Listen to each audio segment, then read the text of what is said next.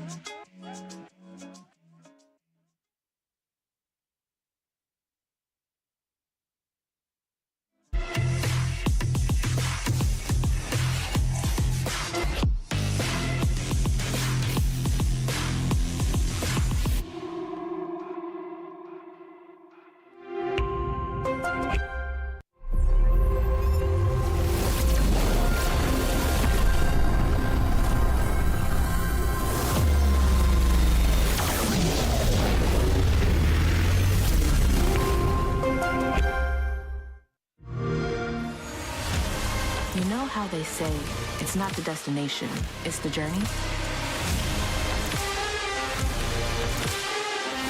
And the journey of 1,000 miles begins with a single step. And you know what? They're right.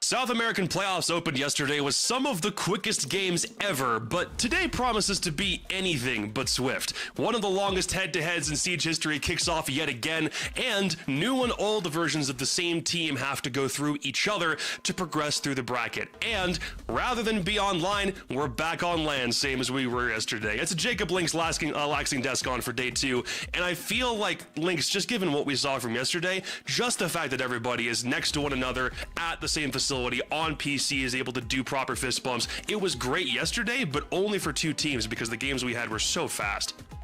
Yeah, and honestly, like, you know, we always like to hope that the viewer wins from any given day of Rainbow Six, and I think even reaching that goal yesterday was going to be a bit of an issue because we had, what, 2 7-0s and then 2 dominant maps for the other 4 we had.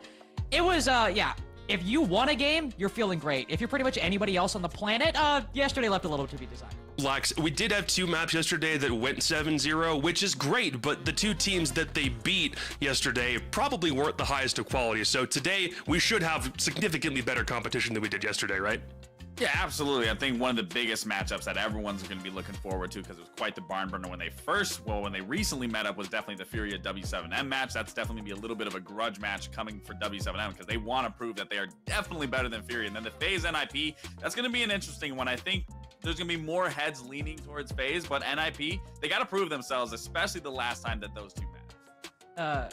Gabe, as we know, when it comes to highly anticipated matchups, they always deliver, don't they? Of course. I shouldn't be on the desk for that. I was saying it all NAL, and then everything went backwards. Gee, I'm wondering why the sarcasm is thick in the air right now. 2 games up on deck, both best of 3s, both of the semifinals that will determine who has the opportunity to fight for top 2. FaZe Clan NIP, tale as old as time. Those 2 teams have been battling it out for years, and W7M and Furia on deck just after. Both of these are upper bracket games. The losers of both matchups yesterday, Black Dragons and Team Liquid, are still in the bracket, but they do not have to worry about playing today. They have the rest of the weekend off to figure out how to lick their wounds and come back stronger. But both NIP and Furia don't have any downtime. They have to come right in and figure out how they're supposed to manipulate the rest of this bracket to their advantage. Lynx, is there one game you like more than the other? Oh, absolutely. I mean, listen, I'm a FaZe Clan ride or die at the end of the day, but Fury W7M is like, you can't not say that that's your most anticipated matchup. Not only for, as you said, you know, both teams having played under this org, one currently, one formerly, but also probably some of the greatest fraggers and most explosive and energetic fraggers we have in the Brazil League. Like, FaZe can get kills, but it's a lot more quiet, a lot more chill. This is just going to be chaos in a very, very beautiful way. Overall, there was a lot of things that happened yesterday that I would hope that the teams that lost are able to at least take something away from it, because again, those games were ridiculously quick. We thought the first one was fast. It had a 7-0 and then another map that was super, super close. The game immediately after that was even faster with another 7-0 map right in the middle. But again, today it doesn't guarantee that it's going to be the same way. It feels like the games are going to be a lot tighter because as we go through playoffs, we're still doing the job of whittling the competition down to the finest grains of sand overall. But the way that first series was overall more interesting, our intel play from yesterday was when NIP were cleaning house against Black Dragons on their own map pick, and then Fantasy capped it off with this beautiful gridlock play, Lynx. Oh, it was beautiful. In terms of just mechanical skill, it was quite excellent. By the way, shout out to the F9, really a gun that's gaining prominence because of Gridlock's increased play. But this play kind of summarizes map 1 and the series quite well. NIP were not missing their shots, and Black Dragons could not really coordinate to save their lives. It was always 1v1s, one after another, funneling into the sights of NIP. And NIP were, again, shooting quite well, and they would take these opportunities when given to them. Cafe, Black Dragons were at least hitting their shots more. It was still a lot of these 1v1s, and it still was a massive lack of coordination between a Black Dragons roster that has actually been pretty well put together. It was really shocking to see them fall off in this manner yesterday. Lax, how much of this game did you actually end up catching yesterday? Not much. I was sleeping so I could be prepared for the NAL and what transpired from that game. But I mean, it's definitely perplexing to see the results for the simple fact, again, like Link said, Black Dragons hasn't really been disappointing this stage. They've actually been very well. They haven't. I'm losing my thought. I'm like running on 2 hours of sleep here. But it was, again, it was very perplexing to see Black Dragons be 7-0'd and then let alone be 2-0'd. It's nothing to take away from NIP, but I definitely thought there would have been more of a back and forth between the two than obviously what was shown. Obviously, Black Dragons right now in the midst of what is a 6-map skid going from the round robin into playoffs. But again, they're off. Fantasy looked like they were really on one yesterday, and when we had the opportunity to talk to Pino in the interview, it looks like they've got an idea about what they want to do against FaZe later on. But before we get to that, the pros have had access to the Siege X build for a little bit over 2 months, nearly 3 at this point, based on when they got it in reload. So we wanted to do a quick check-in with EK just to see how the new map destructible environments are currently favoring into pro play right now. Hey guys, Ike here, your analyst from the Brazilian channels. Alright, today we're checking out another new feature in Siege X. Well, not we exactly. We're leaving the real analysis to the pros, the actual experts on this stuff. This time, we're talking about the addition of destructible elements to the game, also known as interactive props. By now, most players are probably familiar with this update. But just in case, here's a quick rundown for those who might have missed it. In the modernized maps, you will now find destructible elements, objects that can be used to spice up gameplay and create new strategies. Take the fire extinguisher for example. When shot, it creates a smoke screen, and when destroyed, it can stun enemies. Then there are gas pipes. When hit, they create a flaming barrier that deals damage. When you blow them up, they will leave a trail of fire on the ground, denying the area for a short while. And finally, you can now stop metal detectors from giving away your position. There are 2 ways to do this.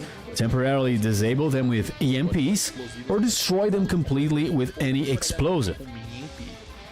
Alright, now it's time to hear from our pros about this new addition. Go ahead guys, don't hold back. Então, achei muito legal essas novas mudanças no Siege X, como por exemplo o extintor de fumaça, que tem várias posições que dá pra você explodir e guivar elas. Achei muito legal também o cilindro de fogo, que algumas posições é bem interessante você quebrar ele. Eu achei que vai dar uma dinâmica bem legal pro jogo. Esses elementos eu acredito que não mudou tanto a dinâmica do jogo, porque você consegue quebrar antes de começar a rodada, então não mudou tanto, mas em alguns determinados mapas faz uma diferença ou outra ali, acho que na finalização de round. Uma adição legal para o jogo, eu acho que não impacta tanto assim na gameplay, porque você acaba se acostumando ali, é um negócio que sempre está no mesmo lugar, então você já vai ali e destrói o que tem que destruir, ao mesmo tempo o atacante também já sabe que está lá, então se ele vai dominar uma área que aquilo vai atrapalhar ele vai lá e destrói. Como é um padrão do mapa, já vai quebrando o que tem que quebrar, já vai deixando vivo o que tem que deixar vivo. Então acho que não acaba impactando tanto na gameplay. Okay, but let's be real here. Pro players love to complain. So now I'm wondering, can our editor dig a little deeper to see if there are any complaints or issues with these destructible elements that we might have missed? Pra ser bem honesto, eu acho muito situacional um gadget desses novos, assim, ganhar um round para um time. Eu acho que já aconteceu agora nesse último reload, alguém quebrou um galão, acho que no taco ali no Clubhouse, e matou o cara no taco, assim. Então, vai acontecer situações, mas geralmente quando a gente tá na defesa, assim, a gente tá quebrando tudo pra jogar um jogo normal, entendeu? Eu achava que ia ser muito mais utilizáveis, só que tem alguns lugares que, tipo, ter aquele, meio que um incendiário, né? Que fala que explode, tem alguns lugares que você é obrigatório quebrar. O extintor, pô, do banco, na porta literalmente do zelador. Você tem que quebrar aquele extintor porque o ataque pode literalmente usar para ultrapassar o zelador. Um ou outro especificamente em cada bomba, e um ou outro assim dá para você fazer alguma jogadinha, alguma playzinha, né? O Shaiko matou um cara com o extintor estourando, puxando nele, então tipo, dá para tirar bastante proveito dessas coisinhas assim. There we go. Perfect. But what about you at home? What do you think of this new feature? Let us know in the chat. That's all for me now. Catch you next time, squad.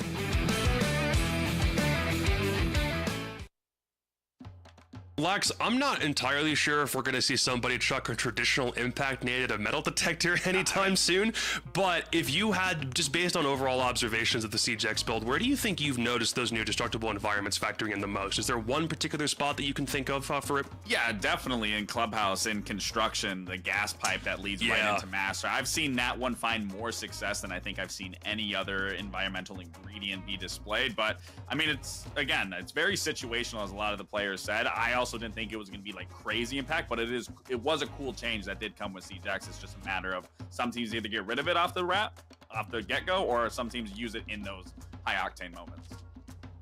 Is there one for you, Lynx? Like just one that wasn't con, because I do think that one's a pretty common one.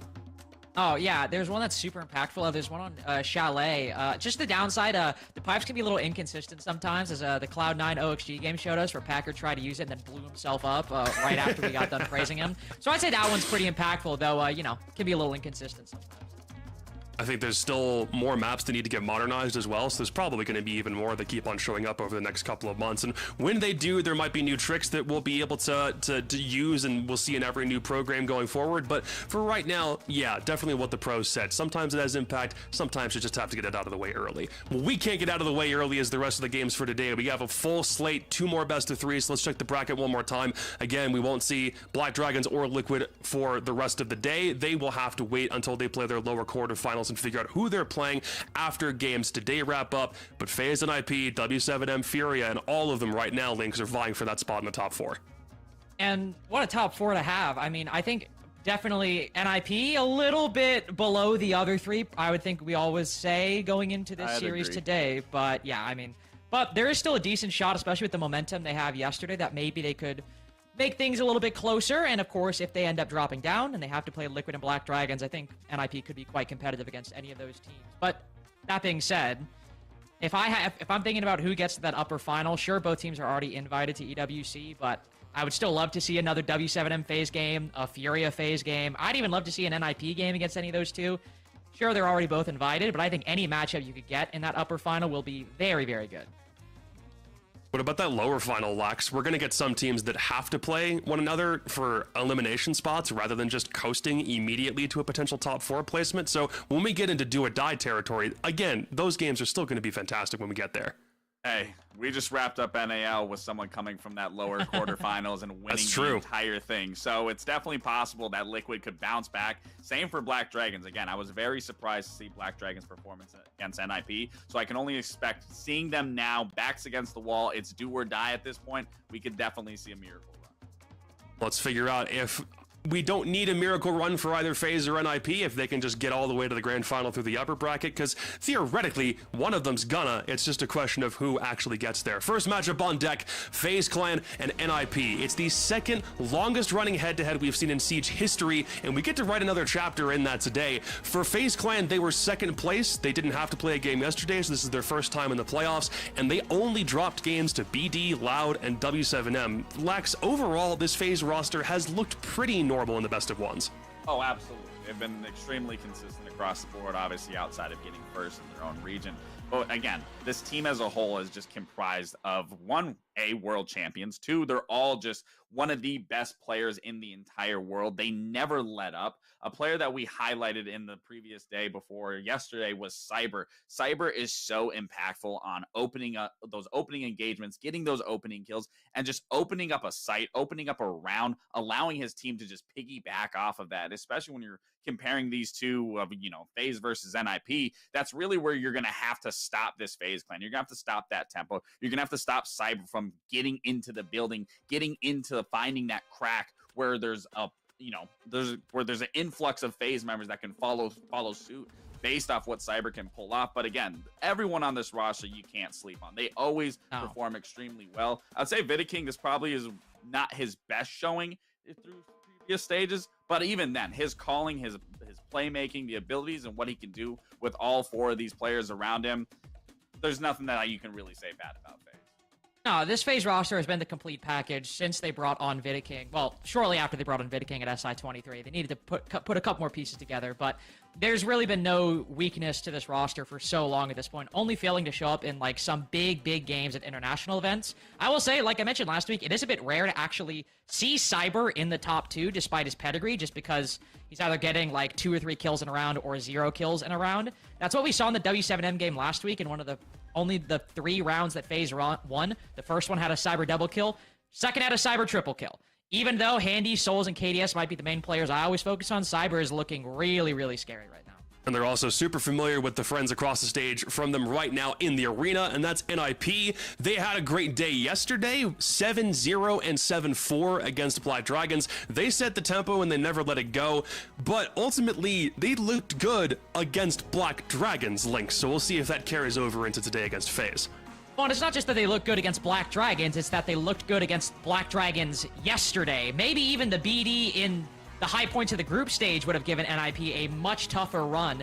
But when Black Dragons are giving you 1v1s, when they're swinging separately, when they're failing to coordinate post plants they should be winning on Cafe, it's going to be easy for any team playing against them, well, any team worth their salt, I mean, to close out those rounds. And ultimately, I hope we see the same NIP, the one that are hitting their shots and playing together, because especially on those defenses, they were playing the trades really well, playing the setup, not giving Black Dragons any openings. But that's what FaZe is going to do to NIP. And if FaZe starts swinging separately and taking 1v1s they shouldn't, I'm going to be like really scared for FaZe going forward. But given their history, FaZe are not going to make those kind of mistakes, and NIP are going to have a much tougher road and won't be like the opponent they played yesterday. Lax, the overall idea for FaZe Clan has been make sure that you get through the best of ones and get to playoffs because everyone knew that they were going to get there in the first place. For NIP, expectations were a lot lower because they had to bring 2 new guys in and figure out how they wanted to make the whole team hum. And overall, it's been a lot more objective oriented than a team like FaZe has been, but still, this game is a lot closer on paper than I think some people might have expected. Yeah, absolutely. I don't think there's anything you can take away from NIP, even if, again, you compare their last matchup where FaZe did deliver one of the first 7-0s within their own league. But again, it's nothing to take away from NIP. They're still obviously figuring out how to bring those 2 players in, run the gauntlet with them, and that's exactly what they've been doing. They're in the upper bracket finals here. They can make history, they can make a stage, make it worthwhile for themselves. But I think what it really comes down to when you have this matchup upon you, it comes down to those opening kills. Both these teams are number 1 and 2 in those opening engagements. So if you were to ask me a big takeaway from either one of these games, is it really comes back to who's walking away with that opening kill and playing that trade game down and keeping that man advantage until the round is over or until the diffuser time goes out.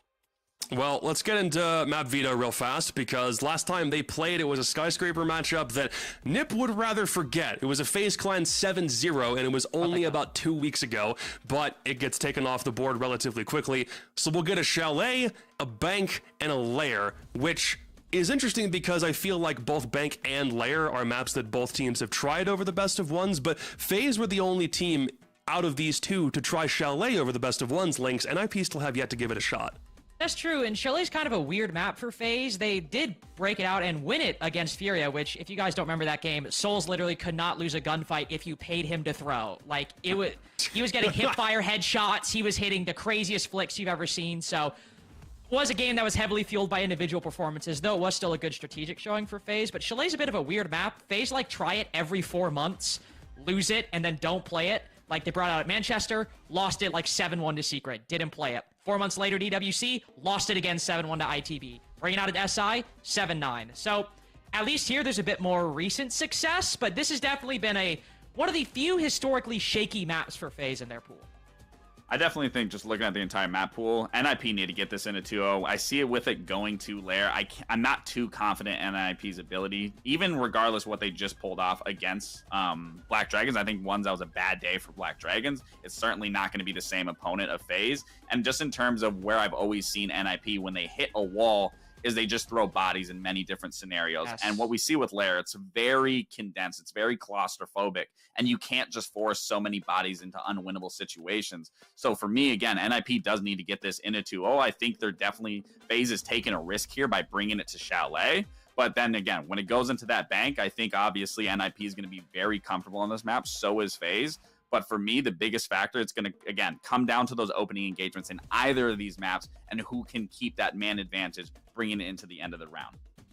Fill the casters in on this real fast. We pulled Intero and Jesse on the horn for both semifinals today. Good to see you, gentlemen, obviously. NIP looked great yesterday, but again, that was against BD, and FaZe's reputation is pretty obvious. So, Parker, how much of a chance do you give NIP in this first semifinal? I mean, NIP to me is a huge enigma. They always have been, right? They've been a world-beating team. They've been a team that completely falls apart, and the wheels just come right off, and you don't even see it coming. So, as much as I like this team, and I've always liked the NIP team, especially that old core of Kamikaze, Julio, and Psycho, with this new look, I still have so many questions, and I hate to not give you a proper answer, but I have no idea what's going to happen with NIP today. Yeah, I think that's pretty fair. NIP have definitely revamped their roster. It's been a while since they've competed at an international level, so this will be a big test for them. It's not an easy opponent to get top 4 in South America. They'll be going against the reigning world champions in FaZe Clan, so you've got to expect that FaZe will be favorites coming into this, but never count out NIP. They've shown they can do it before. They could definitely make a run for it. FaZe and NIP has happened 42 times in Siege history. Let's see if the 43rd time is as exciting as all the others have been. Parker and Jesse have Chalet up first. Thank you so very much. You know, Jesse, it's like my grandfather always used to say, 43 times a charm. So hopefully for fans of NIP, they're able to come out ahead here. I love the analysis that we heard from the desk. And just a side note, it's really great to have Lynx joining us on the desk alongside traditional analysts. I've always felt that Lynx is a very versatile caster, and I'll do some glazing here on an official broadcast to say, if you can flex from desk to cast and back again in the span of about like 15 hours, I'd say that's pretty impressive, as the NA League just wrapped up last night. Jesse, what are your expectations of NIP today? Yeah, well, first let me just say it does take real talent for a broadcaster who will do both desk and casting. Not many people can pull it off. Really takes a lot of skill. I would say that, you know, FaZe Clan are going to be coming into this feeling quite good. This is a battle of 2 world champions. Don't forget that. NIP broke the ceiling as the first South American team ever to become world champions. And FaZe Clan, well, they are our reigning champs. So this is a bit of a battle of titans, even if NIP haven't been up there for a little while. They're going to be coming into this with a lot of momentum, with a lot of spite to be able to take down FaZe Clan. I hope to see some strong stuff from them. I think Fantasy has had a really strong season. I think this is going to be, for me, a big battle of the entries. FaZe Clan and NIP are the #1 and #2 entry teams in South America, respectively. FaZe Clan winning 55% of their opening engagements, NIP just 1% below at 54%. A lot of that comes from Cyber, and it comes from Fantasy. They take a huge percentage of those opening gunfights. So those are the players my eyes are going to be on. Obviously, converting those opening picks is going to be a whole nother story, but making sure that you win that first gunfight is going to be critical between these two teams, because it has been so important for the stage so far, for both of them to have some success. Here on Chalet, we'll get our bans coming through. No Azami, I always bring this up. One of the most commonly banned operators on this map. It's very rare to see Azami be let through. They go Kaid Clash, also the second and third most commonly banned operators in South America, but still odd to see that Azami slip on through. And then a Monty and a Demos. Not a huge surprise to come out from NIP on the bans. FaZe Clan, not a huge shield team. And when you run the shield, it's usually Vita King on the Monty, so it's okay to only remove one. Very, very commonly played map across all regions. I do find it a little interesting that Cafe has been the most played map in the two regions that you and I cover. I don't know if you picked up on that. It's obviously, it's not in the 3 maps that will be played between these teams. But Cafe 127 rounds. Chalet is close with 71, only about 50 back, give or take. And would you believe it, but it is a defender-sided map. Yeah, I mean, this is going to be one that I think will be tough between the two teams. Lynx, I think, had a great breakdown on the desk of what Chalet tends to be like for FaZe Clan. Historically, it has not been their map. It was a really rough one for them last season, but beating Furia on it just a month ago, 7-4, does provide some confidence. I think it explains why FaZe Clan wanted to choose this. And for NIP, they basically don't play this map. It's been 11 months since the last time we saw NIP take a game on Chalet, so it's been a while since they've been here. They've obviously made roster moves in that time, so it'll be a bit of a question mark, not from NIP, whether they were expecting FaZe Clan to choose this or whether it was a big surprise. We'll only find out once we get to an interview, but either way, NIP will have to think on their feet going up against this FaZe Clan team. Neither have shown too much on a map like this, so we'll have to see how it ends up going. We start top floor, as we so commonly do, and a little spawn peek doesn't get any value. Instead, Vidaking finds hates on a Claymore jump out. I think that sets the pace pretty early, Parker, for how this game's gonna go. Yeah, I mean, at least they answer back there, Jesse. So down goes Cyber at the hands of Wizard and Nip, as defenders are greeting this FaZe Clan aggression very effectively. Half of the lobby is cleared out, and we still have 1 minute and 45 seconds left to go. A Frost and an Echo as the two operators that remain for Nip.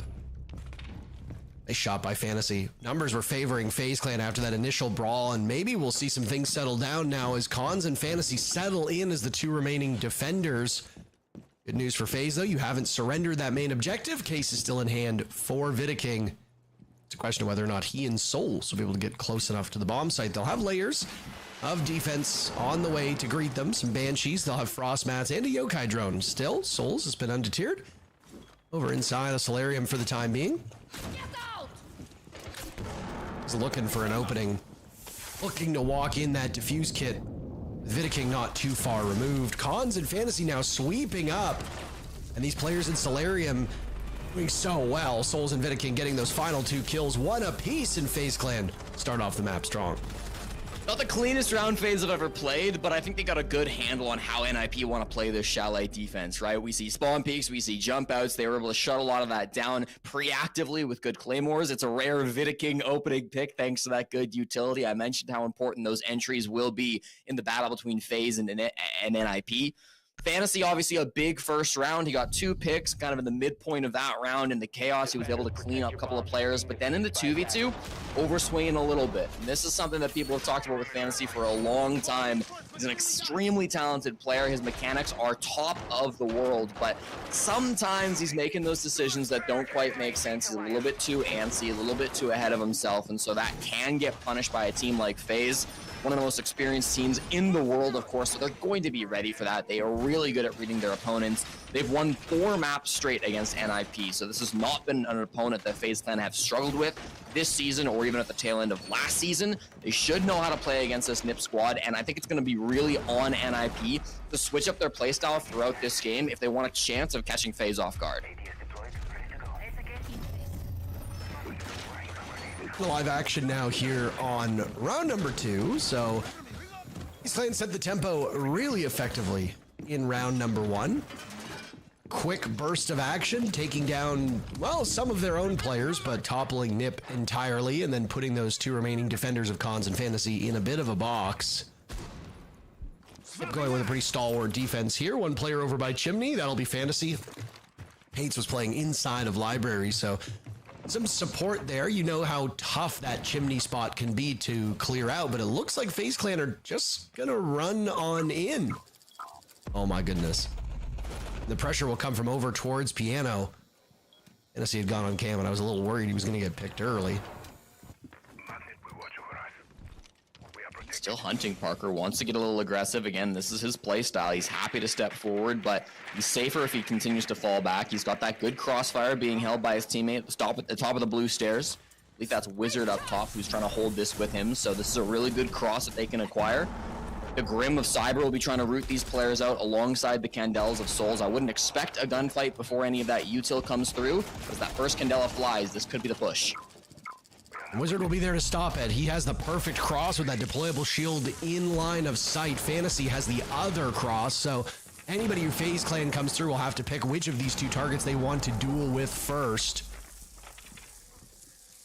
Bees littered in front of Fantasy as he's frozen in place, but his position is revealed.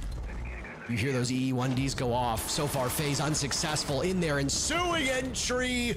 Hans on the flank will tear through him as Nip dominates the kill feed, and in the blink of an eye, FaZe has been reduced to Handy inside a library with a single kill after watching his entire team fall by the wayside. Got some confidence to now take this chimney portion of the map, grab the diffuser, but 3 defenders remain for Nip, so Handy will have his hands full. Yeah, this is going to be a really awkward way to try to pull the round back. A 1v3. He's got time on his hands, which is nice, and his teammates clearly have some drones. There's at least one down inside a fireplace. He'll work his way down the staircase now. Knows there's one in dining and deals good damage to Cons, but not able to find the kill just yet. If he gets this early pickoff, makes it an early 1v2, that's definitely going to help him out. Just firing away at targets. I mean, this is a shooting gallery in there. Who do you want to go after? It doesn't really matter. Nip just ice him out at that point in time, and a valiant effort. I mean, Handy's a terrific player. All these 10 lads in the server are easily the great player conversation. I mean, obviously FaZe Clan are very recent world champions, having won SI at Boston just about half a year ago.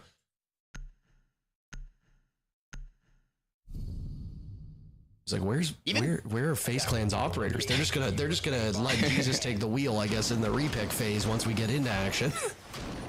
Even great players do make mistakes though, Parker, and I think if you're Handy, the 22-year-old SI MVP, you're gonna be looking at those 2 air jabs that sat in your pocket as Cons, the IGL of NIP, made his flank up through Solar Stairs. Obviously, the rest of the push didn't go so well for FaZe Clan either. It was good kind of roam positions that were being held by both Wizard and Fantasy. You and I both touched on that crossfire that the two of them had towards the top of Blue Stairs, and it worked perfectly for them. But the fact that Cons also gets away with a huge flank at the same time that you've got a Nomad on the board, you've got to be scratching your head a little bit if you're FaZe. A little bit of those early mistakes that we don't tend to see from a team that is so efficient as FaZe Clan are, but at these high pressure situations when you're playing on land, as these Brazil finals are on land, then sometimes the stakes can get high, you can get in your head a little bit, and you can forget even the basics. I mean, the stakes for these teams are terrifically high. 6 teams remain in the hunt for the top 4 here in the South America League. It's going to take a bit of time for us to get to the finals of this playoffs. I mean, we just finished up a brisk 3 days of the NA League, and now it's over. SSG last night winning the North America League, frankly, stunning fashion. First, it was against OXG in their semifinal matchup, then their lower bracket finals matchup, which they played against Shopify Rebellion, beating them in 3 head-scratching maps, then toppling Dark Zero in pretty one-sided gameplay. It's going to be about a week until we know which team wins the grand finals here in the South America League. And it's because it's on land, and as you can see, they're playing outside of their usual spot in Sao Paulo. The UB studios are the studios that they use, whether it's owned by UB or not. So it'll take some time, but Team Liquid and Black Dragons, both in the lower bracket right now, as you saw, FaZe Clan and Nip are doing battle at the moment, and W7M and Furia will be in action next. We'll be taking you the whole way. I think both of these teams have plans later tonight, Jesse, because for the 3rd round in a row, basically everybody is dead at the halfway point. What a pace this is, and FaZe Clan will come out on top for the moment. Yeah, and it all comes down to Cyber looking for his 4th kill of the round. Smart by Pino, backing away, always keeping his gun trained on the Blackbeard. But then there's the cutoff from Vidiking. Perfectly played by FaZe Clan. This is an ideal execute. Cyber at the tip of the spear, playing on that BB, making a huge movement. Now he's going to get countered out. Handy actually with the team kill. Hold on. Wizard in the 1v3 is able to clutch it out from the Frost Mat. He gets the final kill. It's 1 in a Frost Mat, a 2nd for a team kill. He only needs to shoot 1 player that's still alive. A messy execute as a round gets thrown in the bin by FaZe. Jesse, if I was playing a ranked match and that happened, I would immediately close the game the moment that the game ended. That would be it for me on the day. I would watch my team. I'd be one of the two dead. I'd be watching my 3 teammates try to rub 2 brain cells together and a team kill, and then both of them lose isolated engagements because one of them hops in a frost mat without looking because they smoked it off, and then the other one it has a gun with very limited magazines, and it's just all you can really do is just put your face in your hands. For a team like FaZe Clan, that is a round that you just simply cannot afford to drop against anybody. As we get deeper into the playoffs, the competition is only going to get fiercer. If you're committing rounds like that against NIP, okay, fine. They might be one of the weaker opponents against you out of everybody who still remains, but just don't do that. What did I watch? Why? Weird start to this game for FaZe. I mean, it's still early somewhat in Brazil. It's about 1:15 p.m. So, I mean, maybe they're still sleepy. I'm not sure what it is, but in both rounds that they've lost so far, it feels like FaZe Clan have made some really puzzling mistakes. First, not setting up their air jabs and getting flanked. Then just a messy, scrappy execute where you're jumping into frost for shooting your teammates. It's not the FaZe Clan that I'm used to watching, Parker. So I hope that we can see them wake up a little bit later on in this game. Interesting site setup early from NIP. They've made the rotate between sites on the other side, which makes you a little bit more exposed. If you try to rotate between sites, it's pretty rare to see the rotate on that side rather than tucked into the wall, which is a lot safer. So not 100% sure why they're trying to run it that way. Might have some kind of a game plan. I do trust that NIP know what they're doing with that, but could be something to ask the team after this game ends if we get there. I wasn't aware that you learned Portuguese. What? Well, you said ask the teams. Well, usually they give interviews in English. I know Pino's doing some English interviews. I have casted Brazil. I have heard their interviews in English. I was making a joke. You didn't read into the bit. Now I look like an idiot. Thanks, Jesse. Well, usually jokes are supposed to be funny. But it's okay. We'll get there. I've made an entire career out of telling jokes that nobody laughs at, okay? It's a very impressive skill. Again, not banning a zombie, by the way. They take out Castle instead, so that'll still be on the board for Pino. And never mind, cleared out by Handy. The Blackbeard of FaZe has been a menace in the first half. A slower round by the expectations of these teams and based off of the previous rounds. FaZe Clan off to a great start. Cons, what are you doing? He goes on to drone, staring at a window that's just been punched open. It's the only player on the board at the moment for NIP. It will be all she wrote on that round. My goodness, what a quick one. FaZe Clan making up for lost time, obviously eager to avenge the previous round where they made a litany of mistakes. And they will not bottle it yet again. FaZe Clan will tie things up. These have been very, very fast rounds. It does go back to something that Lynx mentioned a couple days ago that we talked about on the North America broadcast, but haven't necessarily said here on the South American broadcast, which is that this is a map that works really, really well for attacking teams. It's just in certain regions, you don't have teams that are very good at attacking. Obviously, not the case with these squads. FaZe is showing just how hard it can be to successfully defend on a map like this. Especially if you're opening up lines of sight as defenders, you have to deal with whatever utility is brought and then just constantly being under siege from really strong gunplay on the side of the attackers. FaZe Clan obviously made the mistakes in that third round, but beyond that, it's been a really good look for them through these 4 rounds. I'm glad we're seeing Cyber wake up a little bit. He had 0 kills in the first 2 rounds, then a huge 3K entry on the Blackbeard round 3, and then some big important kills in the previous round 2 to bring him up to 5, currently top fragging our lobby. I'm kind of scratching my head at this blitz ban from NIP. It was brought by Handy on the first round, but Handy just swapped to the Blackbeard and didn't seem to have much of a change in his game plan. And again, the Blackbeard was really good for their kitchen attack in round 3. So not 100% sure. It does feel like if you're going to be banning out one of those aggressive shields, you need to take out both. So we'll see if that comes back to bite NIP again. There's no Blackbeard on the board here. And if they do go back to kitchen and dining, we'll see if it comes out for the 6th and final round of FaZe Clan's attacks. But for now, it's once again going to be on FaZe Clan to try to clear through this piano side, get in through Master, get in through Office. No air jabs this time, but plenty of claymores, and you saw that they were being placed at the top of Solar Stairs. So good adaptation from FaZe. They're not going to get fooled twice by the flank that came up Solar from Hans last time, but just the fact that that's in their heads, that's something they've got to worry about because it did trip them up previously, is going to be a big deal. And I still don't feel that they have a great answer to this strong crossfire being held by Wizard and Fantasy. Actually, yeah, Fantasy. These are the same operators that were holding these same angles. Fantasy will be no more, by the way. They've doubled up on this anti-gadgetry of both Wamai and a Jaeger on the board. The Jaeger of Fantasy will die. He's tied with Wizard at 4 kills apiece. So those are the two sets of eyes you have watching FaZe. You're in pretty good shape. 2 separate nades tossed in at the exact same time. Nip is able to moonwalk away from one. Hate's not so lucky on the other side of it. FaZe Clan right now looking indomitable here. All 5 of their players still remain, and they have just punished Nip across the board. I will say, FaZe Clan tends to start these rounds really hot, and then they throw bodies at the problem. Maybe they lose 1, maybe they lose 2. In this round, Jesse, maybe they lose none, as they prevail flawlessly. But hey, I mean, it doesn't matter at the end of the day if you're losing 1 or 2 players en route to killing all 5 of your opponents. If you could punish all of them and sacrifice 1 player to a trade, gain some valuable intel off of that, say it's a 4v1, one of your players goes to peek the last guy on Nip where you think he may be, they die, but you immediately gain information from it. Oh, he's inside a kitchen. We can easily pinch him now. That death might actually be worth something more than just simply staying alive. At least with the pace that FaZe is setting and with how punishing this map can be, that could be the thought process. Either way, 4-1 should be the scoreline in all reality.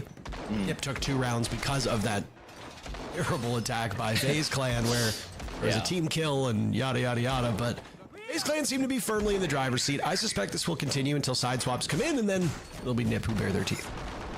Yeah, it's odd that we're not seeing much change coming out from NIP.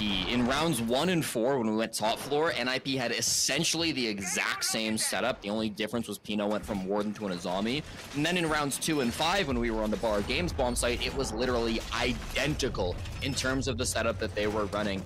And sure, they worked the first time. At least that Bar Games defense was successful the first time you run it. And there's a philosophy of if it's not broke, don't fix it. But you're also against FaZe Clan, one of the best adaptation teams in the world.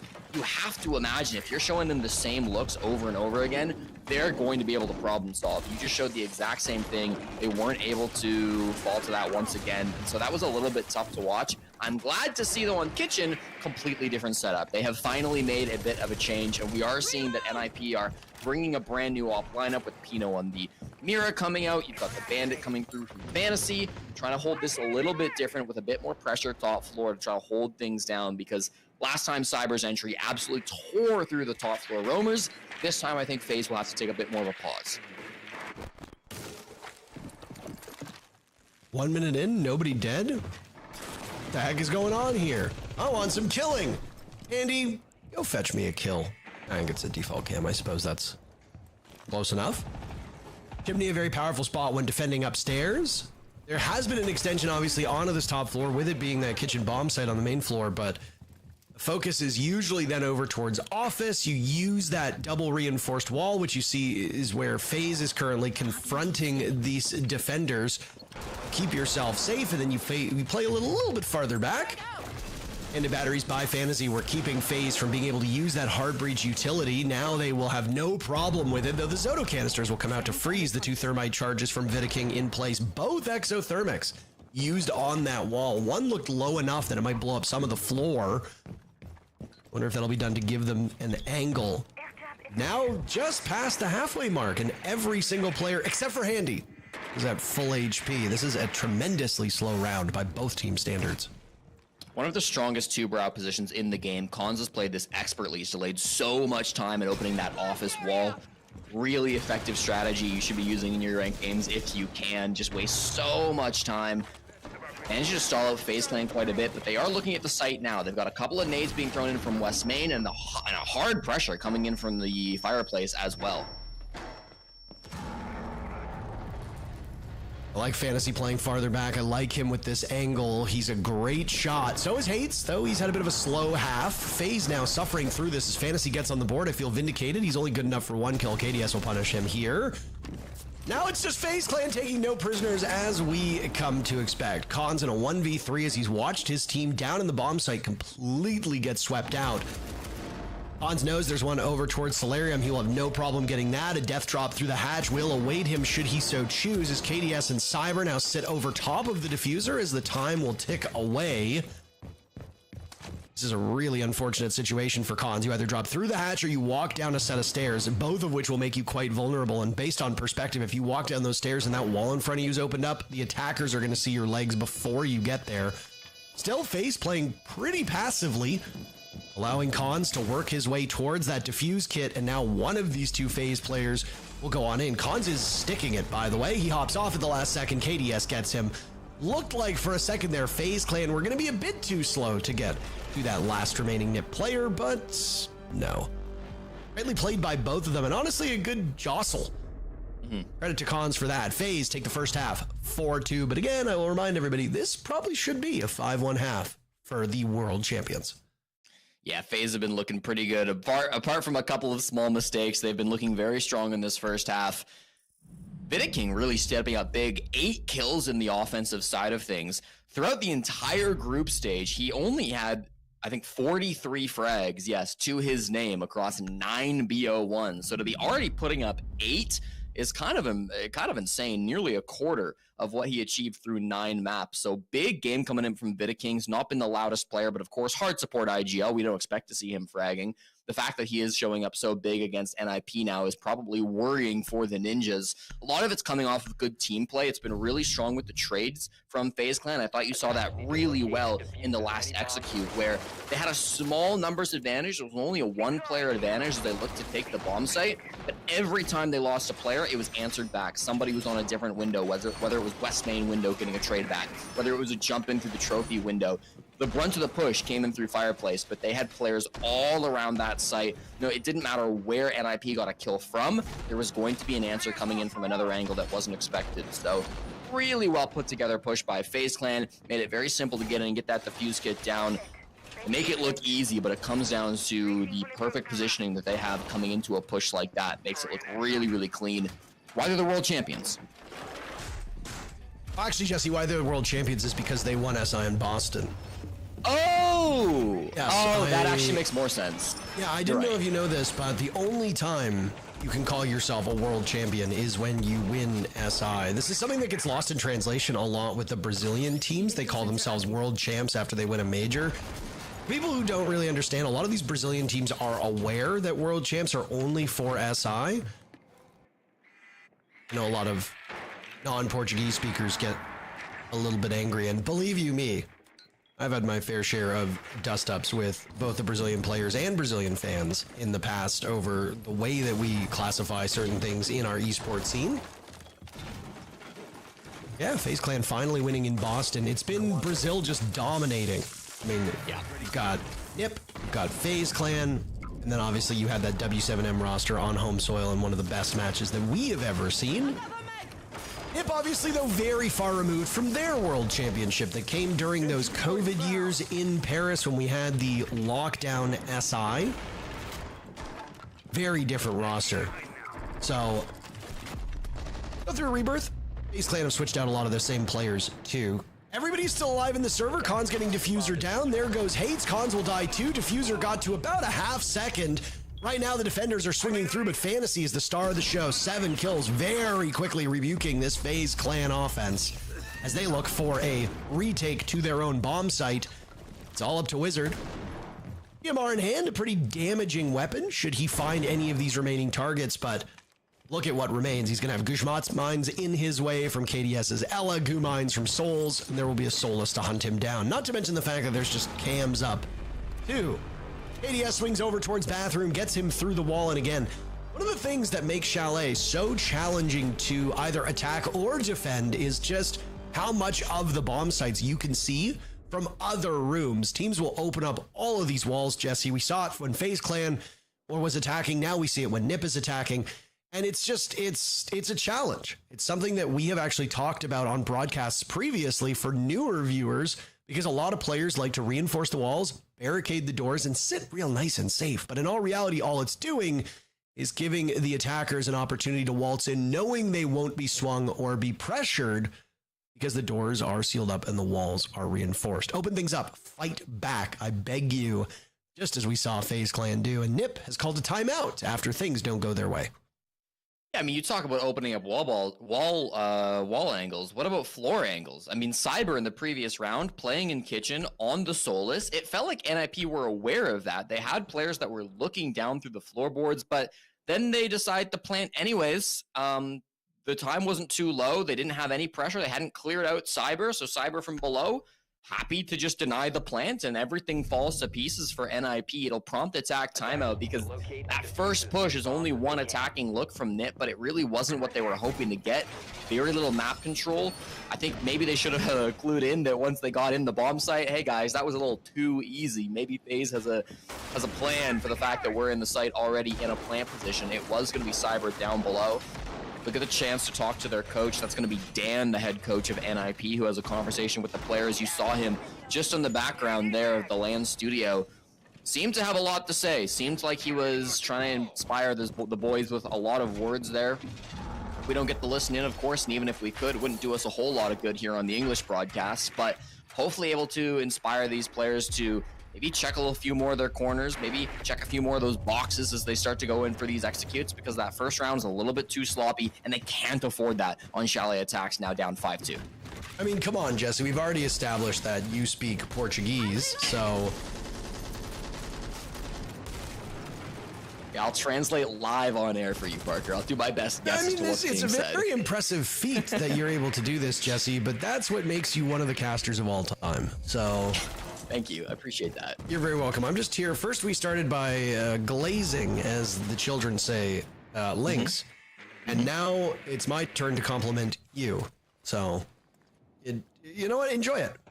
I very rarely say nice things about you. Well, the focus for NIP has been hard on the basement, learning their lesson from the previous round of not letting roamers exist down below the site. It's just going to be Souls, who's solo here inside of Wine, being pinched from two sides. Pino over towards the Snowmobile Breach. They've got players coming in the Wine side as well. Hates in Big Garage. So they seem to have a read that he's down here. A little fearful to take the fight, despite the fact that Cons is on the Blackbeard. And I'm not seeing any player that's really in position to help Souls. Cyber Blue Hall is going to be the closest they have. Here's your collision course. Cyber reads into that one so well. Losing a bit of HP, but still walking away from his position. Elsewhere, Vidiking has died at the hands of Fantasy. And again, Fantasy is doing so well. He will match KDS's total. Still one back of the hard support of Vidiking on the side of FaZe Clan. And now it's just a waiting game. Knocked him off stride. Nip cannot afford to get bogged down here. Souls damage done through the wall as Hates looks for more than just a second kill. A slow peek from Souls, and Hates is demolished. Nip realized the jig is up. We can no longer afford to play down by blue. Let's take our toys and go elsewhere. We have 1 minute left. Dude, FaZe Clan must be like clock wizards or something, because they had nobody in the basement to help out Souls for so long, and the second Cons enters, Cyber is just there to find the angle. It's ridiculous how good their timing is. Now NIP gotta bail themselves out of a 3v4, I should say. They lose Fantasy, who was in the bomb site. Cyber makes his way back. Pino and Wizard, the only ones still here. They are in sight and getting kills, but there's a lot to do. Both Pino and Wizard on a single point of HP. Wizard even less now, as there's no magic trick to get him out of this spot. Pino inside the site in the connecting room. Call that back bar. He's going to need a nice long drink after that round. FaZe continue their demolition of Ninjas in Pajamas. If it weren't for that sloppy round, the game would be over right now, but they didn't take it. Timeout from Nip goes nowhere, and FaZe Clan are in full control, up 6-2 on Chalet. So the good news is that this is FaZe Clan's map pick, and NIP probably weren't expecting to win this map anyways. Again, I come back to how rare of a map this is from both FaZe and NIP, and I really have to wonder, were NIP prepared to go to Chalet today? The fact that they repeat their setups on both Master and on Baron Games, the fact that they don't go to the basement at all on their defenses, makes me feel like maybe they weren't expecting to come here. We'll never know unless the players say themselves, of course. It might just be that they did expect this and Bill didn't have a great game plan. I'm not sure what it was. In the interview after getting 7-0'd by FaZe, we heard Pino talk about how it was a big problem with the game plan, how after getting 7-0'd, they came in with a strategy and that just did not go their way. He promised in the interview after beating Black Dragons that they will have a different plan for FaZe Clan today. That promise hasn't really come true so far. 6-2 down to FaZe. Gotta hope map 2 is a better bounce back. They could still win this one, but just with the way these rounds have been going, Parker, I mean, they would need a serious shift in the pacing of this match. Yeah. I absolutely agree with you there. I mean, Bank awaits us no matter what. Whether we get Lair remains to be seen.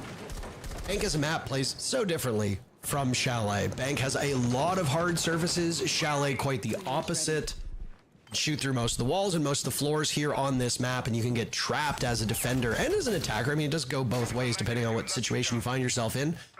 Bank is a huge map, lots of roam potential, lots of opportunities to catch people off guard, just as Cyber caught Hates off guard, and Hates might end this first map 2-9, which is an unideal scoreline for him, especially. Yeah, Hates going down like this. Again, I talked about how important the entries would be between these two teams. Now Cyber puts himself to 10-3, feeling really good with that jump out.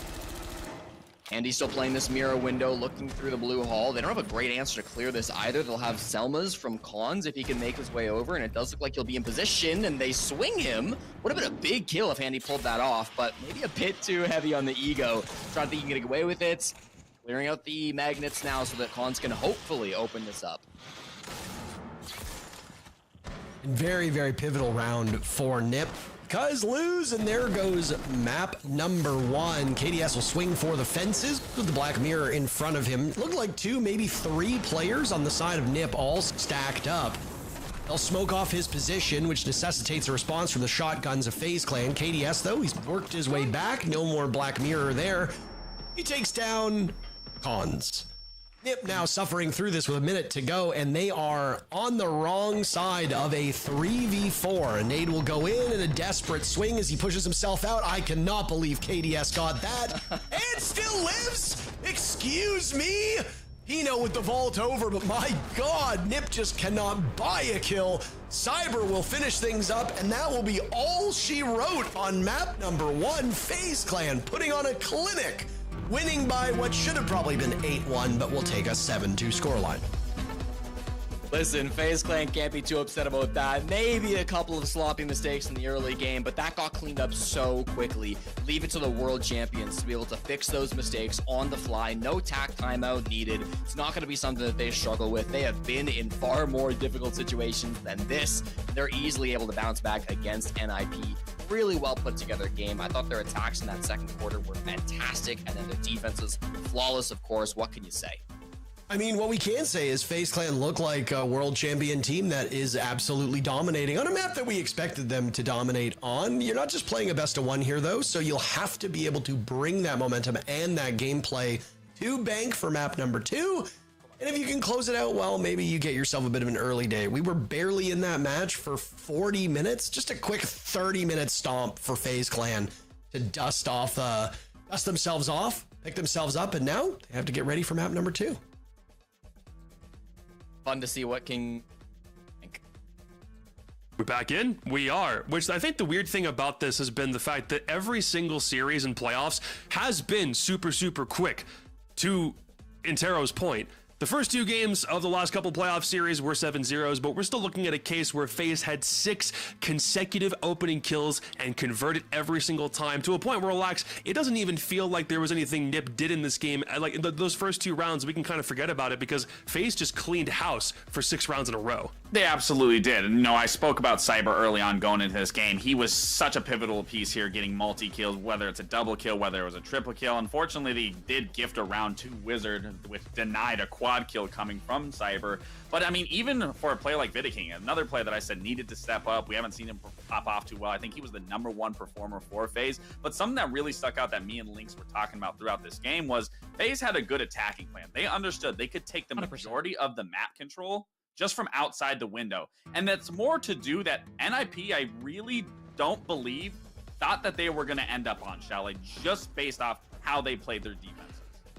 No, it's something Jesse brought up on the cast too. I mean, maybe we could be charitable and say that even with a good game plan, NIP weren't aware of the common angles you're exposed to if you're playing Bedroom, which would be kind of crazy if that was happening and you expected this map. I mean, if you want to also talk about like broader strategic failings, in round 6, for example, there's one from attack and defense.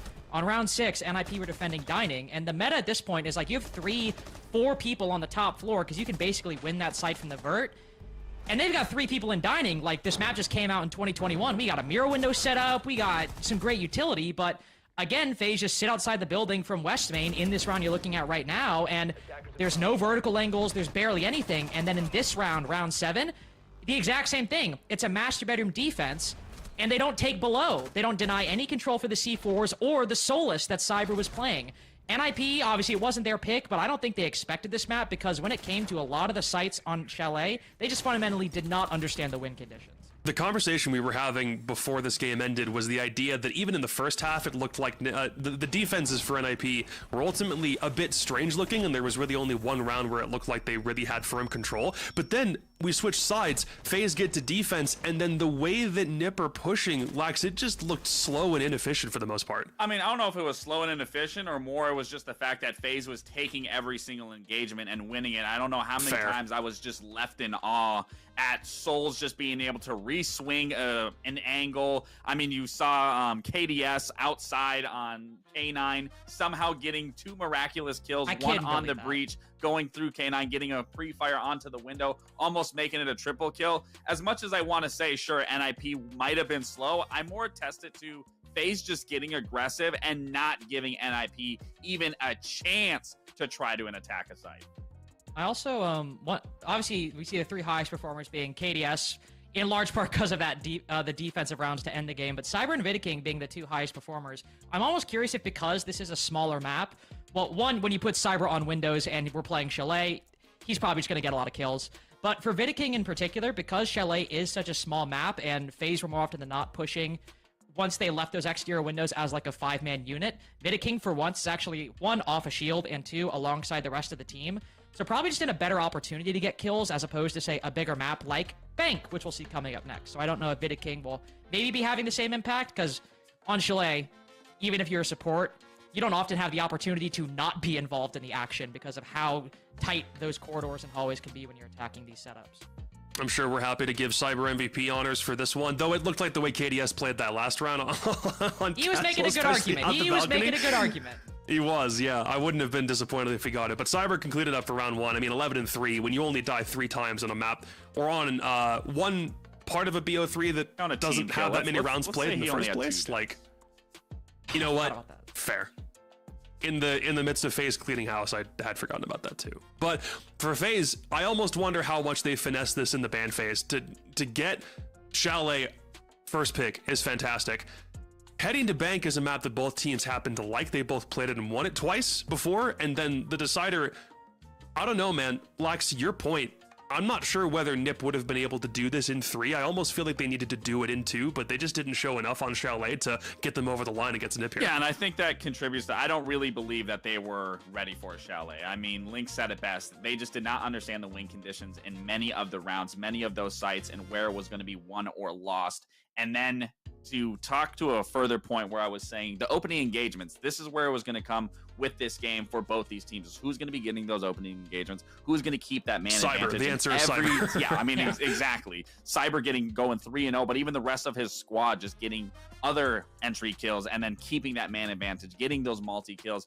And then you're going to go to a map like Bank. It leaves me to question, sure, you could give credit to NIP. They did beat Furia on it, where FaZe has kind of beaten up the weaker teams on Bank, but by no means is Bank a slouch map for FaZe. It's a very strong map for FaZe. And again, what we were seeing time and time again is FaZe is controlling the tempo. They're so good at it. And when you're an aggressive pace team like NIP and you can't seem to find your footing, where you always seem to shine through, whether it's Fantasy, whether it's Hates being able to make that happen, you are going to struggle on Bank, especially if you couldn't find it on a map where it's a lot smaller and you're forced to play tighter and forced to play together. Now you're going to bring it to a bigger map where you're going to be spread apart. Maybe in some areas that helps your play style, but in other areas you're definitely going to be in a less chance of being able to go for a trade or play off one another. That's exactly what I was going to say. We're going to bank in layer 2 the biggest maps in the pool, and when FaZe are on the attacking side, assuming they actually secure the control successfully, they will have a lot of room to spread out and consider what angle they want to approach these sites. That is only going to benefit FaZe, and even though we saw in one singular round, Cons hit a flank and fully disrupt FaZe's game plan, that's like the one round NIP looked good in. That's going to be harder to do on Bank because you're not going to be by the rest of the team. The attack's going to be more spread out. Maybe you can get a kill, but you might not be able to get the same disruption you otherwise could have. We were still giving NIP a little bit of a chance coming into this one based on how good that Black Dragons game was, but still, FaZe is an entirely different beast, and if you're going to open up a series on your own map pick that strong, you better hope that despite the 2 wins that you had on Bank over the course of the round robin, that there's something in your back pocket that you can use to throw the world champs off stride. We'll find out after a quick break and come back with map 2.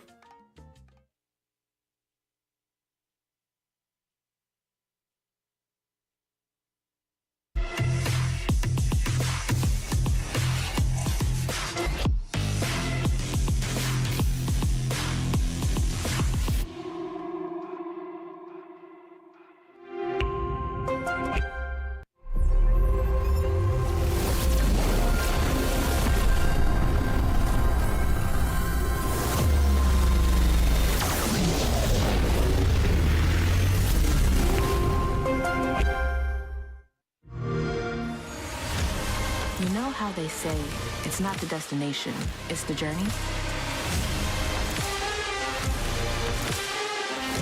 And the journey of 1,000 miles begins with a single step. And you know what? They're right.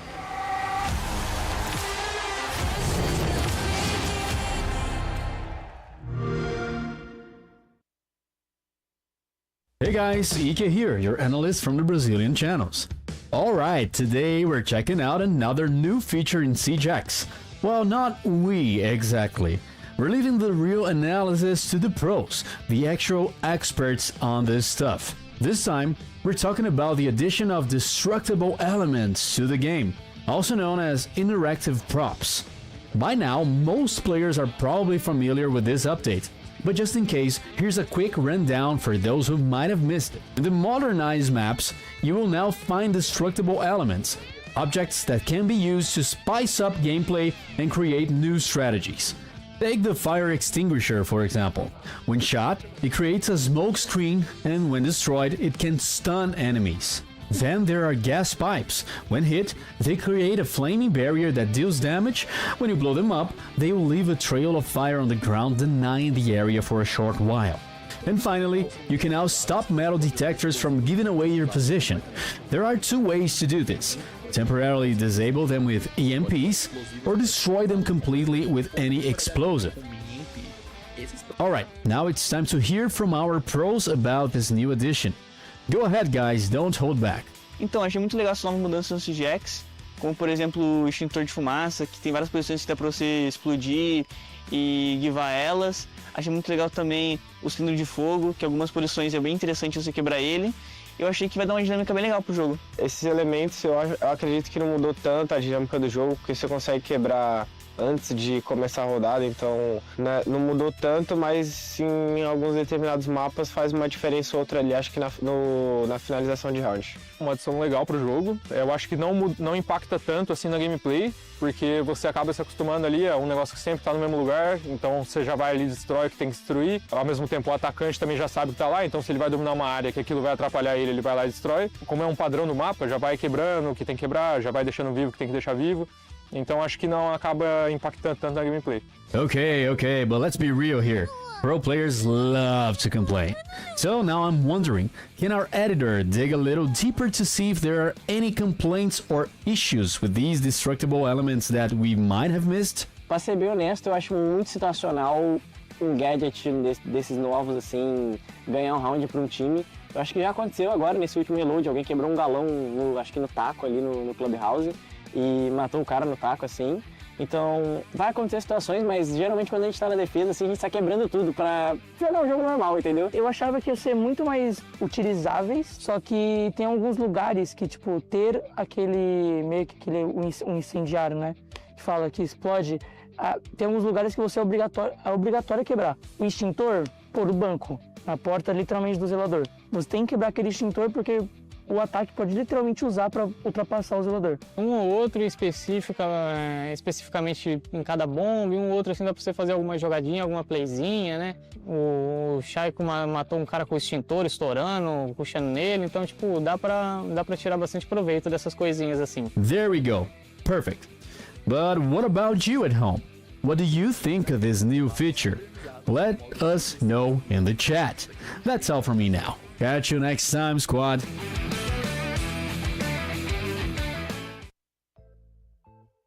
We're just about ready to hop into map 2. It's Bank, and it's a map that both teams thus far have played twice over the round robin, but they are both 2-0 on it. FaZe beat ENX and Los during the round robin. Nip beat 9Z at the very back, and then beat Furia in a very close game. So overall, for both teams, they've got experience on it. But Parker, just coming off of the way that map 1 went, I'm not nearly as confident as I was, despite this looking like a map that NIP are at least semi-confident in so far.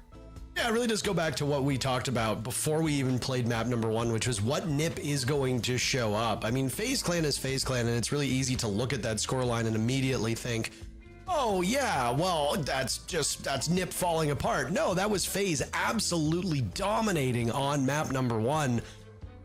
I don't know though. I mean, you have to mentally reset for that. FaZe Clan is a formidable foe on just about any given day. There is a reason why they finished in the top 2 here. Jesse, do you have better hopes for Nip here in map 2? I do, Parker. I think Bank should be a map where NIP feel far stronger than what we saw back on Chalet. We all kind of were wondering if NIP even thought they'd be playing Chalet today. They definitely knew they'd be playing Bank. So this one, they're going to be coming in fully prepared for. They should know exactly what to bring. We'll get to see what they want to ban out operator-wise. Typically, you'll see the double hard breach ban of Habana and Ace. Really good for the Kanto wall, really good for opening up the server wall as well, but they won't go that route. It's going to be Monty to start things off. They could still pair this with a second shield. They could pair it with one of the hard breachers as well. Not incredibly uncommon, especially in South America, to see those hard breachers stay up on Bank. They go Ying instead. Fair enough. Also one of the operators that we see every now and again. Then it'll be Kaid and, or not Kaid, excuse me, Azami and Valkyrie that do get removed here on Bank. Makes a lot of sense. Great map for Azami, a lot of big windows, and then Valkyrie, a bit rarer, but since this map is so big, I think it makes sense.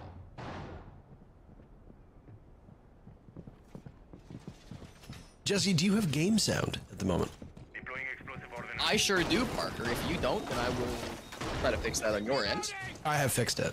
I just refreshed. I just refreshed. Look at me go. Look at me troubleshooting my way through this. I might as well be tech support for myself. They said try turning it on again and turning it off again. Problem is that my computer actually does boot up pretty quickly. I could probably be back fast, but either way, yeah, stylistically, the way these maps play, very, very different. And Chalet is a relatively small map. It's still a big map, but it's nowhere near as big as, say, a clubhouse or a cafe or a lair or even a Nighthaven Labs. And again, Chalet shares some similarities with Border more than it does with Bank in regards to the way that bomb sites work, the way that you set up the site as a defender, the angles that you can be punished from. Border does typically allow you a little bit more safety than Chalet, but Chalet is still, you're very exposed. On Bank, you're only really exposed if you need to be. Look at how big open area is. You've got a whole bunch of soft walls. You're going to reinforce those, and most players are going to hide behind the cubicles. They're going to hide behind the walls. They're not going to be in as open a spot as they would on the previous map. Well, we will have a roam game going on, and it's going to be Cyber, the opening pick player, once again for FaZe Clan, doing what he does best. He takes down the Sens of Wizard, which is a huge pick who just entered into the lobby, being hunted by Fantasy, but with that two-brow, he can counter the death mark. So smart from Cyber. Less smart to wander down the spiral stairs. He took a gamble that there was nobody in ATMs, and that gamble did not pay off. So they trade 1-for-1 on the roam clear if you're NIP. It's not over just yet either. Handy's still playing up here in elevators. You've got KDS rocking open area as well. But Handy gets droned. That could prompt the fall off. They've got pretty good site utility in terms of both the mirror, the smoke, and the Goyo. So I don't hate it if they don't want to commit to a roam game. Handy has yet to fall off. We'll see what his decision ends up being. And if KDS moves up, they could hunt for a pick onto Fantasy before they fall off, but Fantasy doesn't seem to want that smoke. Souls is smoke. What? That's the operator he's playing. I don't know if you saw that or not. Sorry? I didn't even realize, but yeah, okay. You're very welcome. What smoke doesn't he want? Handy will hit the fadeaway of the round to take care of Pino and immediately scoot off down below as he gets hunted by Fantasy's death mark that immediately disappears. So Fantasy gains little from it. He gets some information as Fuse Shield, a staple that we witnessed here in the North America League, will now also emerge on bank. Monty banned out. Blitz is still available but not being brought by this NIP team. We have pointed fingers at how well Fuse has been used by some of these teams. He's a very poor substitute for a Monty, a Blitz, and a Blackbeard. Oh, two of those operators could be brought. They don't opt for that at all. Goyo canisters will now go and look at the fire that will spread with 40 seconds. That means 20 more seconds of waiting for NIP before they can safely get into the bomb site. They lost all their smokes though. Capitao and Sens are supposed to enable this execute by taking vision away from the defenders. Those two operators dying means you've got to go for a different strategy. They're all rotating away from server now to push the back. Finally, they're breaking on in, hitting every goo mine along the way. Fantasy in a rough spot. A nice shot onto KDS. That is unthinkable, but he's down. Khan's now absorbing an awful lot of damage from the vector of Handy on that hatch. Bates is gone, so Khans is the last one standing. FaZe Clan picking up where they left off from that first map as they win round number 1. Well, almost based on time. Souls got in the kill with about a nanosecond left in the round, but it doesn't really matter whether he got that kill or not. Attackers were unable to pull off the objective within the time allotted, and that means they lose the round, even if all 5 attackers are still alive. FaZe Clan up 1-0. Business as usual for FaZe Clan, just going to the bank, getting the job done, getting paid. Feeling really good about that first round. Of course, they play their game plan with a strong roam game. Handy in the elevators was, for me, the big kind of turning point of that round. They trade 1-for-1 on Cyber, but then Handy has to make a decision. Do I fall off? He gets droned, he gets cleared, he gets spammed at by tellers, but he never leaves that position. He still gets away with a kill. Doesn't matter what info NIP seemed to have on him. He was not leaving that elevator shaft without a frag, and so he got that and then happily retreated back to site. Again, the operators that died were so key, right? NIP, no Sens, no Capitao in that previous round for the execute. They just made it so difficult to ever go for a plant in servers. They had to readjust, and they never really had a good plan going forward after that. So hopefully the entries can go a little bit better for NIP. Again, before this game, NIP were the second best entry team in all of South America. A lot of that coming off the back of Fantasy, who's been in a ridiculous amount of opening engagements, 41% on the attacking side, higher than any player in South America, with a pretty good win rate, 58%. So it does feel like NIP have the tools available to win these entries, to get themselves in a strong position early on. But when you're going against Cyber, you're going against FaZe Clan, of course, that's far easier to be said than done. Small change, just this shield operator being brought. A question that, again, will be answered by smarter people than me is whether you need to make that fuse work if you don't have shields at your disposal. But I mean, a Blackbeard and a Blitz are still available, so no fuse for this second round. Bank will likely play out a little bit slower than we saw from Chalet. Chalet, of course, you can take action very quickly. If defenders decide to stay in a very comfortable and sheltered spot, it takes some time for the attackers to pin them down. Much of this round, I suspect NIP's residency will be over on that rappel, looking through windows over towards office upstairs. Cut off a flank with all those track stingers on the side of Fantasy, and Cyber hits the running man, and he's good as gone. Fantasy was terrific in map number 1. He's going to have to wait for the third round to start having greater impact on this second map. You talked about how Bank is a bigger map than Chalet, and you absolutely were correct on that. I think NIP are finding out the disadvantages of a big map. It means these roamers can be a huge number of places, and Cyber, second round in a row, far away from the bomb site as far as he can possibly get, gets the opening pick, not droned out, low information on the side of NIP, and he'll just make it right back to the basement for another threat later. Cleared out Fantasy, the entry player for NIP. The walls will start to open. This is an old strat. No way. Okay. This is an old strat going in from top square where they start to open things up with a thermite. The Sens wall, it could be a good execute. They've got loads of smokes to try to prevent this plant from being denied. Smoke going out of plenty. You see Pino safe for the time being. He takes some damage. No Nitro Cell to stop him in his tracks. Cons with the only kill so far for Nip. They'll find a second in the hands of Hates.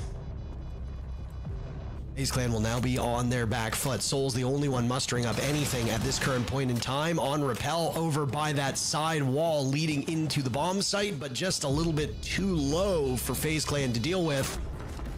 Souls has trudged all the way back to the bomb site, and what a run that was. Greeted by Hates, who takes out the final two players, and Nip answers back with a round of their own.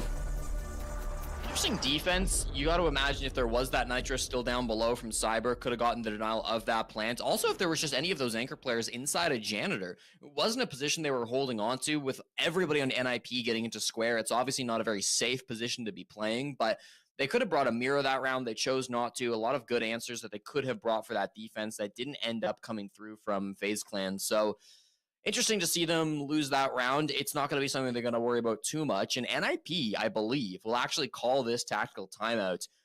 I have to imagine, Parker, this is a discussion about Cyber. Back-to-back rounds, he has gotten big opening picks, playing all by himself, miles away from the bomb site. Sure, they recovered round two. They still got a good execute in towards CEO, but I have to imagine this is Dan talking to NIP saying, guys, we need to be locking down Cyber because we can't keep trying to pull back rounds from the disadvantage. He's playing by himself. We shouldn't be letting him get these early picks. They clean that up, and they're actually looking pretty decent here on Bank, but that needs to be the focus, I think, going forward for the next 4 rounds. Yeah, Cyber's been an absolute terror, just running over this team for a map and a bit at this point, and yeah, you're gonna need to do something to shut him down. Very high impact kills. FaZe Clan sticking with it, defending here on this map of Bank. Let's take some time to reference the stats. Bank is the second most played map in the region, just behind Cafe Dostoevsky. Bank has been played 91 rounds. With the 2 played, it would be up to 93 here. It is attacker favored, but barely. 54% of all rounds won by the attackers. Not a huge difference at that current point in time. That really will come down to which operators are banned, which teams are playing, how good are these teams on attack. It still should give a small nod to Nip. Nip are a more aggressive team. They are good on attack. They are on a friendly map to attacking. They should be able to win a couple more rounds than lose, but a 3-3 is definitely still on the cards. Yeah, that would be backed up too by the 2 previous matchups that each of these teams have, where the attack and defense was very much even. So I would say 3-3 is going to be very much expected for these 2 squads. If we do see a 4-2, no matter who ends up getting it, that will be a considerable advantage. A lot of fast operators inside of NIP. They could be going for a quick rush in through bottom square. Now, Handy will be the guy to prevent that, and he gets the opening on the Cons, the back of the Blackbeard. It doesn't get better than that. And 2 players fall. Hates and Cons are gone.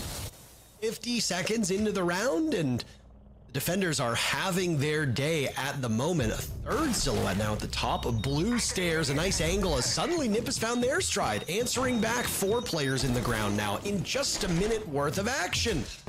Adrenal Surge will go out to give them a bit more HP to survive the onslaught that will be brought to them by FaZe Clan. Fantasy on the case, getting Diffuser down. There goes Pino. Fantasy cleaned up by a quick sweep by KDS. Now it's Wizard without a single kill, looking to pad those stats. Diffuser at 35 seconds, so still plenty of time for FaZe Clan to get on this objective.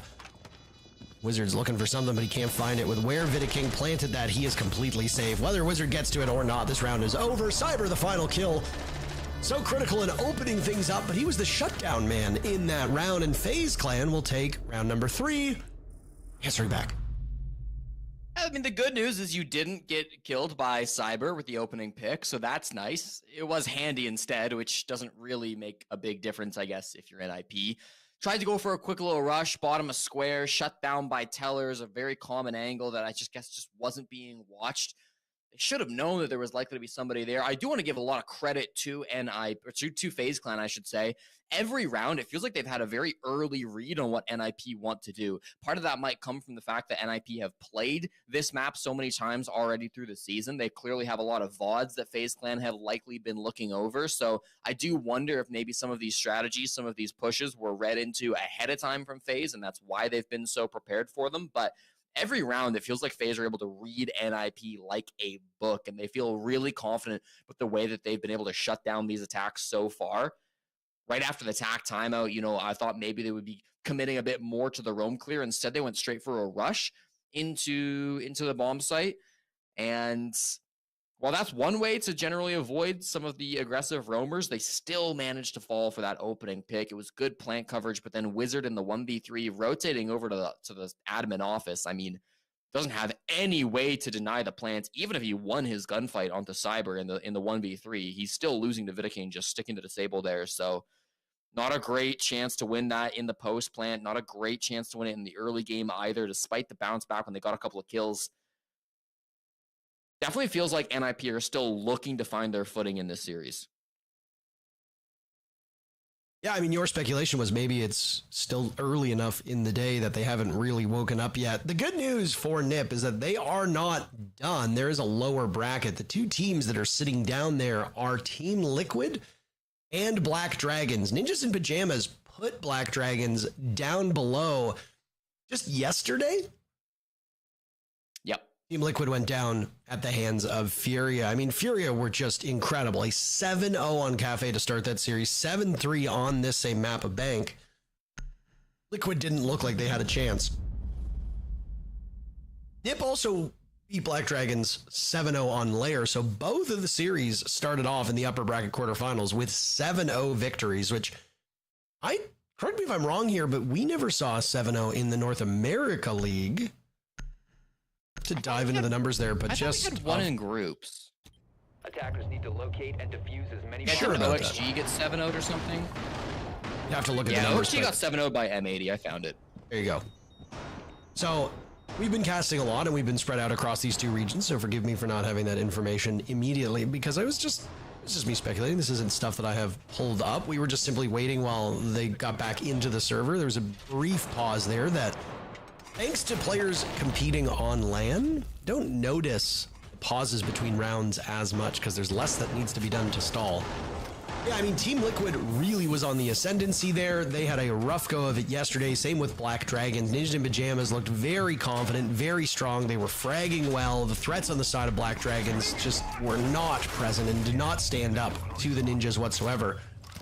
But let's call a spade here, Jesse. Black Dragons and FaZe Clan are not cut from the same cloth. FaZe Clan could very easily be argued as the greatest team currently in the world, at least since all the way back in February. Obviously, the question mark is reload, but that was not an official tournament/circuit series. It was a one-off tourney to celebrate the release of CJax. So I don't know if you can really, oh my. Don't know if you can really take those results and extrapolate them. I mean, look at CAG finishing second and Wildcard finishing in the top 4. That's certainly abnormal by almost every single measure. What a start to the round for FaZe Clan as Cyber blows up Wizard as the Demo swings in upstairs and meets an early death. A third opening pick through 4 rounds for the best roamer in the world. Great job by Cyber. It's a Nitro Cell. But I love what Cyber's play on the defense. It's just how creative he is in getting a lot of these entries. He doesn't need to get an opening pick in the same way. He's never roaming the same way twice. He's got so many different strats for how he wants to play. Top of server stairs, Souls is gambling with his life. It's going to be Fantasy who is holding his angle. If he peeks this, he is surely dead. But Souls is also one of the most conservative players in the world. He very rarely will be going down to plays like that. I believe right now he has the single fewest deaths inside the South America League. That is correct, with only 48. So don't expect him to give up his life easily at the top of blue stairs. A tough spot to deal with if you don't have the tools to combat it. I mean, I used to cast the days. I don't know if you were casting at this point where you'd see the Jaeger ADSs and the deployable shield go there and you'd have to bait it all out. A Ying would almost always be a necessity. Now you can just stick a Warden up there all on his own and with very limited protection. That's exactly what we're going to see out of Souls with shotgun outs. He has to deal with long-range fuse. My God, Cons gets fed to the wood chipper. So does Fantasy, and they are gone. Souls taking what his name would suggest. 3 separate souls collected by him on blue stairs. And the push up from the basement goes nowhere. FaZe Clan, oh, I think I said full control. They are absolutely continuing with their ways. 3-1 now on map 2.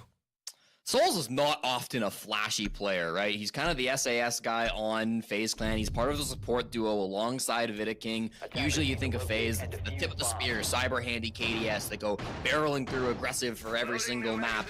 But Souls is so damn consistent, man. You don't talk about him too much because he's often sitting in the bomb site, but when he needs to play an aggressive position like the top of those stairs, he is just incredible in winning every gunfight that he needs to with the shotgun. I feel like you don't see a lot of players playing at the top of server stairs anymore, and I think a lot of the reason for that is because shields are so prominent in the meta. When a shield is running at you at the top of those stairs, it can be really tricky to get an advantage, right? A shield walks in, bashes you over, that's pretty much GG. You need to melee first, and of course Souls was able to do that, got the shield break, played that expertly, so especially without the Monty, he's kind of able to play that position. Monty can't bully him out of that spot. He can always get that melee onto one of those smaller shields and get the kill. So really nice anchor play from Souls, and Cyber's about to get another opening pick, Parker. I'm waiting.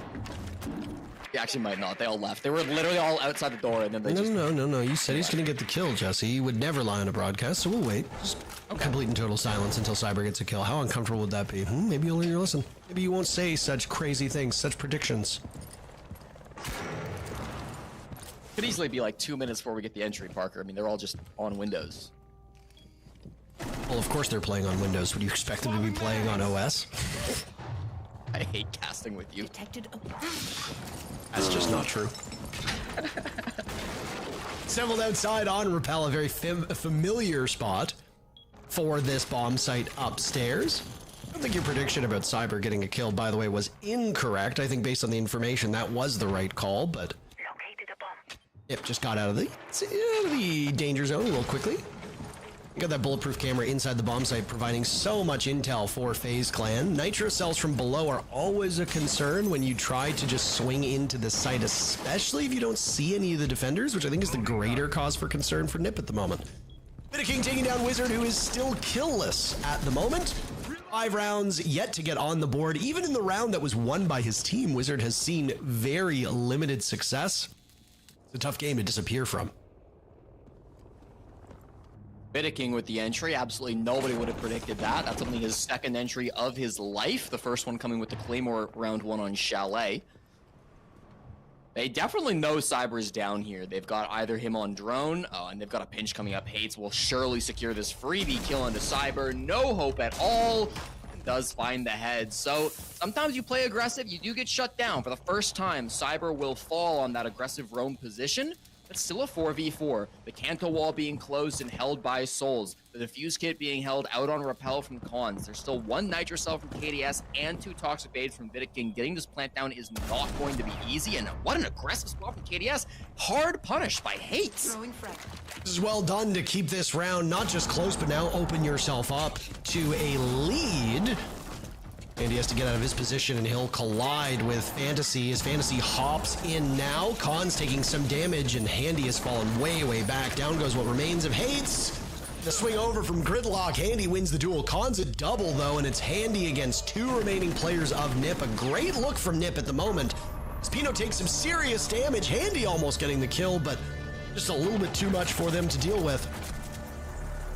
Honestly, that round lived and died off of those 2 players. It was a KDS and Cyber just holding angles where there was nobody getting picked apart, and that was it.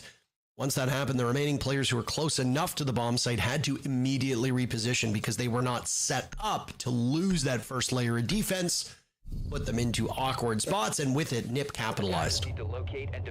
Losing the two-brow there felt really bad. Again, he was one of the 2 players that had plant denial, that was playing aggressive near CEO. You gotta wonder if that guy's maybe playing a little bit more passive inside a janitor. Maybe he's able to deny that plant.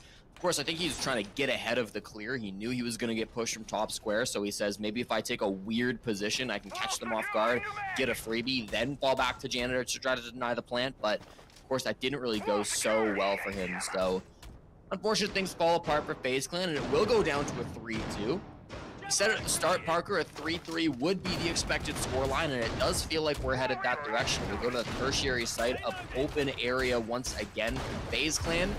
Cafeteria coming up next from them, and I'm hoping we see a bit of a better push from NIP. The bottom square rush didn't really look so good last time.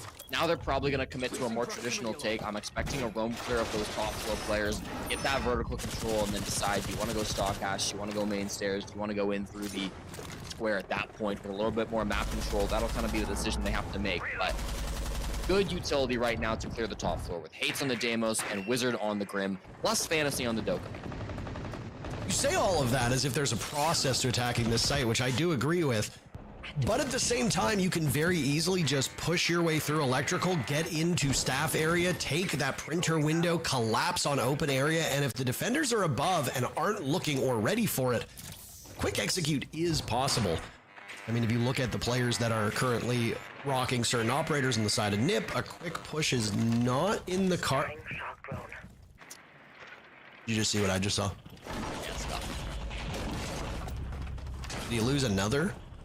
I couldn't tell if NIP had lost yet another Twitch drone over there, but no, unlikely, as that EMP had rendered the first Twitch drone useless. Handy Dies, who is rewarded for almost winning the round previously. Now it's Hates tracking down Cyber with that death mark. A swing in as the top floor is controlled, at least over top of the Teller's Archives component of the map by the attackers. KDS will equalize numbers by gunning down Cons, and we hit the halfway point of the round with 8 players still alive. Make that 7. You know, punishing KDS and FaZe Clan keep getting picked off from angles they are not prepped and ready for. Cyber's hitting shots like that, though. He's in good shape, and he'll continue to play up top. This little rodeo, the do-si-do that he's doing at the moment. Gets back out to sight. Cyber, you gotta be feeling good. Souls is still up above. Maybe a bit discoordination as Cyber caught from the vert angle. So smart from Wizard, his first frag of the game, but it will be enough to give his team a 2v1 advantage. 60 seconds to make this push happen. They are out of logic bombs. They've got a single Grim Beehive to be able to use to try to track down Souls. They'll hack the cameras as well. I don't know if there are any in the site. I'm not seeing any that are being flicked between. Looks like just one BP up in stock that they've gained access to, plus the defaults, of course. Souls has a Nitro and a great gun playing on the Sentry. It's one of FaZe Clan's most iconic operators. They play this op more than any other team, and it's not particularly close. The drones will attempt to gain information, but this push has to come soon. 3 of those 6 kills from Souls, if you recall, came on blue stairs, a very sheltered position. Now he's in danger as those bees will continue to harass him, ping away his spot. He gets 1 kill, but what a great follow-up from Wizard, who, hey, he might not have a lot of kills, Jesse, but the one that he has is so impactful. NIP tie things up in this first half, but again, I will say, an attacker-sided map. NIP is a good attacking team. Is 3 rounds enough, or should there be a better scoreline here for NIP that they are currently fighting from behind? Yeah, big round coming out from Wizard there. It's first round getting kills in this game, but they come at a massively important moment in the 2v2 to grab that 2K. Wizard is statistically the best professional player in the world named Wizard. And I know that doesn't sound like a super impressive statistic, but there are 3 pro players currently active with that name. There's, of course, the young rookie for Fnatic playing with Wizard on their team. They unfortunately got dead last in the European League. And there's also a Wizard down in Australia playing for Saga, who also ended up getting dead last in their Oceanic Regional League. So just by virtue of not being on the last place team, I guess Wizard is the best player with that name. But interesting how common it is and how only this Wizard in Brazil seems to find success. I will stand corrected, by the way. That was his 2nd kill. I'd said his first, but I missed the first one. But they were both out last round, you know. Yeah. I missed it. Amongst the fray and all the fighting. Well, Sideswap now comes in and no shield operators banned whatsoever. So FaZe Clan will be bringing 2 of them immediately. I had a terrible sleep last night because there was an enormous thunderstorm at 4:30 in the morning. So for anybody that lived in or around Toronto, you were likely woken up in the middle of the night by what sounded like bombs being dropped. It was some of the loudest thunder I have ever heard in my life, and it led to a terrible quality of sleep. So here I am.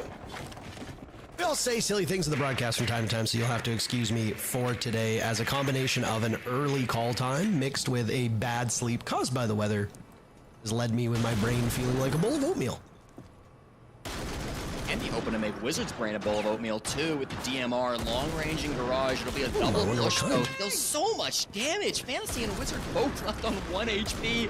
There's the first kill, and he can get 2, Parker. This guy just trying to repel, just get on the floor. He gets another kill, Parker. Jesse, what the hell is going on right now? Andy, this is a shootout. This is a shootout at the OK Corral. Finally taken down by Fantasy, but my oh my, Handy eliminating 2 players and very narrowly missing out on a 3rd in Fantasy is devastating. Good news though is you've still got 2 of the anti-plant operators remaining in Tachanka and the Smoke. Cons and Pino have been no slouch in the kill department either. But you've got all that focus that was just over towards Garage. The rest of FaZe Clan have spread out and are now just waiting to sink their teeth into this bomb site. With the util you've got, you don't need to play aggressive. That Nitro Cell will be the only thing they have, and actually Cyber finds the pick on a Fantasy. That's tough. Now it is just the Smoke and Tachanka to hold things down a 2v4. There's no better operators to have. They've still got the emergency deployable shield to set up as well. But with how many angles FaZe Clan will have, thanks to this Maverick opening all the hatches, it's still going to be tricky to hold this down. They don't have to go for a server plant. They can push the backside if they want to. Main stairs being held by Cyber. That'll be a good opportunity to get the first pick. Cyber's giving his position away. He saw the huge barrel of that LMG held by the Lord as Hans almost died from that process. Now it's Pino under pressure, being swarmed by those bees, and Souls will get the final 2 kills just like that for FaZe Clan to take the lead, 3 rounds away from advancing deeper into the playoffs, guaranteeing themselves a top 4 berth and qualifying for the upper bracket final that will be played in about 5-6 days, give or take. Really shouldn't surprise anybody that FaZe Clan might be the first team in this region to get top 4. They have just been so good all year, and frankly, they've been so consistent for the last couple years as well. Yes, FaZe Clan have been absolutely insane. Easily one of the top teams in the world, if not the best. You know, Fama can go through some arguments about that, but in any case, FaZe Clan looking really strong in this game. That was not necessarily an easy attack. It was certainly a weird attack to have to go for. It's not very often you find yourselves in a 4v2 going against Smoke and Tachanka. I think it's really intelligent from FaZe Clan that they recognize we're going against these operators that are extremely good at denying the plant. So even though they had a Monty and planting through server was probably their initial game plan, they just pushed all the way through the site. They got as deep as possible. They applied that pressure with the Monty. Vittaking didn't care that he had the fuse kit in his pocket. He said, my teammates are gonna be able to kill these players. Soul stepped up and got both the kills onto Cons and Pino. I thought it was a really nice late round push from FaZe Clan. Some of that decision making can be kind of difficult sometimes, but even in those weird situations, FaZe Clan very much aware of what they need to be doing and executing it like they've done it a million times. Nip Clan, or Nip, might see themselves. I was called them Nip in FaZe Clan and Nip. My God. I do love a good thunderstorm, but maybe not when I have to be awake a couple hours after it starts. But I commiserate, and people can commiserate with me that have had to deal with it as well. We will make it through. Nip will find themselves losing their grip on this match very, very quickly if they are not able to win this next immediate round. FaZe Clan are also a terrific attacking team. This is also an attacker-sided map, albeit so slightly. The bans from Nip, I think, do make some sense here, but FaZe Clan are so flexible. They swap up their rosters all the time. Their players can play just about anything. As you said previously, they have a different roster of operators that they bring compared to other teams as well, so it's very hard to outfox a team like this in the operator ban phase. Yeah, I mean, I like the double hard breach ban, really good for keeping those hatches closed and the Kanto wall and the server wall. They've got a lot of problems to solve on the side of FaZe Clan. The only thing is they're maybe the best problem solvers in the world. So it doesn't matter if you can give them some tough issues. They got the opening pick onto Cons. It's another entry going the way of FaZe Clan. They're starting to set up for this push. Good window pressure currently being held by FaZe. That's where the defuse kit is. That's where they're going to have to come in to get that execute down. They're going to have to find some answer to Wizard on the Clash, which is an awkward operator to try to clear through. They've got Nomad and Capitao, so good tools to do just that. And they'll know the Clash's position as handy stairs are down in the hallway. Note Pino on this Echo as well. Late round could be a big problem if they start to go for a really late plant on the side of FaZe Clan. Those yokai cams could cause big issues. Pick now, Cyber, another one. Brilliant. Down goes Hates at the hands of Cyber, still commanding this spot over by Square Stairs. Now you have to deal with Wizard on the Clash as he's behind the shield. Fantasy is punished. Pino and Wizard last two alive. Everybody on FaZe Clan still up. Veto King's been dropped and will get secured by Pino. That suppressed MP5, tearing through one player on FaZe Clan. Down goes KDS as well. So these last two on Nip fighting for their lives in their desperate attempt. And their desperate measures are working out so effectively. Now it's Wizard swinging on over, taking another engagement, winning it against Souls. Cyber with 10 kills will be watching. He'll collect number 11 as the attempt from the final Nip player to shut down the defuse plant goes sideways, and FaZe Clan extend their lead by 1 round.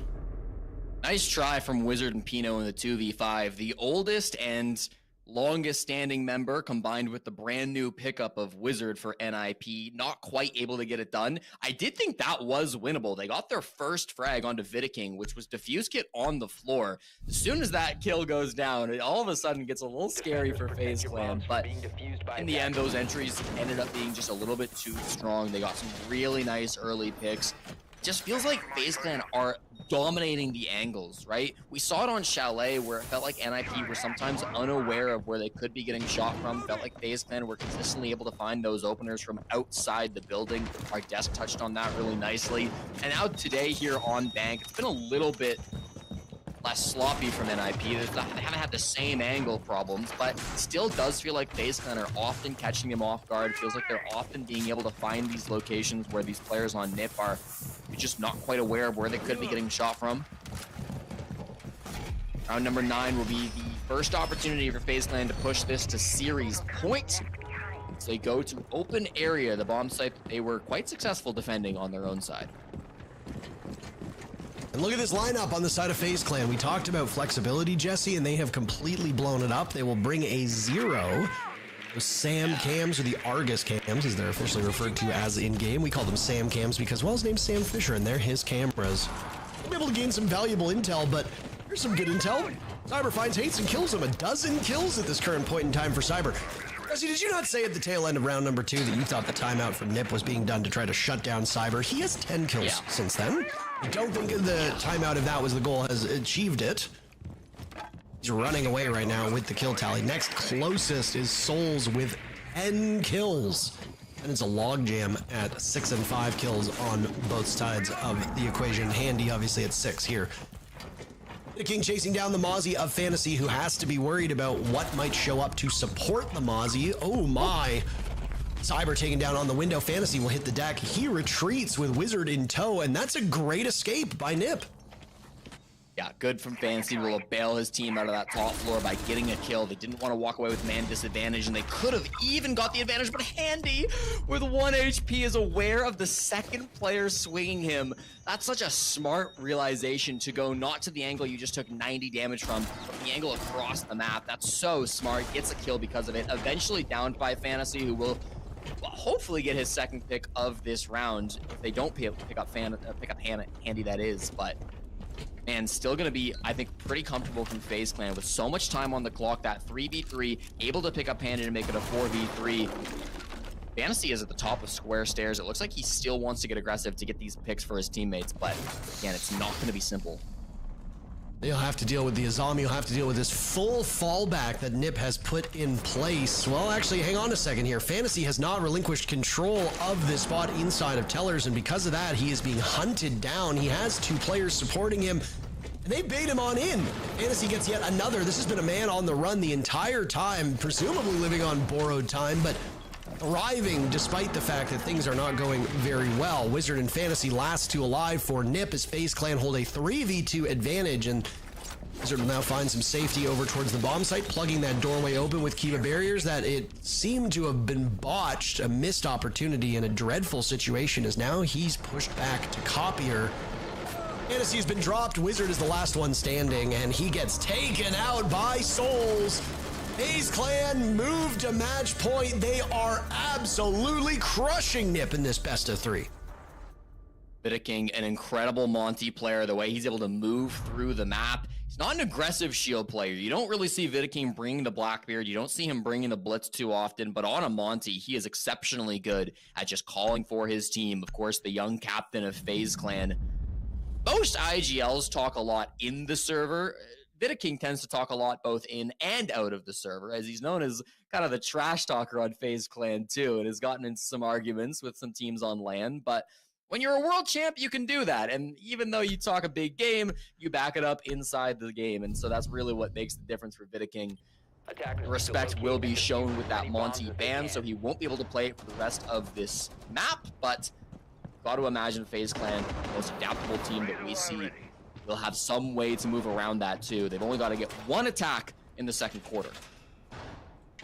I don't think people realize how grim this is at the moment for this Nip team. Again, they are not out. They will go down to the lower bracket. They'll play Team Liquid. Correct me if I'm wrong on that one. That is correct. Thank you. I love it. I love being right and just teeing you up and just, so nice. You tried that in North America and you were incorrect, so you're 1 for 2. But... Yeah, I just swapped it around this time. It was much easier. Yep. It was much easier. I had a history of failure that I could then use as a means to launch myself towards success here with this particular statement. Up next, win or lose in this round, we do have a second matchup. We have a third map also for Lair if required, but that would require Nip to double their tally up to this point and blank FaZe for the remainder of this half, which at the moment seems unlikely, but anything can happen. Just ask Space Station. As for this side of the bracket, though, W7M and Furia, that's the old W7M and the new W7M going up against each other in our final matchup of the day. And I say final because we've only been live for about an hour and 40 minutes. It's been a pretty quick day. Winner of that matchup will move on to the upper bracket final to play the winner of this matchup. Both of those teams will qualify for the top 4 in the region, and then Black Dragons will play the loser of W7M Furia. That'll be coming up in maybe 2 minutes, 3 minutes, 4 minutes, or potentially longer. We'll wait to see. Once again, the full anchor strat from NIP, running very much the similar bomb site strat to what they were playing last time. Tachanka smoke combo to try to stall things out, but they do have a little bit of pressure up above. Khan's on the elevator, waiting to drop the hatch. On the blue stairs, they get hates out as well, but Khans can't quite make it. It's KDS on the Blackbeard that finds the opening pick for FaZe Clan. You saw how well FaZe were doing in that position, right? You can really compare and contrast the two teams. One's able to get the kill and fall back. The other just can't quite get it done. They end up going down and leaving their team in a man deficit. Lose to Tachanka. There was an interesting Twitter conversation going on last night between Varsity Gaming and Pengu over the merits of Tachanka. I actually thought Varsity had some good points about the weaknesses of Tachanka, and we kind of see some of those coming through here with his fire just not doing a whole lot of damage, not being able to deny a whole lot of area, but combined with the smoke, it can often be a really good set of tools to deny that plant on the basement of Bank. It will have to solely rely on Pino, though, to get that job done, along with the Nitro from Fantasy and the fire from Wizards Goyos. I feel like there are ways to improve Tachanka to get him to do what I think the devs envisioned him to do, but talk about that when there's not 30 seconds left on the clock. This round has flown by. FaZe Clan in great position to end this in a favorable way, but they've got their hands full, needing to barge through all the smoke, all the fire, all the flames. Pino's down, Wizards gone, Hates and Fantasy are last two left. There goes Fantasy. ADS the only one to die on the side of FaZe Clan. It's all up to Hates, who's brought on by Nip because they thought he would add something to the team. He will, but not enough for them to survive. FaZe Clan absolutely pummel Ninjas in Pajamas, and take the series in less than 2 hours. One of the quickest best of threes that we've had in quite some time, but I mean all of these best of threes so far have been pretty brisk here. In Brazil, FaZe Clan qualify for the top 4 of the region, and they will move on to the upper bracket final. They'll be in action 5 to 6 days. As for NIP, down to the lower bracket they go. FaZe Clan, just as consistent as always, they will complete a 2-year streak of attending every international event here in Rainbow Six Siege. They'll be feeling very good receiving that invitation to EWC with this win. Feeling strong, looking very confident against NIP. Just didn't feel like the Ninjas ever got going in this game. It was a tough opponent. They will fall to the lower bracket to play Liquid, as we mentioned earlier, so they're not out of it, but didn't get it done today. One thing that I said about Ninjas in Pajamas before we got into this match was that we don't know when the wheels are going to fall off of this team. It doesn't even look like they had wheels installed at all today. And the same thing honestly can be said of Team Liquid. So that'll be a very interesting matchup because both of these squads will enter a match with expectations through the roof. They'll look great and then everything will implode. If both of these teams have those struggles at the same time, it can get real ugly real fast and end up with a very scrappy matchup. But that is something for the future because we still have one more game to go. Let's wrap up this series after the break and then turn our sights on W7M and Furia. Be right back.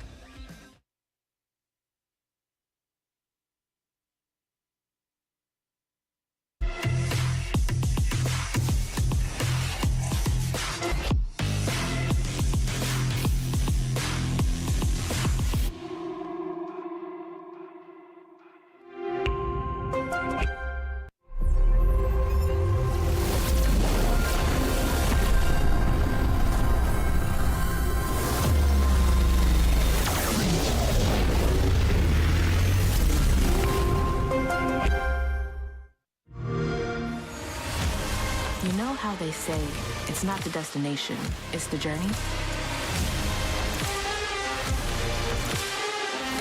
And the journey of 1,000 miles begins with a single step. And you know what? They're right.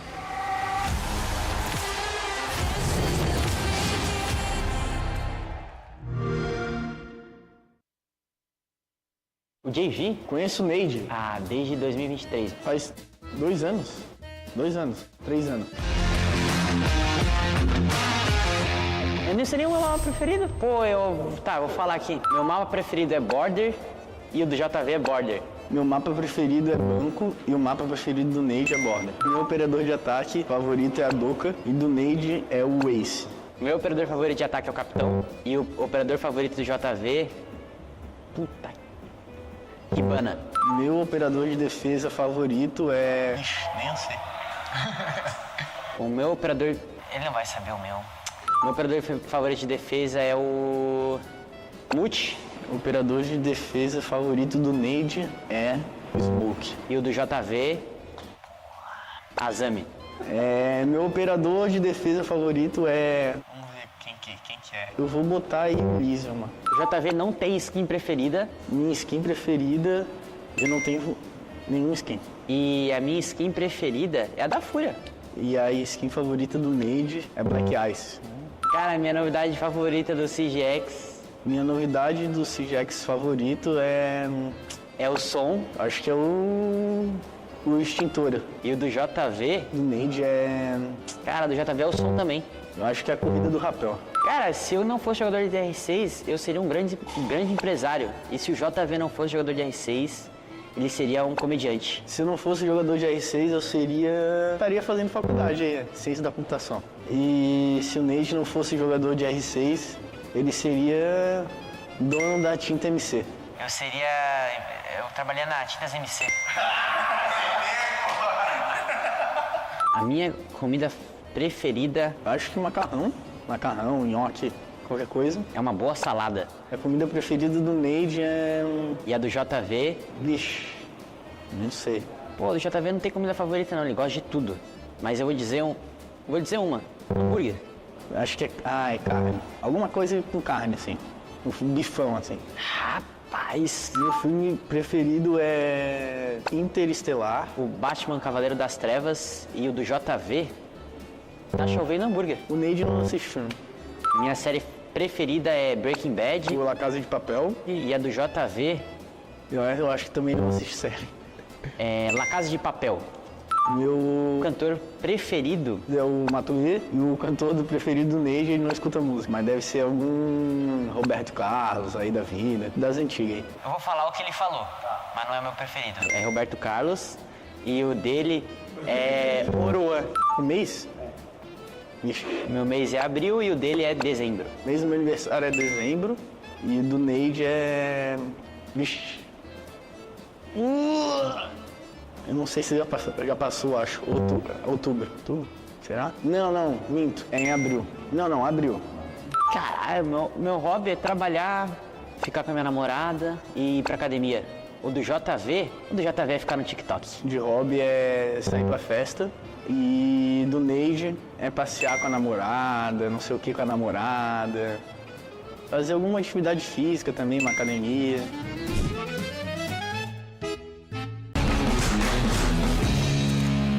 O top 3 de operadores mais roubados do CGX atualmente é a Clash, por ser um operador de shield e atualmente com meta de shield tá muito apelão, o raiozinho dela, é botar o shield e tudo mais. O Blackbeard, por ser um shield que pode mirar e usar o fuzil dele. E a Zami, porque é um operador que sempre destruiu muito meta, picando paredes, fazendo holds que não existiam antes. Atualmente, o top 3 de operadores para você usar chegando no CGX, na minha opinião, é o Termite, por ser um operador muito simples, você só abre a parede, banga, não tem segredo, e atira. Twitch, você usar a DMR dela com uma arma muito forte, e você usa o gadget dela para limpar o espaço. A Ashe, porque é um boneco que você também só vai atirar e abrir parede, então não tem erro.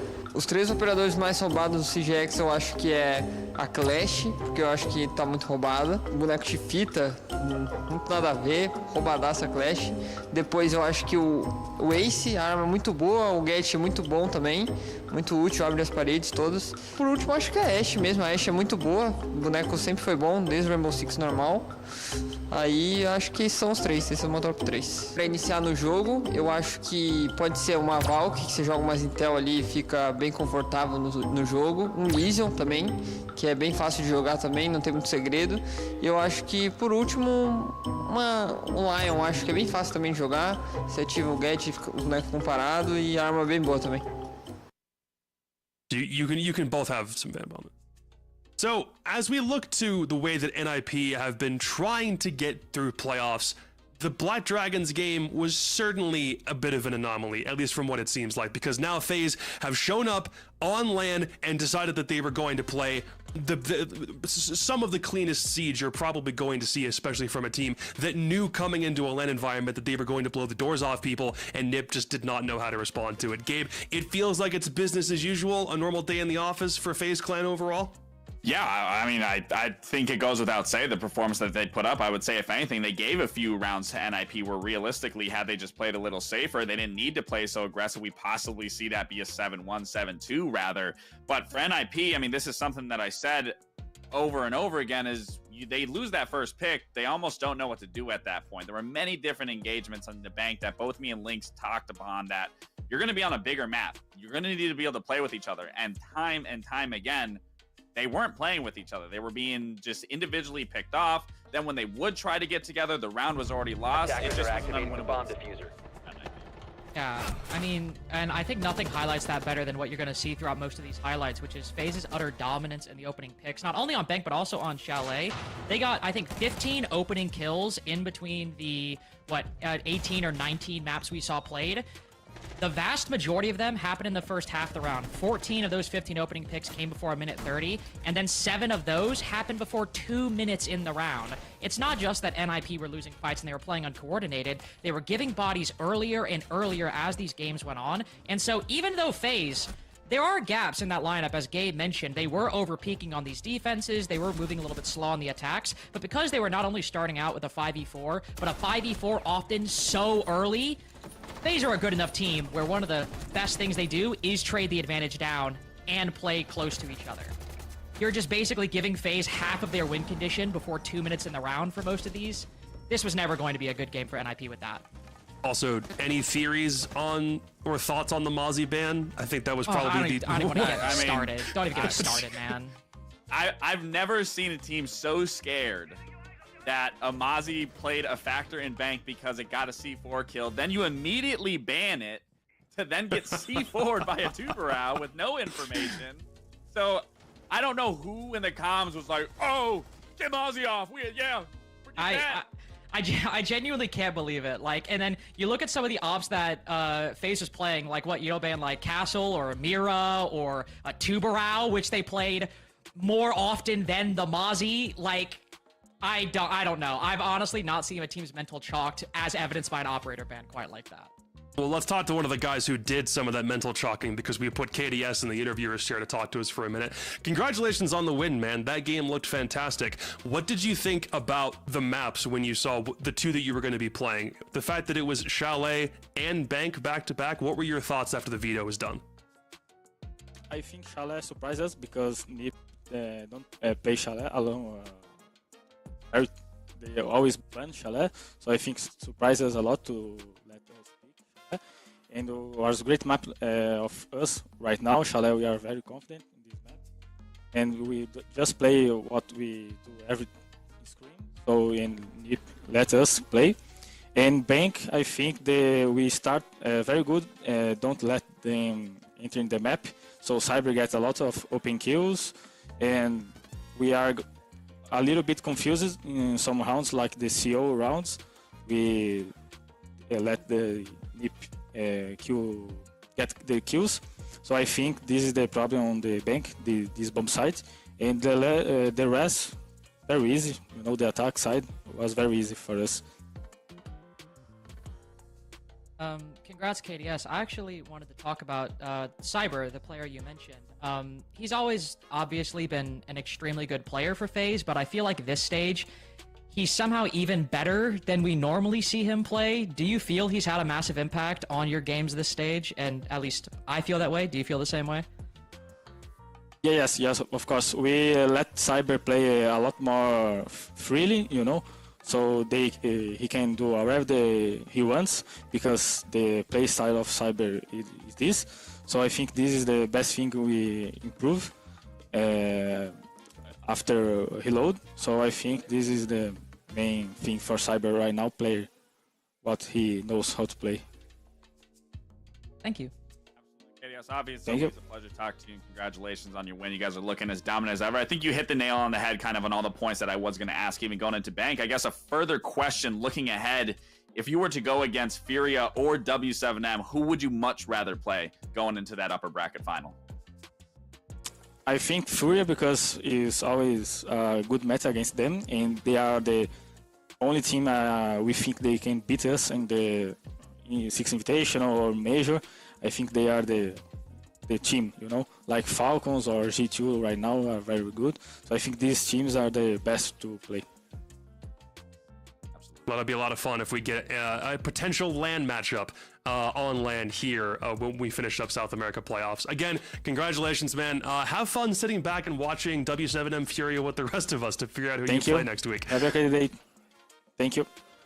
Everything for FaZe, it worked out beautifully, and I do think that NIP came in a little bit flabbergasted, maybe to Gabe's point, not expecting Chalet to be in the pool, or at least thinking they'd have more win conditions sorted out on Bank to make sure that the way that they won the 2 times they played it previously, they'd be able to replicate it in this best of 3. But again, Gabe, nothing went right for the Ninjas today.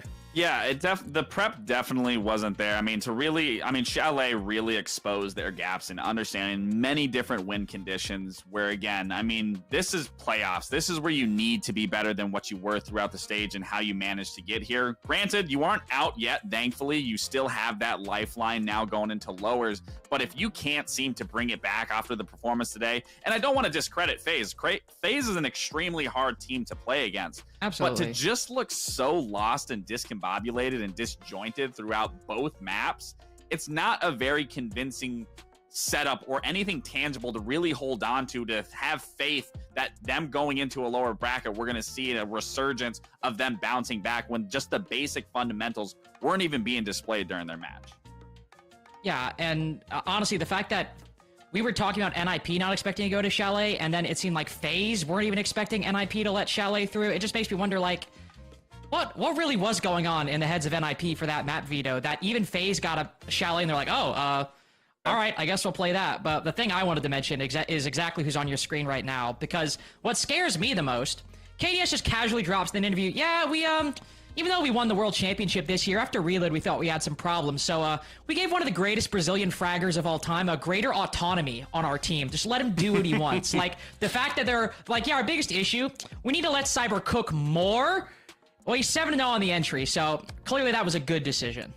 Well, that's over the series too, because it was 3-0 on Chalet, and then that just transferred over. And most of that, I'm still remembering the hop outs on Chalet, and then the 2 rounds to open up Bank. It felt like he just picked up immediately where he left off, and Cyber was just doing Cyber things. That then carries them into winners finals next weekend. We'll take a look at the bracket one more time, so you've got an idea of where they sit. NEP are not out of the running, but it does now give them an opportunity. We're gonna have to see whether they play BD or Liquid. My assumption, I had to guess. I'm horrible with brackets off the top of my head. I wish I could. I am too. I'm pretty sure they go down to Black Dragons. It's one of those two. No, it's Liquid. Oh yeah, because the bracket flips. It flips. Never mind. Yes. Yeah, you're right. You are right. There was a conversation I was having. Honestly, Lynx, it might have been with you. Were we saying that we were kind of hoping that the opportunity for a NIP Liquid elimination game was on the cards? Like, I feel like that was when we were almost hoping was going to happen. I don't. Like if we were talking about like who the 15 would be, and if we were counting out Black Dragons, then it might have been that game. That might have been me, but I also I say a lot of things, and I don't really pay attention to half the things I say, which I don't think will shock anybody to hear that. So it's entirely possible we had that conversation. I don't remember, but I will agree with you. I think an NIP Liquid rematch would be fun. One, just because of, I think the two teams have very similar stories right now. They're kind of meeting at a time where Liquid were on the ascendancy, and then I don't know what the hell happened yesterday. And then NIP are continuing this slide after the brief moment of happiness that was the BD game yesterday, and it's not so anymore. But also, just 2 storied orgs in Brazil now have to eliminate each other from EWC contention. That's a big deal. So that's our first lower quarterfinal has already been set. We'll get the other one locked in as the result of this second game trickles in over the course of the next couple of hours. But talking about that next semifinal, let's hop right into it. It's W7M and Furia's game 2. It's strange because you'd think that for 2 orgs that have been within the scene for as long as they have, that they would have fought more times over the past couple of years. But so far, it's only been 10 times, or at least the time that the Furia core that used to be W7M is playing the current W7M core that used to be Los. It's a bit confusing, but once you dive into the lore, you understand it a bit better. It's only happened 10 times. Currently, Furia hold the head-to-head record. They're 7-3 over this core in series all time over the last several years, and the last time they played was Furia 8-6 on Clubhouse back in the best of 1. So no matter what, Gabe, this Furia core also keeps things close, and W7M have been looking great, aside from that being one of the only games they lost this stage. I was about to say, looking great? You're underselling that. They're looking fantastic. I mean, this team, whoever's on the organization on W7M that's scouting and picking up their teams back to back,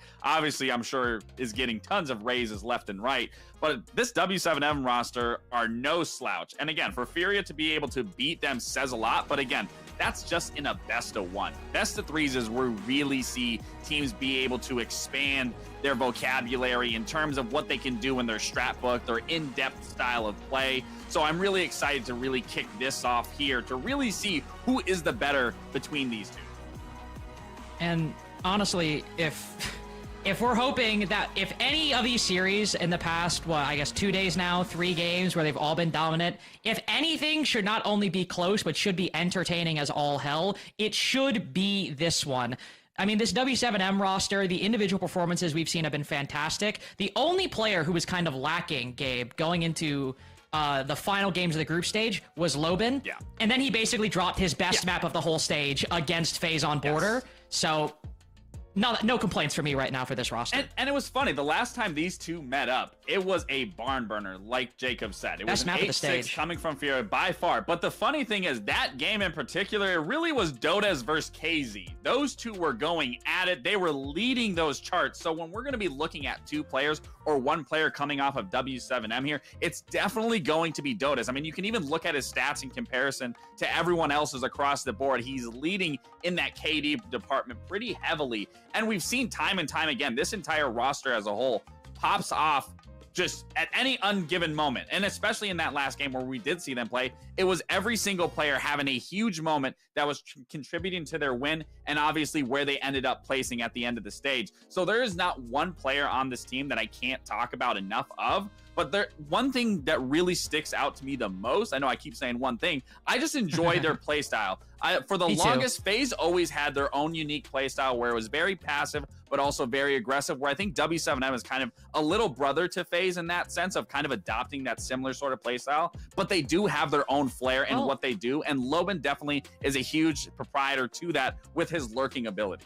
Well, and actually, I'm glad you mentioned that, because as we kind of see W7M become this little brother, both to FaZe and also just to Furia in terms of being internationally competitive Brazilian teams, the way they have found their own niche is, as opposed to FaZe or Furia, they actually have a dedicated shield player that plays the shields like the meta talks about right now. Vidaking is a lot slower of a Monty player. Furia don't really play the shields, whereas Dots, many consider him to be one of the greatest shield players in the world. I know Loban does, certainly, but when you get to the Furia side, that's not really part of their strategy. In fact, what has been their strategy, their MO since this team started becoming one of the most dominant teams in Rainbow Six history, is letting their star players do the talking. The first three you just saw, Herds, KZ, JB92, the latter popped off in that Liquid game yesterday, breaking 20 kills, but KZ, who's been the MVP of this stage, also having a really great performance. We've been seeing not a lot from Herds. We really need to see him show up today, because when Furia like to play that spread out style, the individuals become a lot more important. And if you have one consistent, strong piece of that not showing up, like Herds, it really makes the whole playstyle run into a lot of difficulties.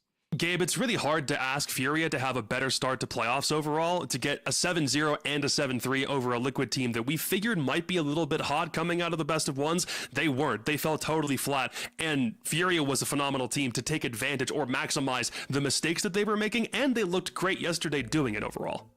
Yeah, I mean, for me, when it comes to this Furia roster, especially in this stage in particular, it doesn't matter who their opponent has been. There's been one outlier that has shines through and through with every single game, and it's been KZ. Me and Lynx have talked about this time and time again throughout this stage. KZ has kept this team alive. KZ is a big reason why they even found the success that they had to even stay in playoff contention, where, yes, we have seen some players pop off, play similar close to KZ, but KZ really has been the biggest factor for this team. So if we're going to need to be even seeing Herds come alive, we need to see everyone come alive, coming through to playoffs to push them into this scenario of getting invited to EWC, possibly making their run to be the best team within their region. Because as we've also said time and time again, they have never looked to be the best in their region, but looked to be the best internationally. Yes.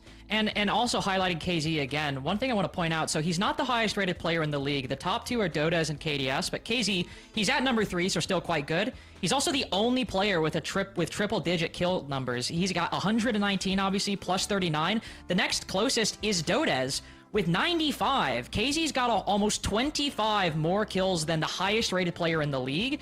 And when you tie that with the cost stat, which is really not all of that crazy, like 63 is about the average, maybe even slightly below.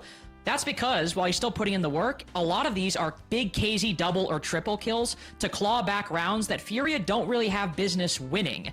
That's why we say that KZ is often bailing Furia out of these games, because the team can show up. For example, the Liquid game yesterday, when everybody's firing, they look unbeatable. But when they're not, it's often KZ not just having impact, but having oversized impact for one individual player to bring back individual rounds that make what so far has been an extremely close match-to-match stage for Furia.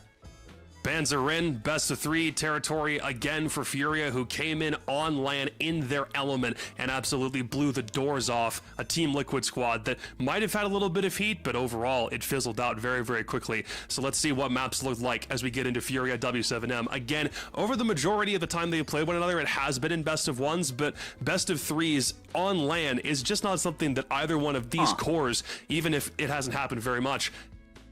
Wait, that's a Skyscraper pick? Ooh. Well, wait, I mean, listen. What? Yeah. Listen.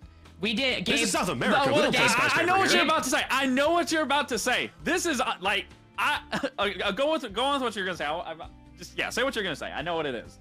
All I was gonna say, ENX. Yeah, that's exactly what I was getting at. I talked up Furia so much and was like, oh, this should be easy. They're beating one of the weaker teams. They have the defense. The problem with Furia that has been more consistent than anything outside of players not necessarily performing outside of KZ has been their aggression. They don't know when to stop. They don't know when to not take an engagement. They don't know when to fall off a map control. They don't need, specifically on Skyscraper against ENX, they would hold all of house side, even though it was Geisha, it was gold, it was purple. They didn't have to play that side of the map, but instead they would lose every single body against ENX, fighting for control that they just didn't need. So I'm hoping that with this being the map, I honestly feel like W7M is throwing them a bone here by being able to allow them to stay defense here and play this attack. But Furia really needs to right their wrongs from the last time we saw them play this, because they just could not let their foot off the gas, and it was the sole reason why they didn't find success on this Skyscraper. Well, and the interesting thing about Skyscraper between W7M and Furia is W7M are 2-0 against Furia on this map in particular, and they've come at pretty impactful moments. One in Super Copa, which, not necessarily qualifying for anything, but when W7M beat Furia on Skyscraper, it was to qualify for the Montreal Major to knock Furia out of playoffs, and then W7M went on to win that event. And also, Furia, when they failed to qualify for Montreal, lost to Black Dragons on Skyscraper. This is a map that has consistently, in the past 9 months or so, shown up in big moments for Furia where they end up losing. And even if that ENX best of one isn't the biggest deal, even though Furia aren't terrible at this map, they keep losing it in big moments. And one of the moments they lost it was in a qualification game to W7M. It's not been one of their strong suits. It does feel like when they played it at the back end of the regular season against ENX, they didn't maybe think that Skyscraper would be a map they'd have to play again. ENX was already eliminated, so the ideology on map bans in a best-of-1 scenario for a game that doesn't matter is a bit striking, but to Gabe's point, they were definitely overextended, and they are playing defense first in this game, just like they did in that one, which is where a lot of those frustrations made themselves manifest. Talk about the rest of the series for a second, though. Border is map 2. W7M played it twice, won it once, won it both times. Furia played it once, and also won it once. But again, this almost feels like Furia challenging W7M on a map that we just saw them decimate FaZe Clan on a little bit ago, Lynx. Like, that game was only about a week ago at this point. Yeah, it was just about a week ago, and it was really, really impressive. But Gabe, you actually said this perfectly. Everyone from W7M had a highlight there, so Furia are picking this, but, Gabe, W7M, we know they can show up. Yeah, for me, just looking at the entire map pool, I think it heavily favors W7M because they've been the most consistent in their play style. Where, again, KZ has really gotten bailed them out. Can't even talk about it. Yeah, really bailed out Furia in many of these different rounds. And then again, we talk about that not letting their foot off the gas. These are maps where you really want to focus on those defenses in some of these scenarios and play these power positions. And again, what we saw on Skyscraper prior was they were playing defense as they were the offense. They were just bringing the fight to their opponents, which wasn't going to do them any favors. And it's definitely not going to do them favors playing against a team like W7M that plays very similar to how FaZe plays, which they control the tempo, they control that aggression. So for me, if Furia really wants to come alive here, it is going to have to be on all of them to individually realize, let's play together. Let's not just rely on our gun skill, as heavy as they are on their gun skill. I will never discredit any Furia member that they can't shoot. But what's been shown is the shooting is too much for them. They need to be able to fall back. They need to be able to rely on one another to get it done. So for me, they really need to get this done in a 2-0. I can't see them going the distance, especially ending it on Chalet. And if there's one thing W7M can do, Gabe, it is shoot back. Absolutely. You're not wrong. So it's Skyscraper and Border as the guarantees. Chalet if we need it, but we need a couple more minutes to make sure that we're ready for this matchup before we hop into it. So another couple, come back, and when we do, it's Skyscraper up on deck. Certainly hoping Furia actually has an answer for it after the break.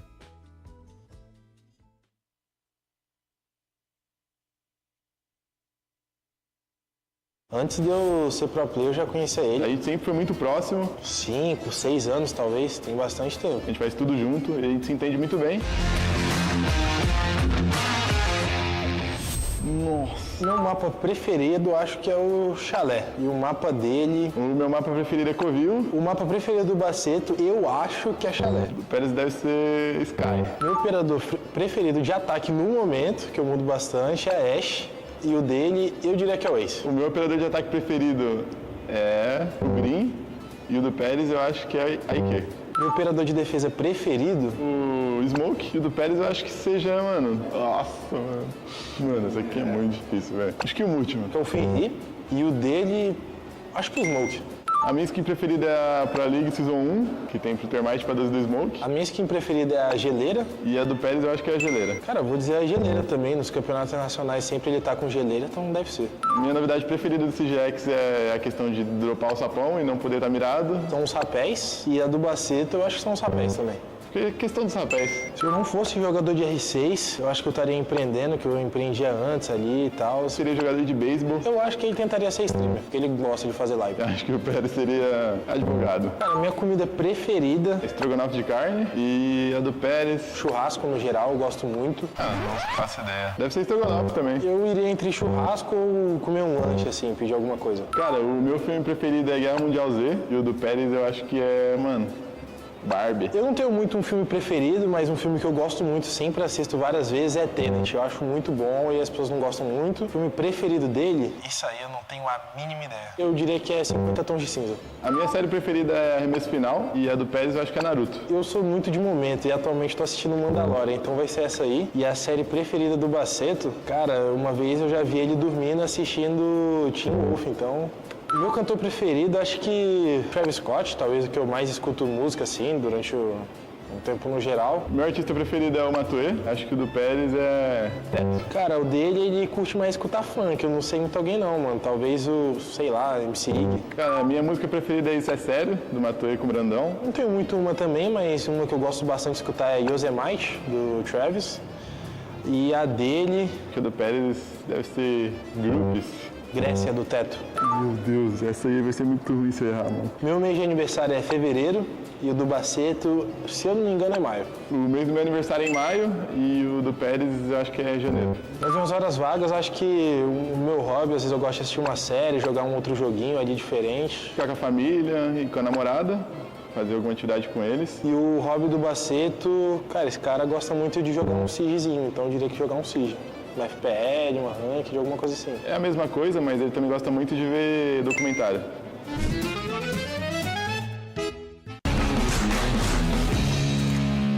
Top 3 mais roubados? Cara, hoje em dia aí eu acho que eu botaria Clash, né? Depois do rework aí. Talvez primeiro ou segundo. Montanha e Blackbird, eu acho, né? São os bonecos mais banidos aí e eu acho que vão continuar sendo. Pra quem tá começando o CGX, acho que pode usar o Sled, né? Ele é bem versátil ali, consegue quebrar painel do Castle, fazer vertical, tem granada, então você consegue fazer bastante coisa com ele. Acho que o Maribano, né? Hard Breacher também, basicona, consegue abrir o sapão, termitado. Você vai aprendendo também as mecânicas de hard ali que dá pra você fazer bem. E terceiro, acho que Twitch é legal também, aprender a limpar os gadgets, dronar bem, né? Tem bastante drone ali pra você fazer bastante play, é legal. Bom, esse aí foi meu top 3 e agora eu vou chamar o Will aí da 9Z. Acho que atualmente é os escudos, tanto o Blitz quanto o Black, faz uma diferença enorme, né? E os counter deles também, né? Um Lesionzinho ali, o Green também tá muito forte no ataque. E o Demons, pô, muito roubados os operadores. 3 melhores operadores para iniciantes, acho que um Multi, que quebra muito Intel de quem tá começando a jogar principalmente, o cara não consegue usar os utilitários direito, um Green que spota, deixa em real time ali o cara pra tu ver e matar, trocar um tiro, e um escudinho, né, não pode faltar, um Black ali, um Blitz pra deixar o cara cego e pegar a frica, esses aí, mano.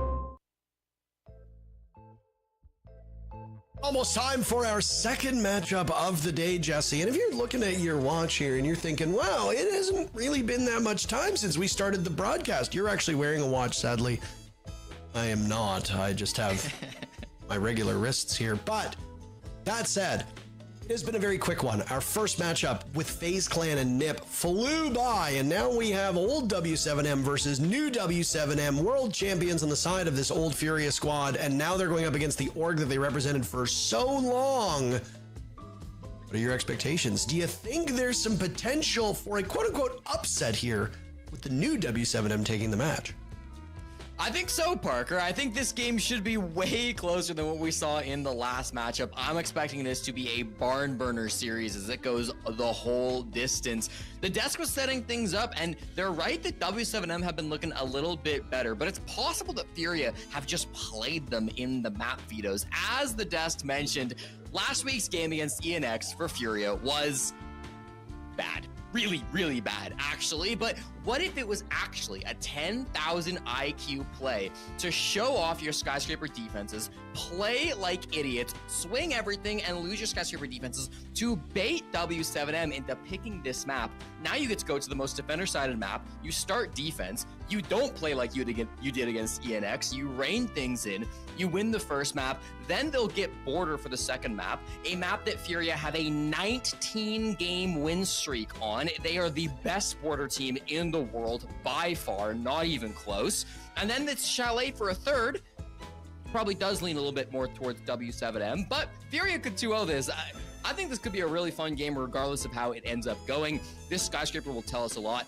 Are Furia geniuses who have managed to play them with that ENX game, baiting them into it a little bit? Or are W7M going to roll over them even faster than ENX did? We'll have to find out.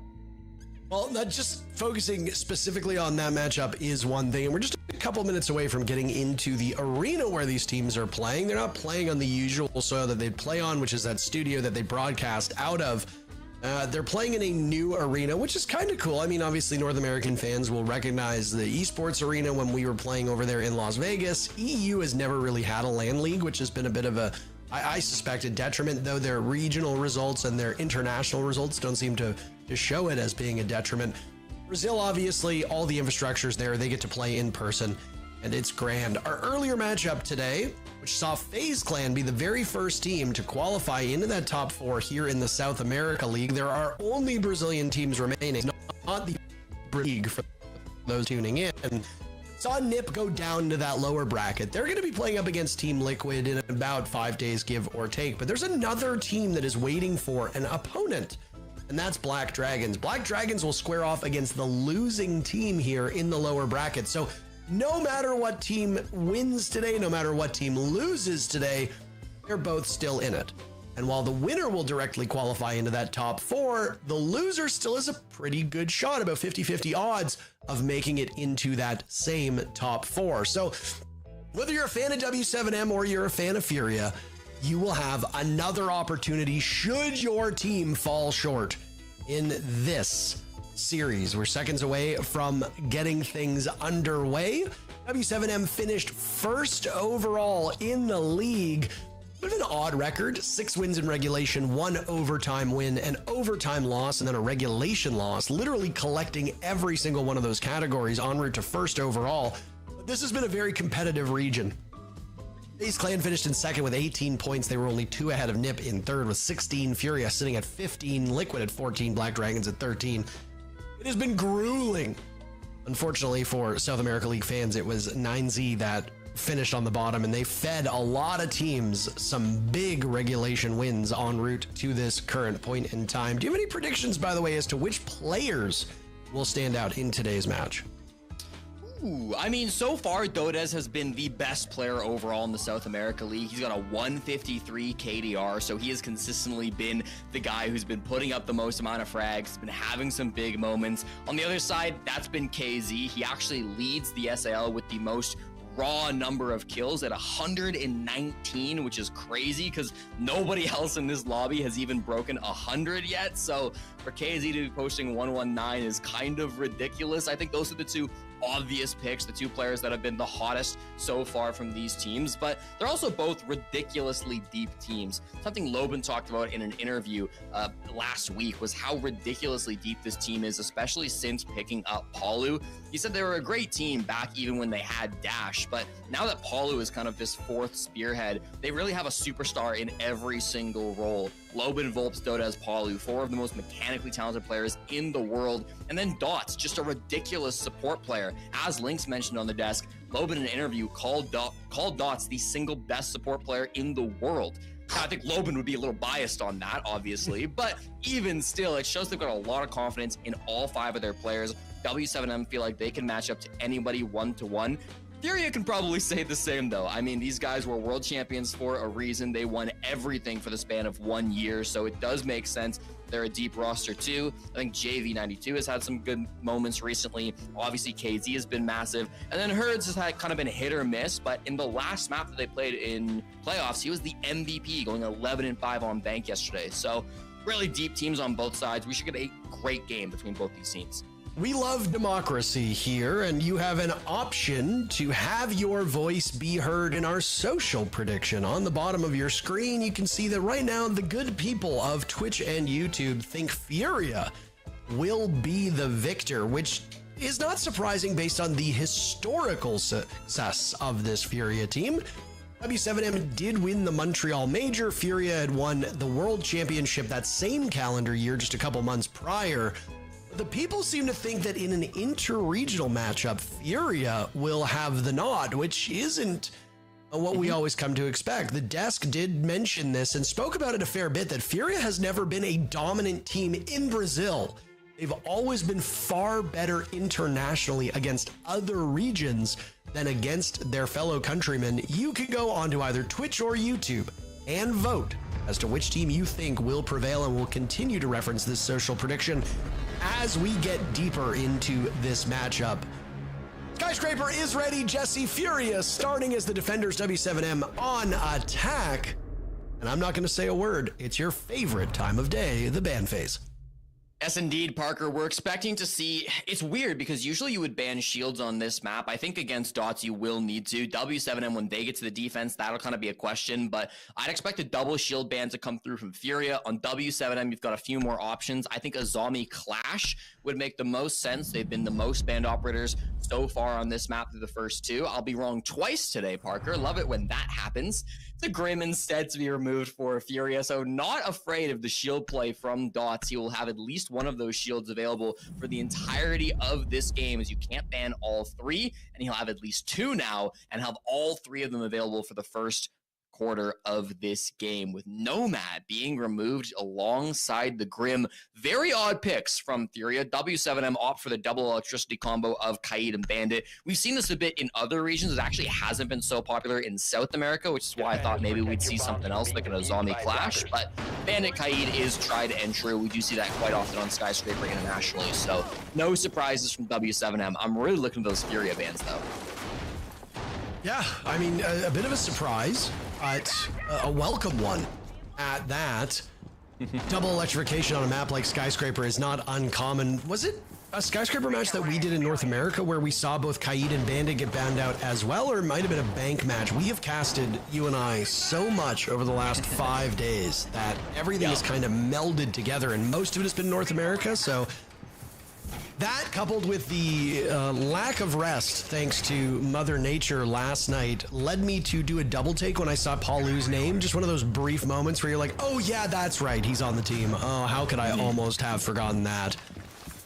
A Lucifer, as he can be the devil that you know, and the devil sometimes you don't. We'll need a big game, as W7M will have their hands full now against a terrific opponent in Furia. We'll get round number one underway, and Herd starts off the round on Clash, spending the first 30 seconds or so outside of the building. It's about to get hot. Herds has played a bit of Clash this season. This will be his fourth time in stage one that he's brought out the Clash. So he plays it here and there, but it's not exactly an operator that you would have expected to see being played by Herds. It's a great operator for Office Exhibition regardless, though. On the side of W7M, they do play a lot of Grim and Nomad. Those are actually the most played operators of Volps and Dodez, respectively. So there is some sense there in the Furia bans, maybe giving a little bit of a history to back up that bans. And Herds has also on this site played a decent bit of Clash. It's actually T-Karaoke to start us off, though. So that extension being played by Furia might not really come into effect. You see Dodez over here, and there are a couple of players lurking towards the office side of the map, but with some players already on the karaoke window, I do wonder if this is going to be a more fast execute from W7M, something where they go direct to site, where they try to get into the bomb site quite quickly. The logic bomb goes off, and they start to make gains towards the jump out player of Herds, but he wins the fight. He's not long for this earth, but KZ takes one more player on the side of W7M down before Herds perishes. So a great gambit to start off this map by Furia. Now it's Nade who will be in some trouble. There goes a death mark. The smoke now playing around this position. Nade bafflingly wins that engagement. Does so with a single point of HP and will now take up more space on those back stairs amidst the plumes of gas he's thrown out. Loban and Dots, two players talked about by you, talked about by the desk, will have to make a statement here in round number 1. The diffuser is still in hands of the Blackbeard. FaZe is ready to distract him, trying to knock that shield on over. Nade doesn't have very much left. Why not gamble? And he doesn't do a point of damage to the Blackbeard. Up the back stairs, Loban tries to take an opportunity to catch them in a bit of chaos. He fails in that endeavor, and now it's Dots with the shield still up. 30 seconds left to jiggle peek this corner up against KZ, and Furia are preventing the Blackbeard from getting in to get to Dots down on those stairs. Final kill will come in on the side of the former world champs, and Furia don't really break much of a sweat on that first defense. Well, I'll tell you what, Parker, that is one way to avoid giving up those early deaths is if you're going to do a jump out, do it on the Clash. Fair enough from Herds. Gets his job done, wins his one, and then despite being traded, KZ is right there to capitalize on the chaos. He got 2 kills in that round, had a really big impact for Furia. So I like this defensive start. I once again would theorize that maybe Furia are going to run away with this first half. Skyscraper is the most defender-sided map in the game. It is so difficult to attack. And despite Furia having some real struggles against ENX earlier on in this stage, they're an insane team, and they will have learned from that mistake, whether it was an intentional play, as I theorized, where they're trying to bait W7M into picking this map, or whether that is just them taking it as a learning experience, trying out a new play style where they're going to be able to bounce back. I think we are going to see Furia have a more passive game up against W7M, or at least take these aggressive swings a little bit smarter than what we were seeing in the group stage. I like how you say that after KZ got very aggressive on the Blackbeard trying to get into the building, but that was largely done just because if you let the Blackbeard slip by and he can set up and get into a favorable spot on those stairs, bring the player back, that can completely change the way that the round is played out, especially with there being ample time for the Blackbeard to do something. It was Loban who was down, if memory serves correctly, and Dots had to get him. I swapped the player names around, but either way, yeah, I mean, let the map work for itself. Skyscraper is a humongous map. It almost feels like 2 maps in one. I think that was kind of the original design idea with Skyscraper, especially that middle portion, but it needed some changes because being outside on Skyscraper was quite miserable, and it had problems that are very similar to what Cafe went through as well, which was that getting into the building proved to be an immense challenge. Outback was another map that had that problem. Outback was fixed, quote unquote, by getting a rework, but still not to suitable levels to see in pro play. Skyscraper is obviously nestled in here very nicely as a pro map. Right now, W7M hasn't really struggled to get into the building at this point in time. They've burned some EE1Ds, they've used some utility in the process. Aurora's going to try to close some things up, and Philippox will get kill number 1. Felipe downing Dots. Get on out dual Dodez, who follows up in tow, and my goodness, W7M are so quick to get these kills. 2 kills in the first 90 seconds will knock Furia back towards the bomb site. Nice shot by her. It's playing around the Clash. This time it's his teammate that will take the reins. Does get traded by Dodez, unfortunately, so down to a 2v3 favoring W7M. Minute 30 on the clock, too. Their time is really good. They've got great utility. They've got both a Deimos track and a Logic Bomb on JV92. He's surely not long for this world, but he hits the shot regardless. That was beautiful. I don't like what I see out of Furia getting pushed around at this current point in time, but JV92 and Nade are both such good players as now they find some salvation cuddled up. A little bit of affection between the two of them. Some team bonding in the corner. Oh, Lou gets baited in perfectly, and JV92 with that MP7 in hand. I'm an MP7 truther. It's a terrific gun. Use it more often, whether you're on Fenrir, whether you're on Zero, whether you are on Bandit. And yes, it is available on Attack. Another round will go in favor of the world champs. Great coordination in that 2vx from both JV92 and Nade, coming through with some big plays to be able to shut things down. That support duo of Furia, they're often odd to call them a support duo, but they are primary secondary support. JV92 can get a little aggressive sometimes, but he's also incredibly intelligent. You know, he knows when to rein things in, get some information from your Clash, fall back, hit the shots that you need to. Some really clean gameplay coming out from him. And then from Nade, once again, he's not really known as a shield player, right? Because when we talk about shields, we talk about attacking shields more often than not. And Furia actually are probably the prime example of one of these teams that don't run shields, even in today's meta. I believe, as of at least a few weeks ago, this might not be accurate now, but they did have the fewest shield pick rates of any team in Tier 1 outside of APAC. So they don't like to run these operators very often. But on the defense, Nate actually has the highest Clash pick percentage of any player in the league. And he's got an excellent win rate of 2/3 on that operator too. So keep an eye out for more Clash. I would expect that to be the ban after the 3rd round, even though it's not being played on Barbecue Kitchen. Nade can play it exceptionally well in a passive position, and as we've seen from Herds, they can use it offensively as well to great success. First round without a Clash for Furia as a shield will be brought the other way around. No Blackbeard on the side of W7M, now swamped out for the Monty, so the Blackbeard isn't really paying off and you need a more static operator. The Mountain will have to do. Dots will continue running those shield operators, and I'm with you on that. You don't necessarily want to refer to players as that defender/anchor support duo.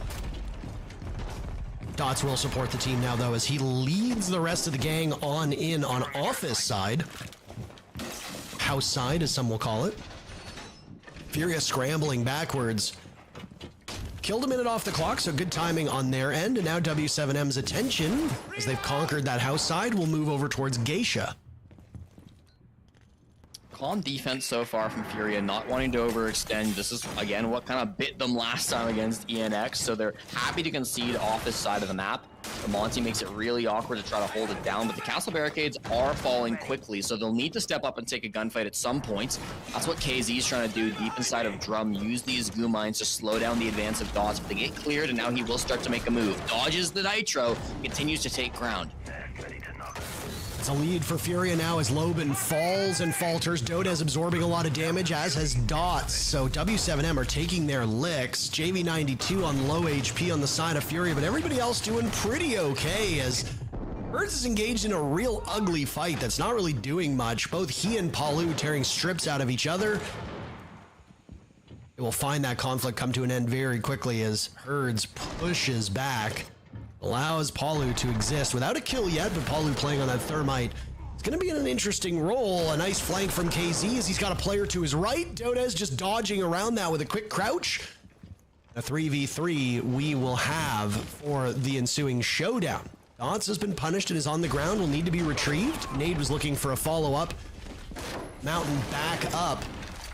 Nade in a rough spot. He had a window of opportunity, Jesse, to slip through his fingers, but guess what? It's Herds down below. He struggled with Palu. He'll take Dots down this time, and a great situation for Furia to ride out the remainder of this round. Swing on over, and it comes very quickly. We thought we'd have maybe 20 seconds left in the round, but no, we had less than a second. Furia sweep through this and are off to a terrific start here on Skyscraper.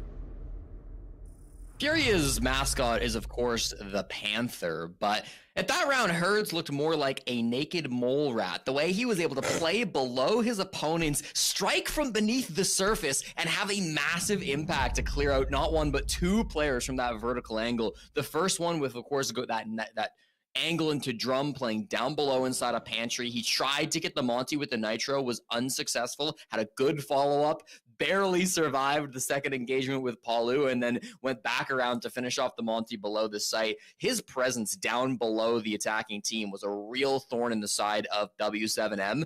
Maybe they should have recognized as soon as they lost, as soon as they didn't find anybody on the offs extension, perhaps that aggression was coming out elsewhere from Furia. Perhaps instead it was being played down below. I don't think it was something that W7M recognized until it was too late and they'd already lost that first pick. Going down 3-0 on their Skyscraper attacks means that W7M will call the panic attack timeout. They need to be getting some more offensive rounds here against Furia. Back when Furia were on defense against ENX, they went 3-3 for 6 rounds. So W7M would need to go flawless through the rest of this first half if they want to even match the scoreline that ENX put up. Yeah, I mean, an awful start for the first place team through the group stages. W7M getting blanked through 3 in a perfect site rotation does not occur all that often on this map. Skyscraper, just like it is in North America, is the least played map here in the South America League, only behind Consulate by a single round. For those that want the numbers, Skyscraper was played a total of 18 rounds through the group stages. Consulate was played 19 rounds, so very, very close. If difference being between those two maps, though, is Consulate is very closely balanced. Skyscraper is anything but that, and even though it has a tiny sample size, it enters with one of the most defender-sided win rates in the entire world of Siege. Of the 18 rounds played on Skyscraper, only 5 of those rounds have been won by attackers. Defenders have a 72% win rate. And that's only going to continue to get better for defenders, given that Furia is now up 3-0. 16 rounds at this point in time, won by defenders, 5 won by the attackers. Those are terrible numbers, and W7M will really have to run up the score on this second half to catch up, should that pattern hold. Thought we might see the Clash ban from W7M. They go Fenrir instead. JV92 has played that operator every game through the first, or every round through the first quarter, so not a bad ban. It makes sense that W7M would want to remove that.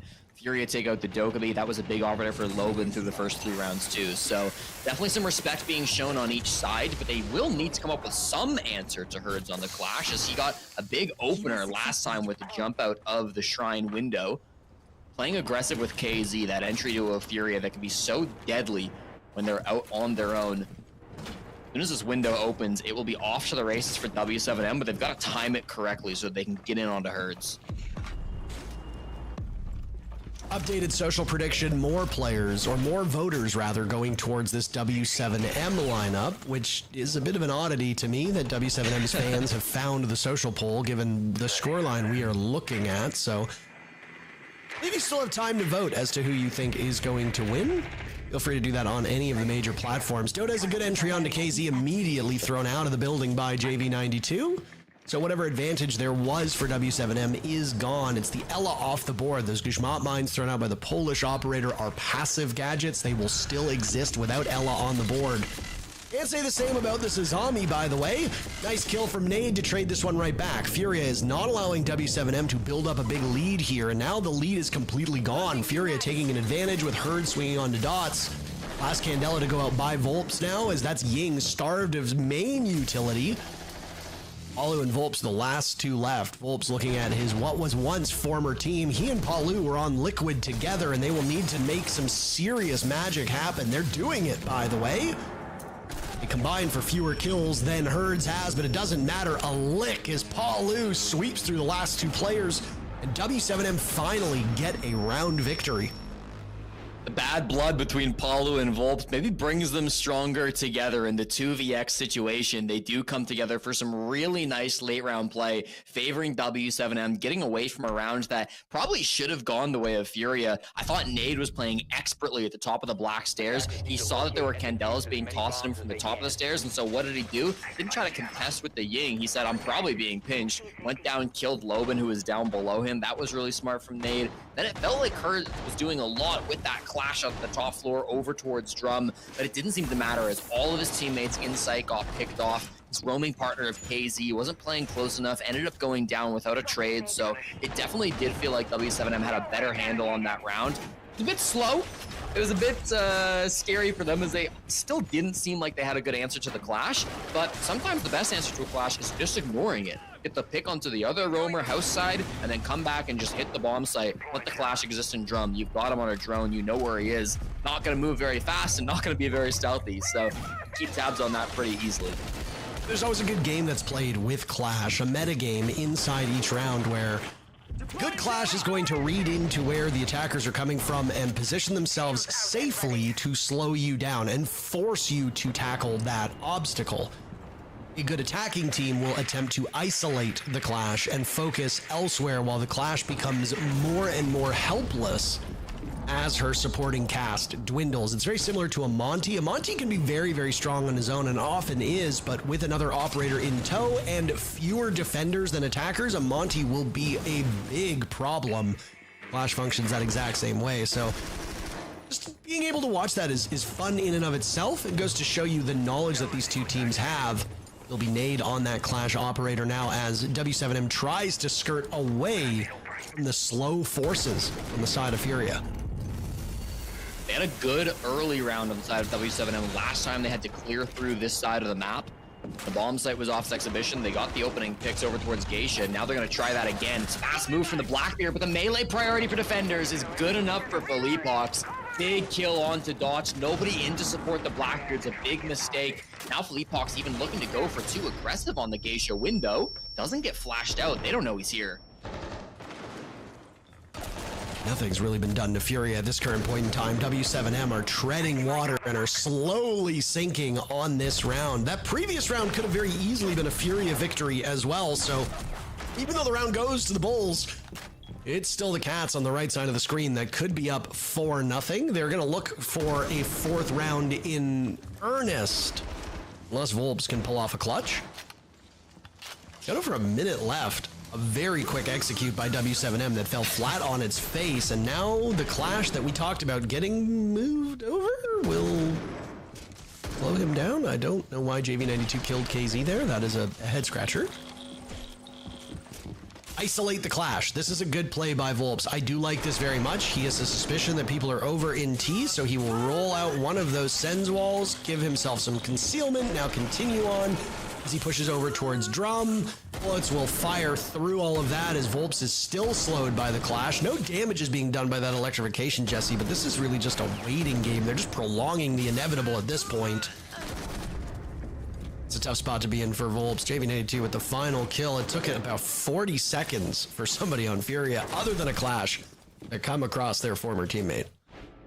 Smart play by JV92 to team kill KZ so that he could get the kill. KZ very close to passing JV92 on the total number of kills, so he's got to make sure he puts his teammate in his place so that he can get the free kill onto the slowed Sens. Captain of W7M not able to do a whole lot in that round, and that's largely because the captain of Furia had such an insane start to the round. Philippe Hawks playing inside a Geisha played that absolutely phenomenally.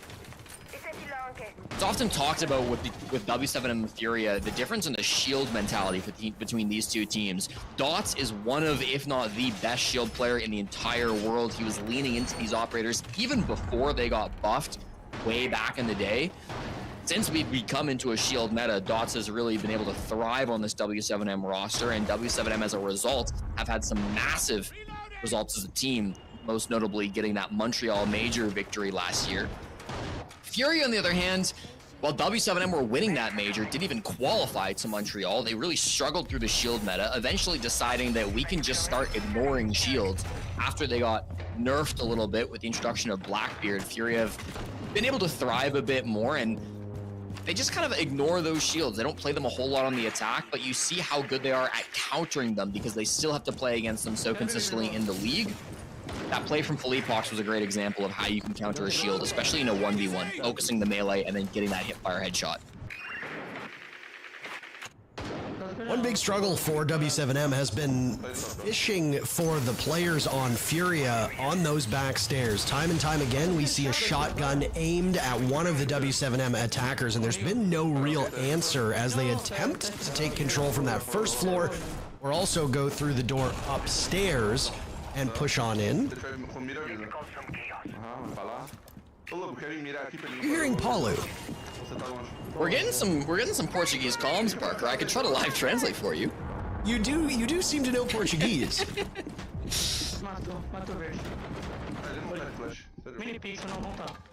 I believe that's Herd saying I'm gonna kill Dodez. Okay, I don't think you're very good at this, Jesse. Oh. You're calling me a liar? First doesn't even look like he's talking right now. Volbs is the first casualty from the second moment, as Dodez had died a little bit earlier. And now there's a big run out. Herd's going for broke, doing damage to Palu, but Ots and Loban are at full HP. We still have the Portuguese comms, by the way, so I hope people are enjoying hearing the players talk.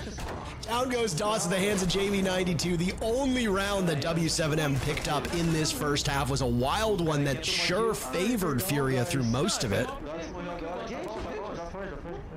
Now it's Loban. A single kill, getting some information. You can see him shake his head as he tussles with this small breach that's been opened up. KZ will get the final pick of the round, and Furia have been in full control for this first half. Tough start for Lobin, 1-6 too in the 1vx, not really able to get much done on the side of W7M. He's always been an aggressive player. He's always been somebody who has a high number of deaths, so it's not surprising to see him going down in these games, but certainly is weird to see him not hitting the kill feed a little bit more often. It'll be a 5-1 defensive half from Furia. That's not uncommon on Skyscraper, but it still does apply the pressure to W7M, even if you're playing a very defender-sided map in high-pressure situations like this. When we're on land, when we're playing for a spot for top 4, it gets really, really difficult sometimes to be able to lock down these last couple of rounds. The same would go for Furia, of course. We'll just need to get 2 attacks, but sometimes those last 2 can be the most difficult. On the other hand, both of these teams have experience winning some of the biggest tournaments in the world, so I don't think they're exactly the type of joke. Maybe with one exception of W7M's newest pickup, but the new team, it's a new day. I think he can definitely hold it together for Paulu's sake.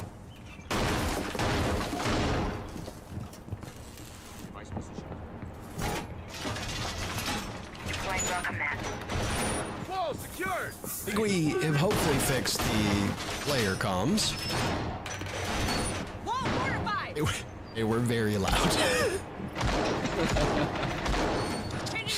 I remember my first ever live broadcast, if I can take a stroll down memory lane here, was actually in Brazil. We were at that Max 5 arena in Sao Paulo. What's your business there? Thank you for, of course, you did that wonderful thread on my birthday a couple weeks ago, detailing all my era's tours, like a esports Taylor Swift, but with significantly less money. And as you're often called. Of course, absolutely. It's what people know me as. And we couldn't do a rehearsal that day because things were so far behind. The player comms are back. And now all sound is gone. Okay. We're workshopping it. Anyway, I just remember it was my very first live broadcast ever. Of course, I've got a little bit of jitters. We're in Brazil. We haven't done rehearsal whatsoever. We don't even talk back mic. Nothing. And right as we go live, they have piped in Retalia and Meligeni's casting and into our ears. I'm trying to intro the show while I have them screaming loud. I couldn't even hear my own thoughts. So it does remind me a little bit of about 8 years ago. A nice stroll down memory lane, as I said. These teams will come to blows. By the way, Furia with 1 pick. Nade now taking some serious damage as Herd falls a little bit farther back and is having some struggles, though he will take down Dodez. Nade pushing on up. Volps is taking quite the beating as well. Dot's still alive. 2 gas canisters in pocket. Make that 1 as he throws it out, and we hit the halfway point of the round. Furia have not missed a beat with this side swap. Time for some discovery now. Tried to take the shields away from Nade. They've just left him with the smallest shield in the game, but he is happy to take that. Barely surviving on 1 HP, getting them a lot of space. Now W7M have reined things in a little bit. Nade is low HP. If you hit him with this Nitro Cell that Paulu's holding, that would be a massive break for W7M, but looks like Nade is rotating over towards Terrace instead, so it doesn't look like he'll be on the receiving end of that Nitro Cell. Paulu forced back with a frag grenade. We hit the 60-second mark in this round. These last 3 players, someone's got to be a hero. Waiting for JV92 to get the call into action. Nitro Cell prepped and ready by Paulu as he plays around that crate in the midst of Geisha. Soft walls here for Herds as he could crack open some lines of sight, but he's waiting for the rest of his team to get in line. Opportunity for him to go on to drone. Only 2 drones remain on the side of Furia, so very limited intel that they will gain from this. In comes the blitz of Nade, squaring away Paulu, who's blinded. He can't activate those smart glasses fast enough. All the kills coming in for Furia, and it's Volps to die very quickly on. That's a 6-1 scoreline. If they hadn't misplayed that 2v2, this could have been a 7-0 victory for Furia. Still, they are running away with it. A 6-1 scoreline is quite a nice spot for them to be in as they look very eager to close out map number 1 and send us away to what might be the final map we see in a very quick day. I will remind you also, map 2 is Border. That will be Furia's pick, and if they win it, it will be their 20th win in a row on Border. So a tall task for W7M. You must win 5 rounds in a row on your pick of Skyscraper, then you must win overtime, then you must survive the second map just to get to that third. I mean, this is not an easy spot to be in. They thought they had Furia in the map veto by taking them to Skyscraper, a map where they looked so bad just a week ago. But whether it was all a bait or whether they've managed to drastically improve on this map, Furia have looked far better than what we've seen from them in the past. Made excellent work on the blitz. I was just talking about how Furia don't play very many shields. And that's still true, by the way. They don't play many shields. But that doesn't mean they play no shields, and Nade can certainly get the job done when that is asked of him. Really well played on the blitz to barely stay alive. Then you kill Palu on the Warden inside a Geisha. It's unfortunate he didn't have time to put on his cameras. That'll be a break, though. Loban with a smoke SMG-11 spawn peek kills JV92. That is the only hard breacher on the side of Furia. Yeah, devastating loss, and a terrific player right now. Second in frags on the side of Furia. Second in the lobby, by the way. Nobody on the side of W7M has more than 4 kills. This has been a poor performance from fragging on the side of W7M, though they did start on the hard side, and they are going up against a team that can absolutely smother you. One thing we gave credit to Furia on when they defended the first half was how effectively they played together. Very, very few times did W7M have more than a single player lead in man count. Hard to find an edge against a team when they immediately trade you back, either the player that got the kill or trading off another player on another portion of the map. And that honestly is credit to Furia with the way that they're approaching this. Furia does have the harder task from here on out, which is attacking on Skyscraper. They made it look pretty easy in the previous round, but that could have just been beginner's luck in round number 1 of this side swap. Things have really slowed down since that opening pick. Furia really tough already to attack 5v5 on Skyscraper, now 4v5 without a hard breach. I mean, that might have been enough on its own to seal the fate. We need a really big move to come out from somebody on the side of Furia. There's no shortage of players that could make a move like that, though. There's still a lot of roamers, 65 seconds left in the round, and most players on W7M are playing over here around Karaoke.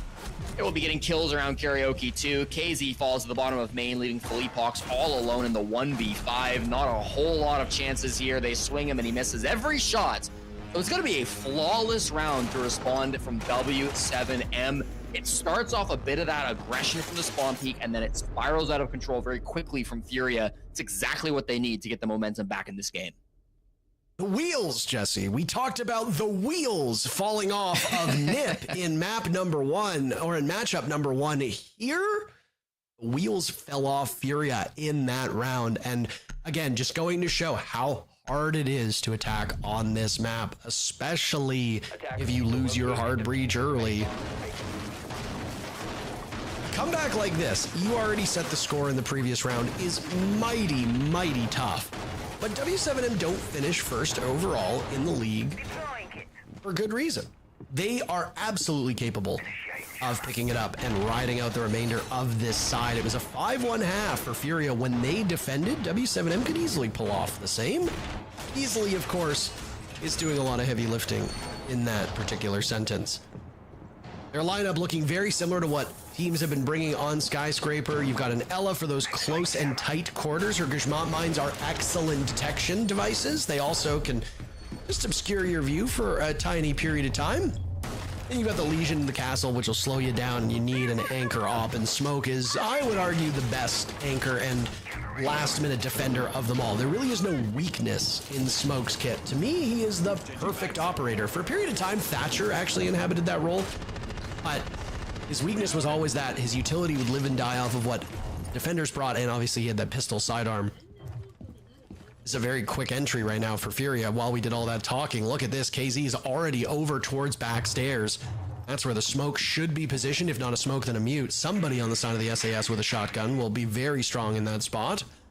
Furia were able to do it with the smoke of Nade playing in that area most of their defender rounds. Furia's entry, though, doesn't find anything, so back to the drawing board they go. They'll be happy with just keeping their buck down below the site and start to cause some chaos. It will be dots on the black stairs to try to lock that part of the map down if it ends up being where Furia chooses to go push. Play more for the Shrine window. They're starting to work on Geisha at this point. KZ hasn't done a whole lot of buck down below. He's got, of course, the utility. Now he will start to rip open floorboards and lose his life because of it. Paulu, excellent play on the shotgun. That vertical angle goes both ways, and of course, W7M come out the better of it. It's going to be their second opening pick now on the defense. They were able to spiral the last one, but it's a less important pick. You don't kill the only hard breacher, so there is still some hope for a push coming through from Furia. They've still got pressure over towards Geisha, which is where the hard breach was initially being used. They've now started to work Nade over towards Black Stairs, the position that he was holding on defense, and they've got JD on the windows too, so I like the positioning, but finding a pick is very tricky still. Down goes Fellapox now, and KZ's also in the ground, so rough going for Furia. Again, realizing how hard this can be, but hold your horses for a second here. Herds gets blown up by a Nitro Cell, but not before he'd found a kill. Numbers close for Furia, but Nade will need to clutch. He won't get the job done. They absolutely mob him over by backstairs. Now it's W7M taking 2 in a row. Defenders are doing so well and are certainly not changing the numbers with the way that this map is played. Again, it is the least played map in this region, but it was overwhelmingly defender favored. This series is going the exact same way. Only 2 rounds have been won by the attackers up to this point. Furia seems to know that they have their hands full and will be in a tough spot, so they burst their timeout bubble quite early.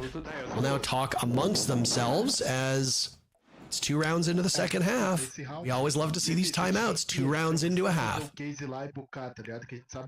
is a really critical round for Furia because this is where W7M will be forced onto a tertiary site. Now, almost for sure, they will be forced to go to barbecue and kitchen. There's a world where they go for bedroom, bathroom. We used to see that back in the day for Brazil, especially. They started to kind of innovate on that bomb site, but as of recent, they really haven't played that site at all. We saw it actually this week in North America with a bedroom bathroom defense that I believe was unsuccessful for the defenders. My memory is a little shoddy on that, so they might have won it. But either way, it is one of the least played bomb sites. My fun fact is always that it was the only bomb site not played at the Six Invitational in Boston. So yeah, usually thought of as the rarest site to see. If Furia can put a good game plan together for Barbecue Kitchen, as that is almost certainly the site and it will get locked in now, that's going to make all the difference. It's always difficult to attack the top floor on Skyscraper. It's not easy to attack BBQ Kitchen either, but it's their best opportunity. It'll be their best shot. If they lose here, they'll get another chance in round 12, but why not focus all your efforts on getting it done right now when the odds are most heavily in your favor? Yeah, and again, something that we can always talk to these teams about. I know I joked with you about the whole Portuguese-English interview thing earlier, but when teams do prevail, providing they have somebody who can speak English comfortably on their team, they will do an interview here in English with our English team. English-speaking team, not from England. Both of these teams have proficient English language speakers as well, so I suspect that we will have no problem asking them about it when an interview comes in. W7M with their backs against the wall, but the wall is slowly pushing them forward in a good direction. It was the third ban, or it was the third round, by the way, of this side swap when they called the timeout, not the second, so I will stand corrected.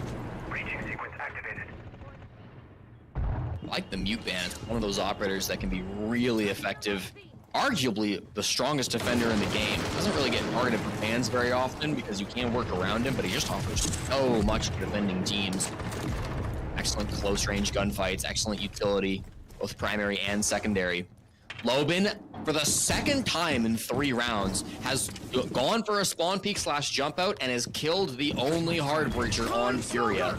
How does this keep happening? These hard breachers are bullet magnets, it would seem, and now it's Herds and Nade joining in the afterlife. JV92 and Felipox are both outside of the building and are probably wondering what the hell happened for that to fall apart so quickly. Dots exchanging 20 points of HP, and now the jump out controlling the T5 so well. As Felipox is the last man standing. A flawless round from W7M is very much on the board after Furia has called their timeout. What a devastating result. Not a single kill, nary one.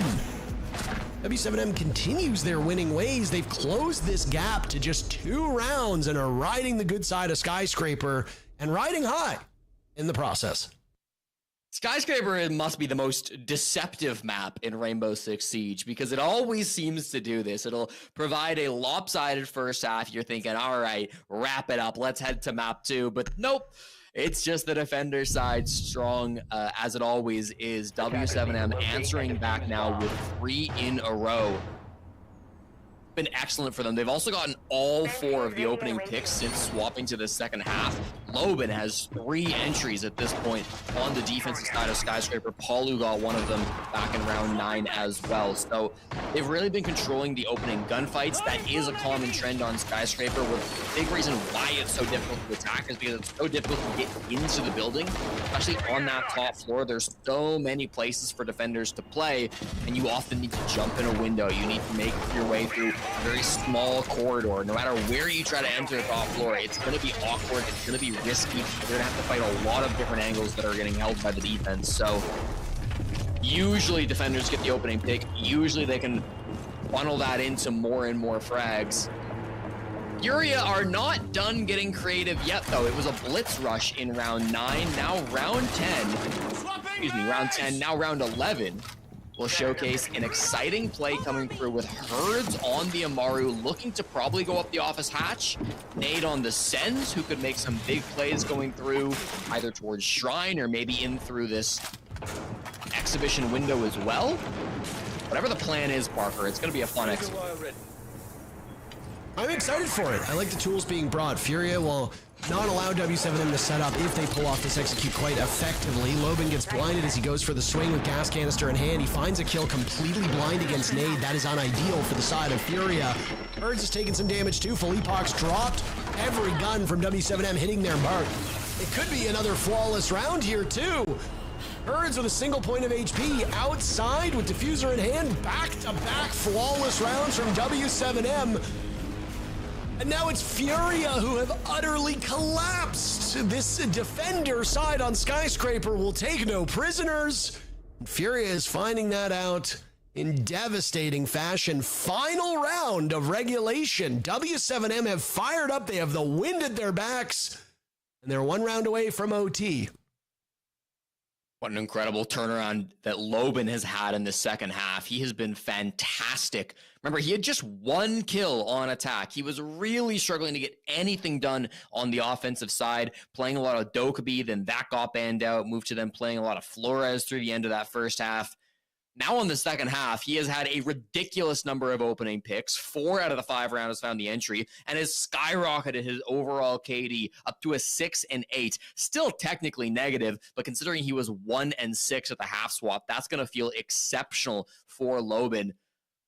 Often thought of as kind of the face of this team. He's been with the W7M squad for as long as they've been having this team. He was on the original low score that got picked up by W7M. Him and Dots have kind of been the duo that have maintained a teammate's a friendship even for so long in this game. And the one thing that always strikes me about Loban is how positive he is. It doesn't matter what has happened in the server. It doesn't matter what games have just played. You ever pass him in the hallway at LAN, he's giving you the biggest smile he possibly can. I think that translates in game as well. Maybe even if he does have a rough first half, even if he does get only a single kill through the first half, he's not going to let that get to him. You know, he's not going to get in his own head. He's going to stay positive, keep that smile, and keep on fragging as they move on to the next round and the next and the next and the next. Incredible mentality coming out from W7. It'll be able to bring this game back. Now, only 1 round will separate whether we decide to go to overtime or if we end this out 7-5. Tech pause will slowly or briefly slow down this game, but I'm sure all players are eager to get into this final round of regulation. That social prediction has really tightened up too. Furia had the early lead. I'm not trying to compel any of you to vote for a specific team, by the way. I don't care which of these squads wins. Neither of them are gone from the SAL playoffs. One of these teams will clinch a top 4 spot, joining FaZe Clan as the only other team up there at the moment. One more opportunity, and the loser of this match will go down to the lower bracket. And as a reminder, we'll play Black Dragons later this week. Brazil doesn't have like a super week the way that we did. Their stage is spread out a lot more. I say Brazil now as in the SAL, because there's only Brazilian teams left at this point, but the super week will come in about a week's time as we conclude today. It is Sunday. Many of you, it is the Lord's Day. Well, today it is South American League Day.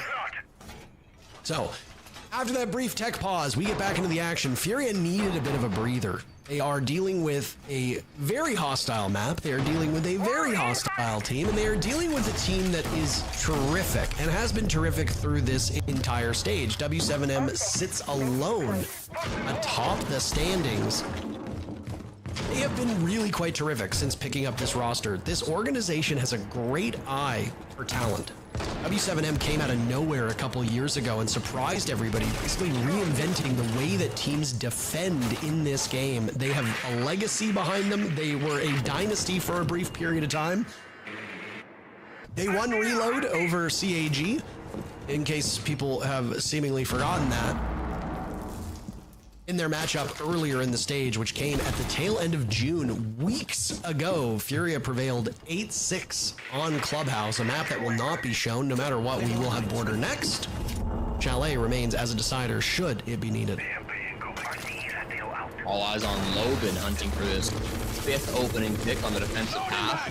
W7M currently being avoided though, as Furia don't seem to want to engage with their hottest player. Starting to open up the Geisha wall now. They will find a player just inside. That's Palu, who has consistently been playing this spot. Finds out a drone and can't really do much about the hard bridge, but his teammates sure can. Nice little movement coming out from, I believe that was Volps, to shoot off the Selma charge. So it's still going to be awkward to get a good angle onto Palu. That doesn't seem like it's going to be a successful point of entry. They might have to flex to a different direction. We got the Repel player being played by JV. A Logic Bomb could mark the opening though. Lots of bullets being shot out, Jesse, but none of them have really hit their marks just yet. Something Furia has been desperate for in this second half has been a first pick. They will finally get it. Loban gets shut down in restaurant below.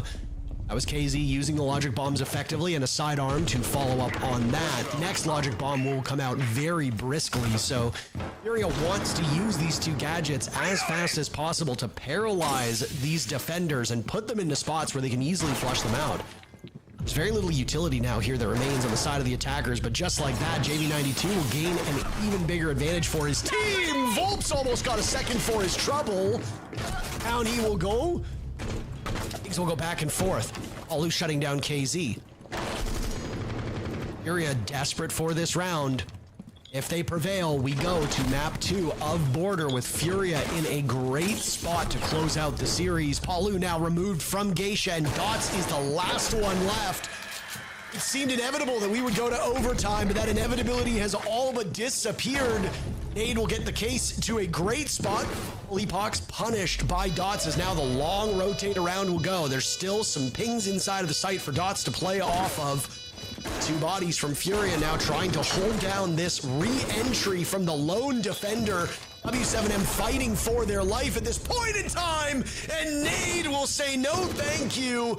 A hell of a comeback from W7M, but it falls short at the last minute, tripped up at the finish line, and Furia will eke out a victory on map 1.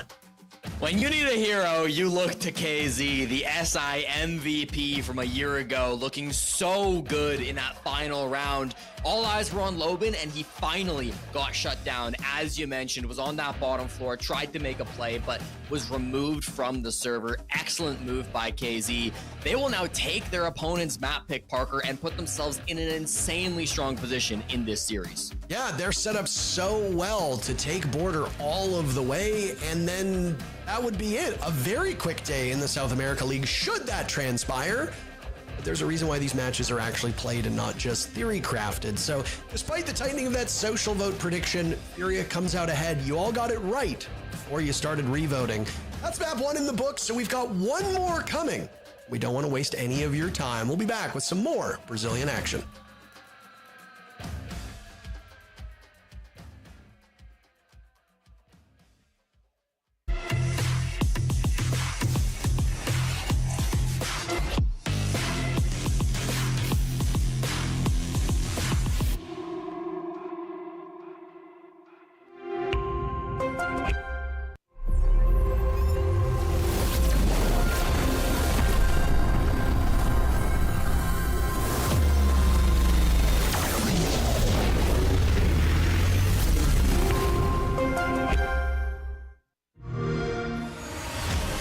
You know how they say, it's not the destination, it's the journey? And the journey of 1,000 miles begins with a single step. And you know what? They're right.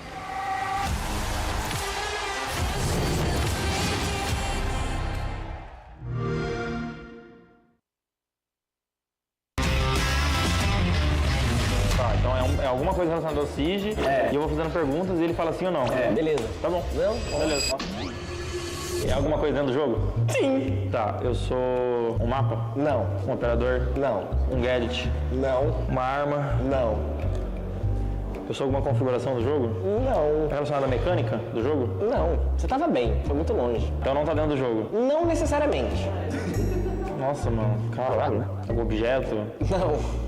Cacete, mano, o que eu sou, viu? Mano, eu não sei mais se perguntar, calma aí, já tá difícil aqui. Ó, essa coisa que tá aí, eu, Reset e o Nesk, a gente não gosta. Sofreu um rework, sofreu um rework, e eu, Reset e o Nesk não gostamos muito. Essa coisa sofreu um rework recentemente? Tipo, esse ano? Sim. Americano? Não. Europeu? Tá na Europa? Sim, está na Europa. Tá. Alemanha? Não. França? Sim. Tá. Quem é a França que sofreu rework esse ano, guys? Ele tem literalmente uma coisa, só tem uma coisa que sofreu rework esse ano e é francês. Eu sou um jogador, então, de Rainbow Six Siege? Não. Não, porque você fala que isso é relevante. Eu sou uma organização? Sim. Eu sou uma organização que ganhou 3 vezes a Sports World Cup lá? Sim. Campeonato Árabe? Só obedece? Sim.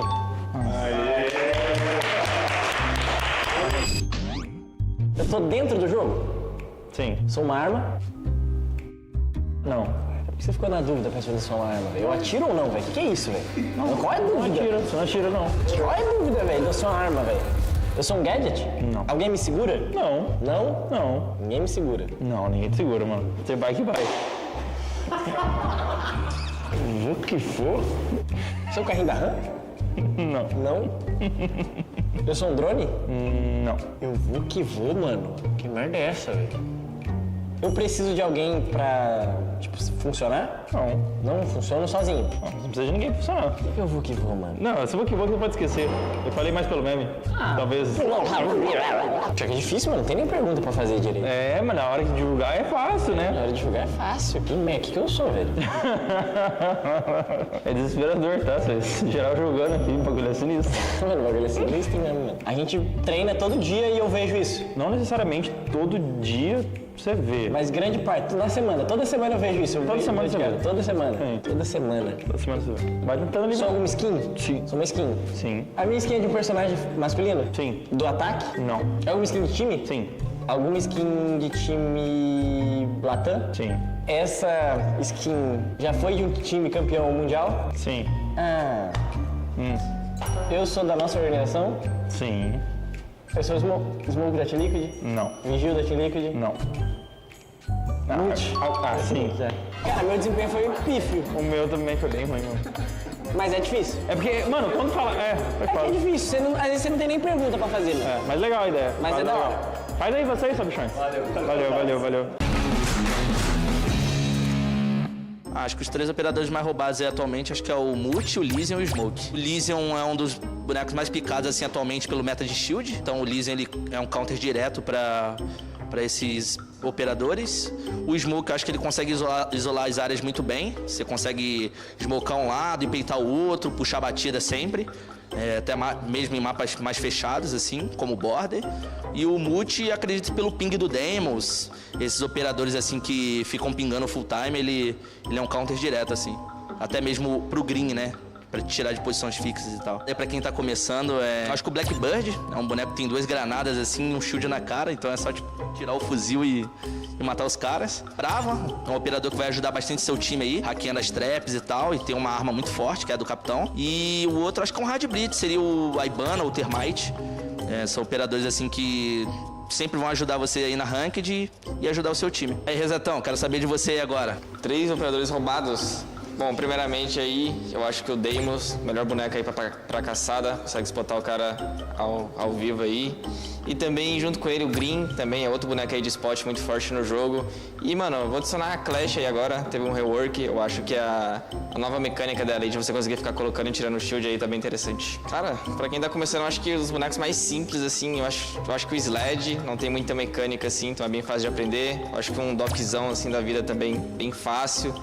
E de último, assim, mano, não sei, mano, uma mira, assim, só bota o espelho aí e já era.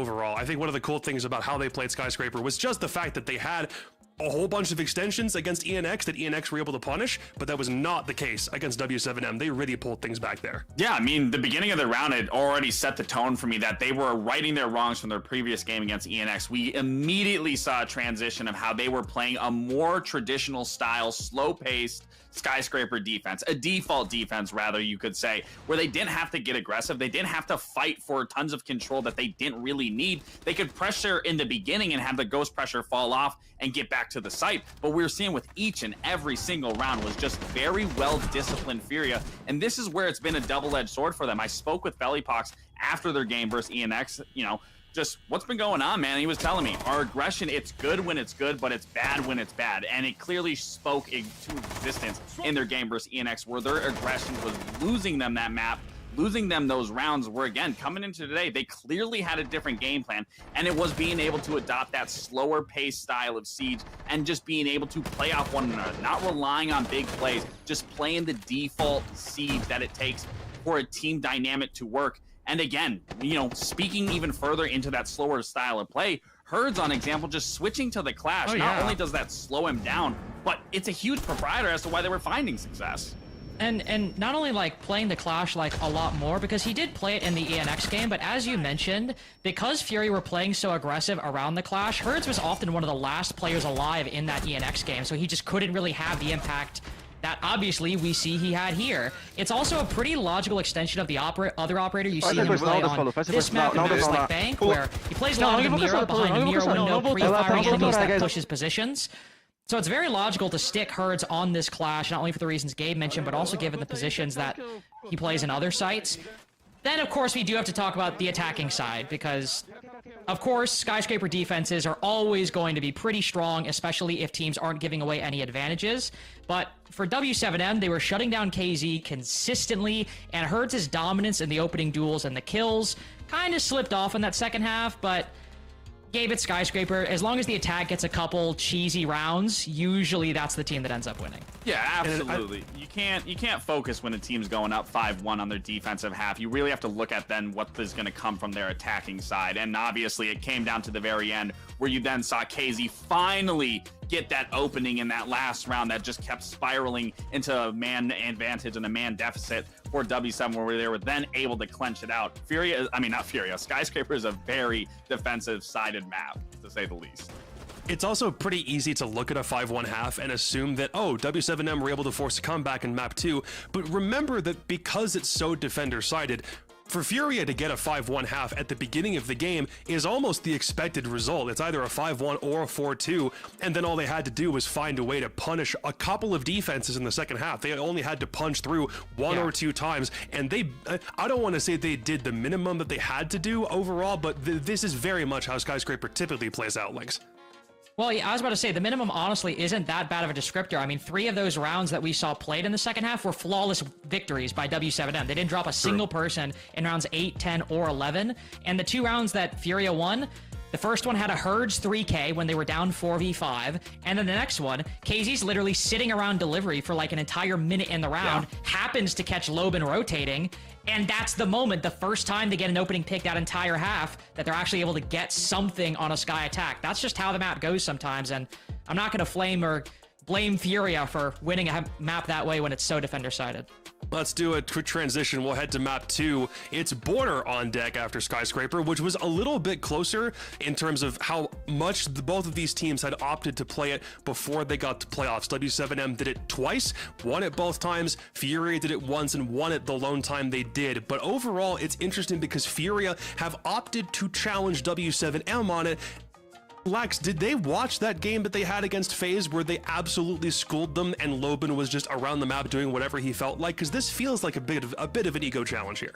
I definitely think it's a little bit of an ego challenge for sure, but if there's going to be a team that's going to match aggression, Furia is going to be that team, and they're going to do it confidently. So, you know, as much as I'm praising them for their Skyscraper game and being able to dial it back, being able to play more passive, being Border is a very scrappy map. This is a very gun heavy, very gun contested. The second you take those power positions, whether it's top east, whether it's break, whether it's CCTV or getting into dome, you're going to be met by constant gunfire. So if there's going to be one team that is going to take W7M and feel confident in those gunfights, it's 100% going to be Furia. And I am confident, especially after what they showed in Skyscraper, that this can be a good map for them, and where I would actually want to see them put the pedal to the metal here and really bring it to W7 and not let them catch a breath.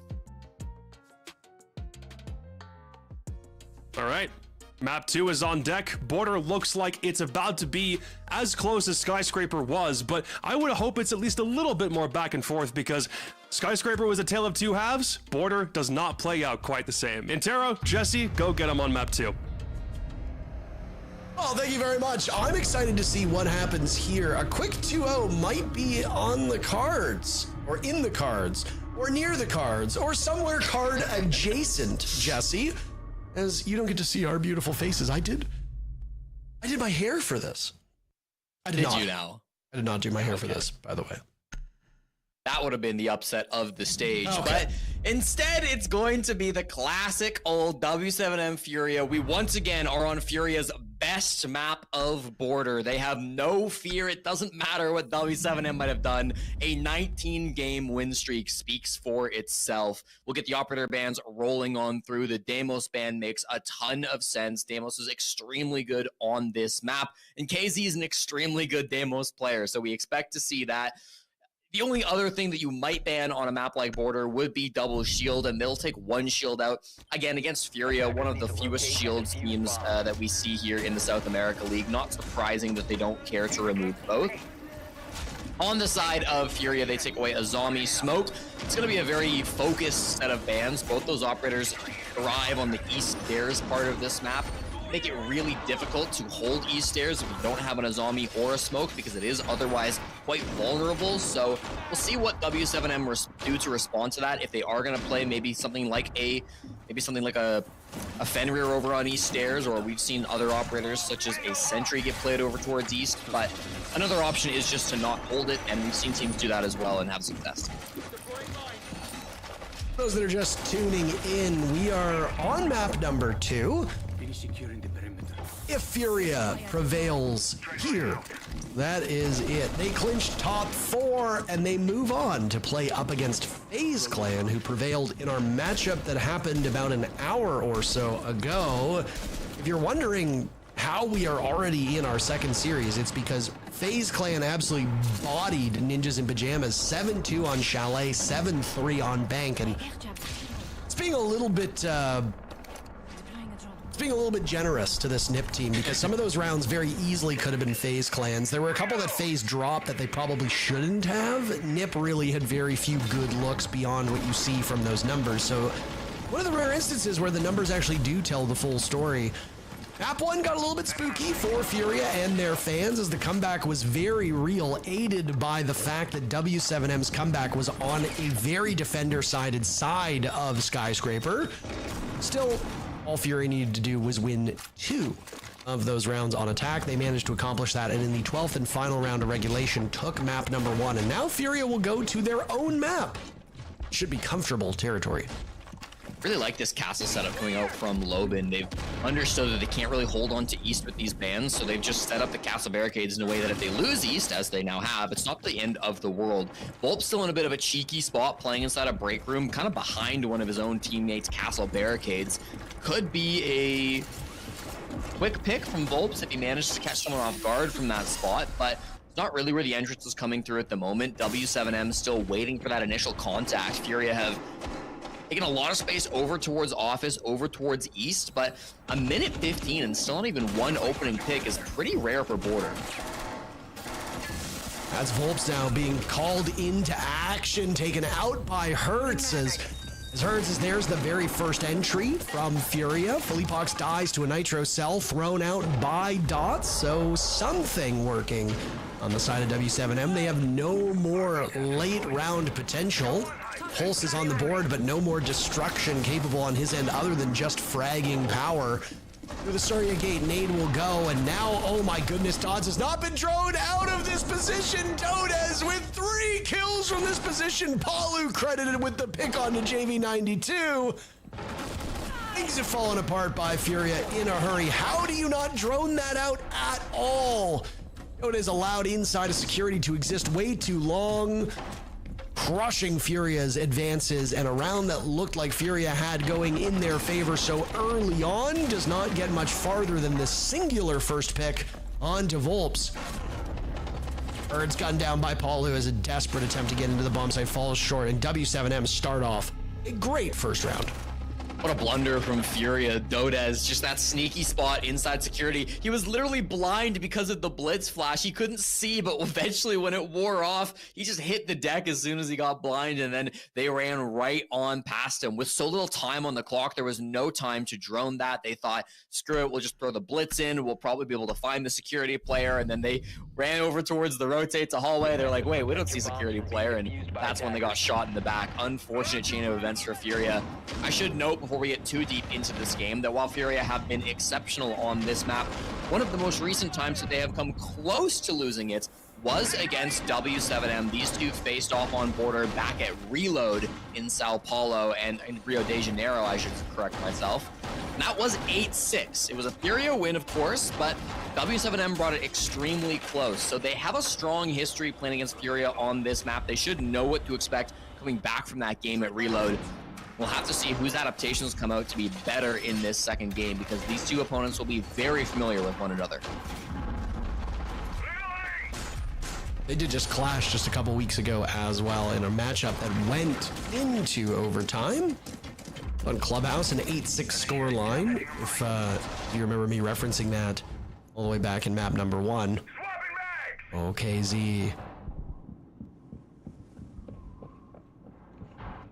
I have an idea on that window. Loban gonna move at all. Look at this patience. KZ's got 2 separate angles to cover. Is he gonna get siege timing here as Loban is existing with a bit of real estate in mind? Loban's patience might actually wear off. No! KZ punishing him, almost dying. With that, Furia have the leadoff pick. I think Loban was waiting for some kind of a sound cue, maybe a repel or something else to try to make an aggressive move, but KZ, tired of waiting, takes things into his own hands. It's a lot of map control already from Furia. They haven't really contested up above, but they've got lots of control over towards the waiting area of the map, inside of bathroom, inside of tellers. They can start to make a move. They've already started to use these smokes. They want to get a plant down workshop, and it'll come quick. Mandela's going off amidst that explosion of light and sound. Nade will get Diffuser down, and 8 players still alive as we now move into a post plant. Good patience here from Dodez as he's rewarded for that one. Herds and Nade both fall. On the case is Dots. Felipox losing a lot of his HP. Now it's all up to KZ, who punishes Dots. Alu on low HP as well, but the Oryx of Dodez will have the final laugh. It may be their map, but Furia do not look fully comfortable here yet on attacking border, Jesse. W7M sprinting out to a 2-0 lead. Really quick reaction as soon as that plant went down. They had a good idea of what the push would be from Furia because of Loban's initial contact. Yes, he went down inside the teller's window. He's maybe having a bit of a laugh about that now, but he very early got information on where Furia wanted to push. The vast majority of their players were over on the east side of the map. They were getting into tellers, they were getting into waiting, and so it was very much relayed to W7M that, okay, this is not going to be a push around vents. They're probably not going to be pushing upstairs around lockers or anything like that. They're going to be going in the bottom floor. They're going to be going for a workshop push.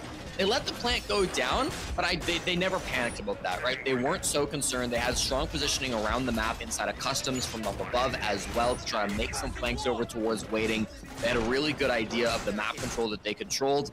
They were able to make sure that they could collapse in and get that disabled very, very quickly.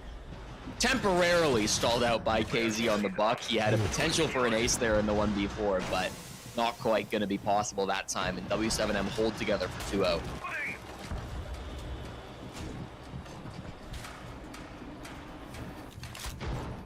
My ears were playing tricks on me there. I just heard a logic bomb. I don't know if you heard that. I don't know if it was some buzzing in the background or not, but I was like, hold on a second here. I was like, there's no way that's happening in the prep phase, right? Remember when Blitz was originally conceptualized as an operator that can spawn in during the prep phase? Thus his name Blitz, because he was supposed to be very fast.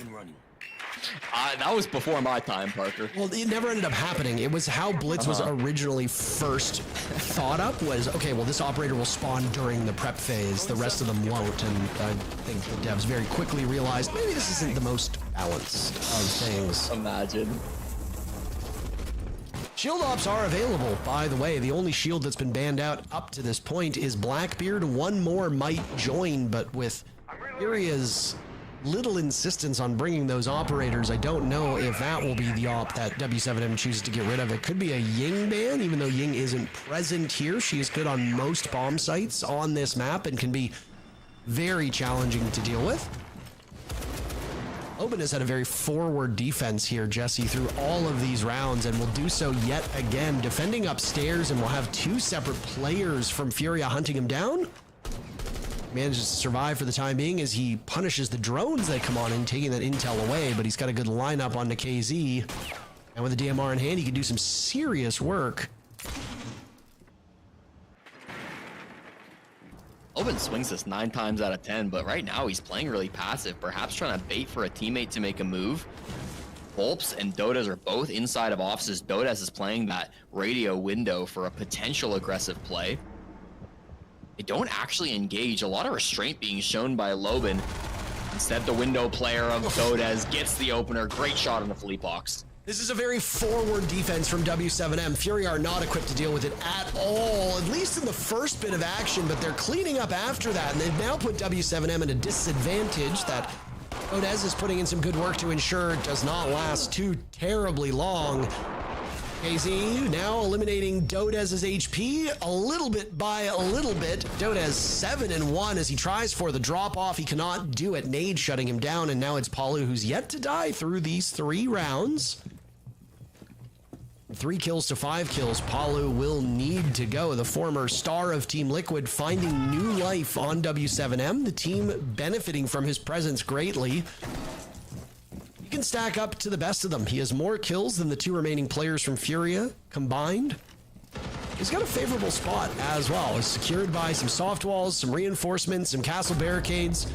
Eager to go for a fight over towards lobby, but JV92 just has his number, and the first death for Palu in this map will occur, costing W7M the round and allowing Furia to get on the board.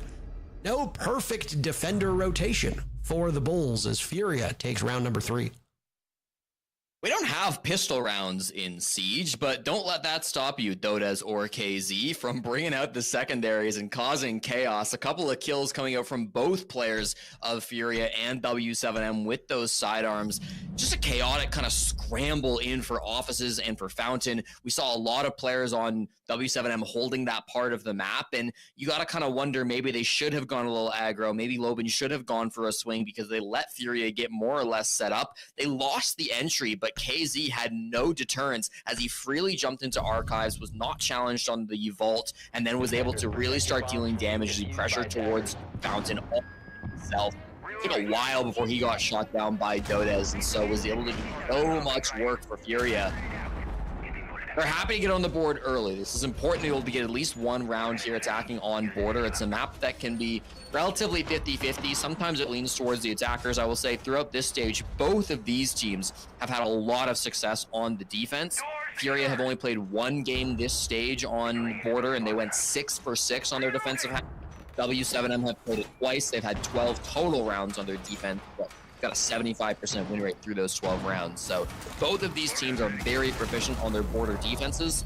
It'll be a bit more on their side of the map compared to what we sometimes see. Not much of a change up from Skyscraper should the defenders have the upper hand here, though admittedly border should not be as friendly to those defenders. I do not expect 5-1 halves.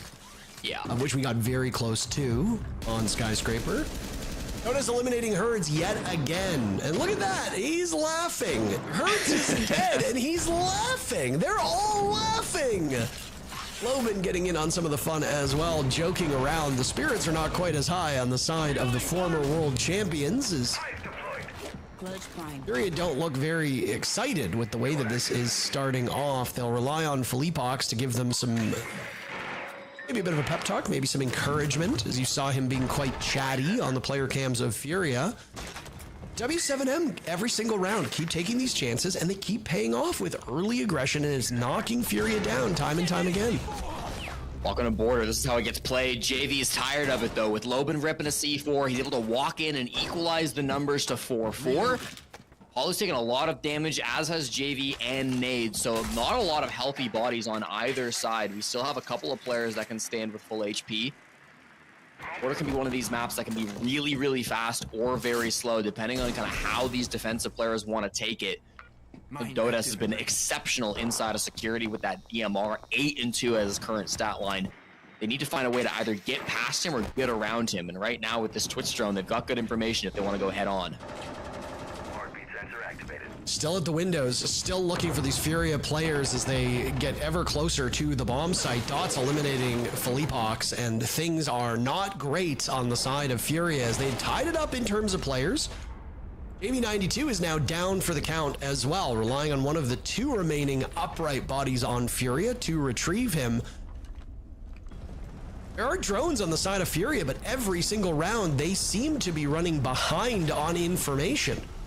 JV92 might have got himself into a secure spot, but the problem is Nade needs to get himself into a good position just outside of the range of that cardiac sensor of Dots, or at least it would appear, as JV92 is able to get picked up under the cover of darkness.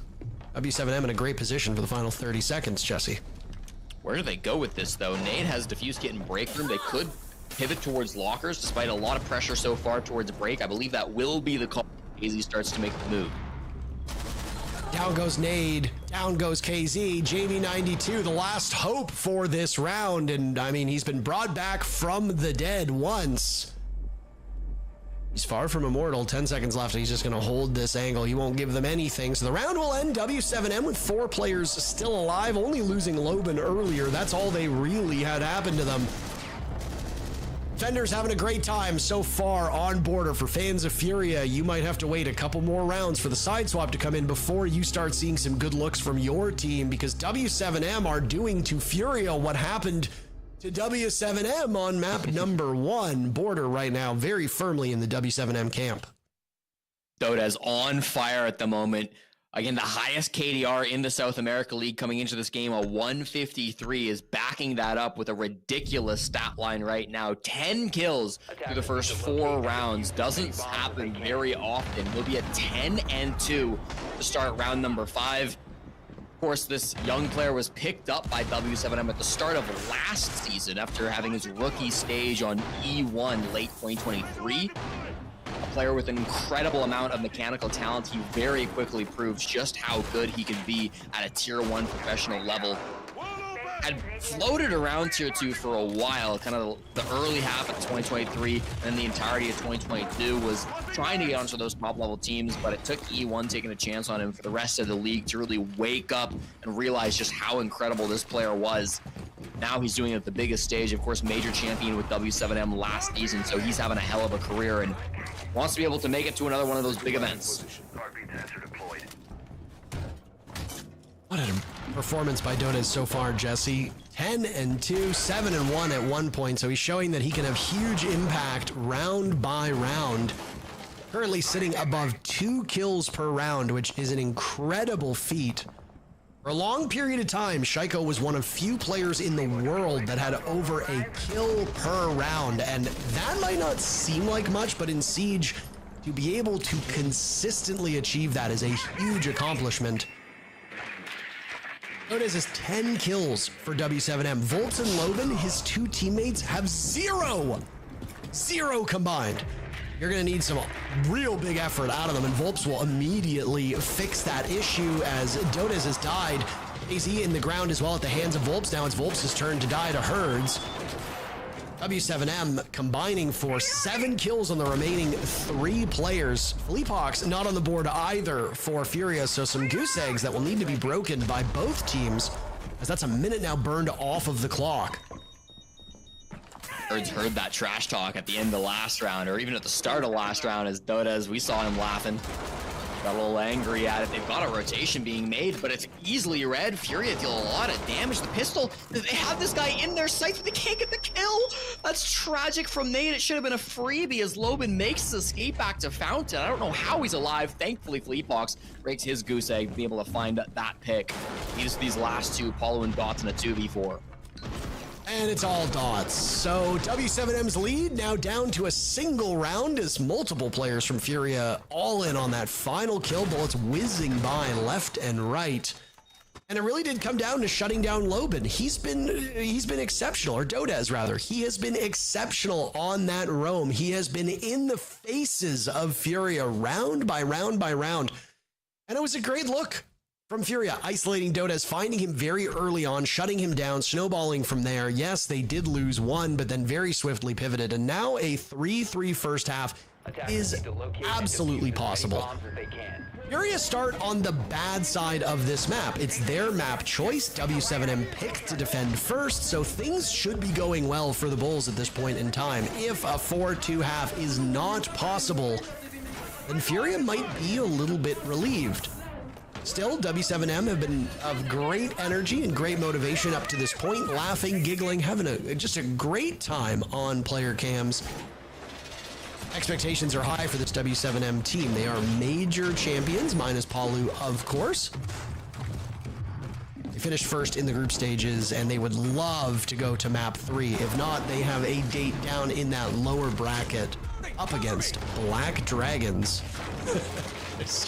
Some chatting from JV92, and immediately Dotas says, chat off. I don't want some typing, just focus on the game. I do like the things said between the players, admittedly. That said, final round of this first half. Furia looking to tie things up. You're sitting right next to the other team. You could just yell it at them, but sometimes typing makes it a little bit easier, I suppose. They'll have a way to attack on this 6th round, as it is going to be Bathroom once again for the bomb site of W7M, trying to close this one out with a 4-2 split. Electroclaw being cleared out by Palu and a kill as well. Nice entry from JV92, backing up that trash talk with an opening pick onto the former Liquid player. Good entry on that east side of the map will make sure that they have a little bit of space to work with over towards waiting. Job is not done, of course. They need this top floor control. Volps scarily lurking inside a break room. He's got Dotas near him as well, but he pops off for the first. Need more out of that from Volps. Hey, down that Snow Nomad. No air jabs that will be had either. Look at this. The clash of Loben attracting all the attention with 2 separate players from W7M side by side. stalemate in terms of numbers at the moment. Fox got his kills, by the way, so the only player that has yet to get on the board through this first half is Loban. Again, he plays on roles where we don't expect him to get so many kills, so it's not the end of the world that he's sitting at 0-4. He will provide immense value on a clash.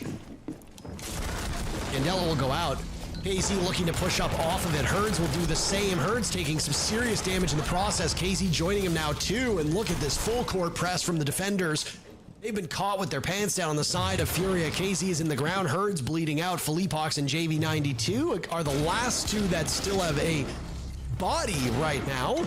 But immediately they come to blows and win the engagements with W7M. Dots is last one there, and JV92 gets it done. That was a round that should have been won by W7M. But so far, from map one all the way now to this conclusion of first half on Border, these teams have suffered a lot on rounds they should have won. This time it's Furia getting the upper hand. The first half is in the books, 3-3, Jesse, and what does that mean for the second half?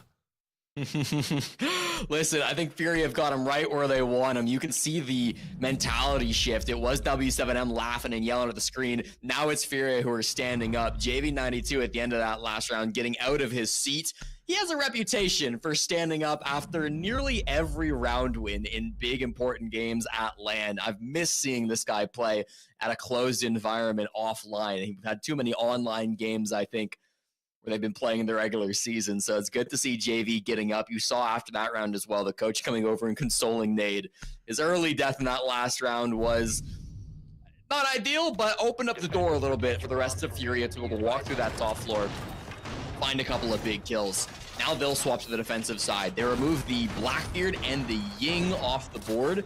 Interesting to see those two operators being removed. Ying can be incredibly strong, usually for some rush plays on the top floor or in through the bathroom window. And then a Zombie Castle, probably the two most commonly banned operators on Border. There's some really strong windows that can be played up, and that castle can really be used to great effect on the eastern side of the map too, to cut off some strong angles. So I like it from W7M.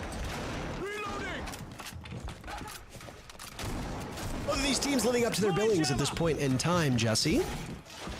I mean, if you're Furia, you've got to be confident. This is a team that has stared down one of the largest deficits in the biggest rounds and the biggest maps in the history of this game and managed to pull off a comeback, an improbable one in front of a massive crowd to win a world championship. I don't think that the adversity that is being presented by W7M will be in and of itself too much of a challenge for Furia, though Furia has shown that they're not the best and invincible team in the world these days. They have come back down to earth. Their win in Reload was welcomed by their fans. They have struggled to adapt to some changes to the game over the last year and a half. W7M has been quite a surprise, a pleasant surprise, I will say. And it's, from an outside perspective, it's nice to see Paulu having his time in the sun yet again. He and Nesk are two players where it's so hard to be a casual fan and not cheer for them. If they can accomplish a victory on Liquid, where maybe Nesk can, but Paulu certainly won't as he doesn't play on the team anymore, it would be good to see them win a chip somewhere else. If you're a fan of Paulu, you hope that that's at least W7M for the time being. Good information on JV playing that site position with Yeko. It's been a couple of months since he's played this op on this site, but this is a lineup the Furia ran back at Reload. Didn't see it in their one game this stage on Border, but can certainly be a fun one. Philippox tasked with holding down the east stairs. Start to slow things down as Volt tries to make that entrance, but he does take about 50 HP, and they are in and they are out. A little nervous, but some pressure being applied to Philippox and KZ on the east side. Damage has been done to that smoke, and Philippox in response has used all of his gas canisters with well over a minute to go, which is unideal timing. You look at the gadgetry on the side of Furia, and it's all gone at this point. Same cannot be said on W7M as they expend a logic bomb and now an EE1D for follow-up. Philippox missing an opportunity as Dodez will walk up, and because that it directly gets KZ killed, he's traded back by Herds, but if Philippox had gotten that pick, KZ would still be very much alive. Again, shutting down Dodez is a huge accomplishment for Furia. Oh my. Philippox dropped by Dots as I don't know exactly what Philippox was trying to do over in that portion of the map. Things will not get better for Furia at this current point in time. Great clear of the roam game. Obviously, Fleetbox KZ holding down the east side. They both get cleared and they only trade out for one, but JV answers and the barbed wire gives away Volps' position. So man advantage traded right back to Furia with less than 30 seconds on the clock. JV92 was invisible for most of the early rounds, but he has been making statement after statement at this point. Nade dispatched over in Fountain. There goes Palu. Dots with the diffuser in hand. No utility whatsoever. Will now stand against two players on the side of Furia. And JV92 has a sensational round, closing out the first round of the second half in triumphant fashion. Excellently done by Furia as they take the lead. We didn't catch it on cam, but you can bet JV was standing up after a 3K like that. Big play coming through from the Echo. Early game did not go their way. It was a very classic hold on the east side with Philippe Hawks in the common position, bottom of east stairs, a player trying to support him from inside a break room. That was really well cleared by W7M. I love the flashbang they threw from the skylight. You don't see that every day. I believe that was trying to bounce down and then flash out somebody towards rafters, although I'd have to go back and see in a match replay file where exactly that was headed. It's a great early game from W7M as they made good value out of their entries, but then in the late round just could not compare. JV92, an extremely smart player. He knows when he needs to swing and when he needs to rein things in. You can put him on one of these anchor positions like an Echo, and he'll still have the wherewithal to know when he needs to get off those cams and pull up his gun, go for a big swing. Really good stuff, and they will give Furia the first lead of this map. All it took was the side swap coming in. You like the defender's chances on border, you are favoring Furia from this point forward. I always love a little accidental alliteration, by the way. Not intend for all of that to work. Before we got into one of the NAL matches, Jesse messaged me and said, do you want to try to do it where all of our sentences rhyme with each other? And that just sounds like a hell on earth, so no. Why don't you try to do that at a live event, providing that you and Fluke have an opportunity to cast together, because that seems like the type of thing that she would absolutely adore trying. Ask her. Just felt like you shut the idea down relatively quickly. I just thought maybe some new ideas would be nice in the casting booth, but some I've got an idea. Let's try to rhyme every sentence with each other for very important matches. That's brilliant. See, you and I barely have two brain cells to rub together, and you want us to try to rhyme? To one of the Brits. They're faster on their feet. Volps under fire now, by the way, as he looked to be using a logic bomb, but stops for a second. He'll buy himself some time, and now some information will come to his side of things, as now Dots absorbs an awful lot of damage. KZ under fire inside of Customs. Down he goes. Alu and Loban on the board so far this round, and W7M have broken things open with still over half of the time in round 8 to go. Nice little escape from Herds. You don't see it too often, but the vault up the hatch from Oryx will get him back to safety. Probably dies if he can't jump up that hatch. So nice little move. Now, of course, that does move him above the bomb site. It's Vent's workshop. So he's going to have to rotate back over or get a vert denial if he'd like to. JV92 is the sole anchor actually playing on the ground floor, but that doesn't mean he's alone. He actually just walks up metal stairs, so now is able to play up above with his teammates, but they'll have rotates to go back to site if they need to. Dots will be looking for a very similar plant to what Furia tried in round number 2, where he just gets inside the workshop door, tries to plant it with the shield on his back, but with so little HP, it's still really risky. One bullet will get him down. Here, those Lodge Bomb can continue to run away amidst the smoke. Diffuser going down. Dots on very limited HP. No concealment that can be had, but he's taken out by Nade, and the case doesn't go down either. JV92 on 11 kills now, having a terrific moment of his own. Volps and Palu still standing, and now it's all up to Herds as Palu will continue to tear through these players. Herds doesn't really have a lot of intel, but he needs to watch these two bomb sites like a hawk. Soft wall in front of him. An entry point potentially coming from over towards bathroom as now Herds, you'll see those tracers go out, awaiting Palu to get Diffuser down. He's tucked in quite safely. What a monstrous round from Palucifer. As sometimes it's not the devil you don't know. Sometimes you know the devil and you just can't do anything about him. W7M will equalize, and we are tied up at 4 apiece. The lead for Furia, very short-lived. Palu has, on occasion in the past, been accused of being a bit of a baiter. And listen, he does have the highest survival rating in the South America League at 45%. But there's a good reason why he always plays his life for the late round. Because when he needs to step up, he is an incredible late round player. 30% success rate in the clutch, better than anybody else in the lobby. Didn't need to be a clutch, of course, had Volps by his side in that moment. But still in the man disadvantage. If there's anybody that you're going to want swinging on your behalf, to be able to claw back the man disadvantage, to be able to run things out on the clock, it's going to be Palu. Thought it was going to be the anchor play of Nade dropping down the hatch and denying the plant. That was going to be the moment in that round, but instead Palu coming alive.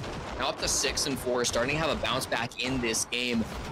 The newest pick with W7M is showing exactly why he was brought onto this roster and really doing a great job against Furia.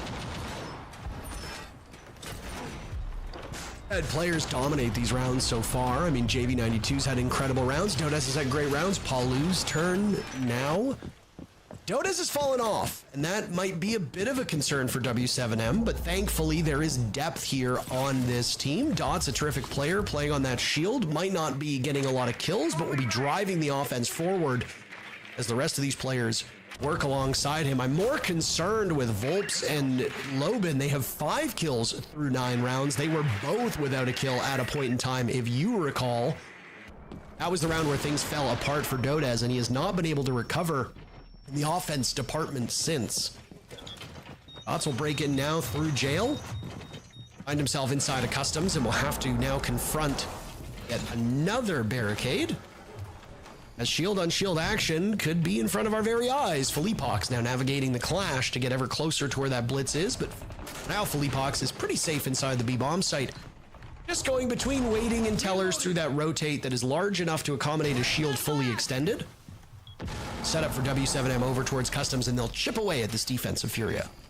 The goal is to make the blitz move through that ash charge hole that they can then get into the bomb site and put the defuse kit on the ground. But against a clash, I'm not sure how well that's going to go. Dots is now making a rotate. They fake the smoke and head upstairs. The Fenrir charge does give away, but does he care? Ring around the rosy, and the blind comes out. Beautifully played. JV92 hits the deck. Volps found one as well, so it's a 5v3 now favoring W7M. They have completely taken over this round.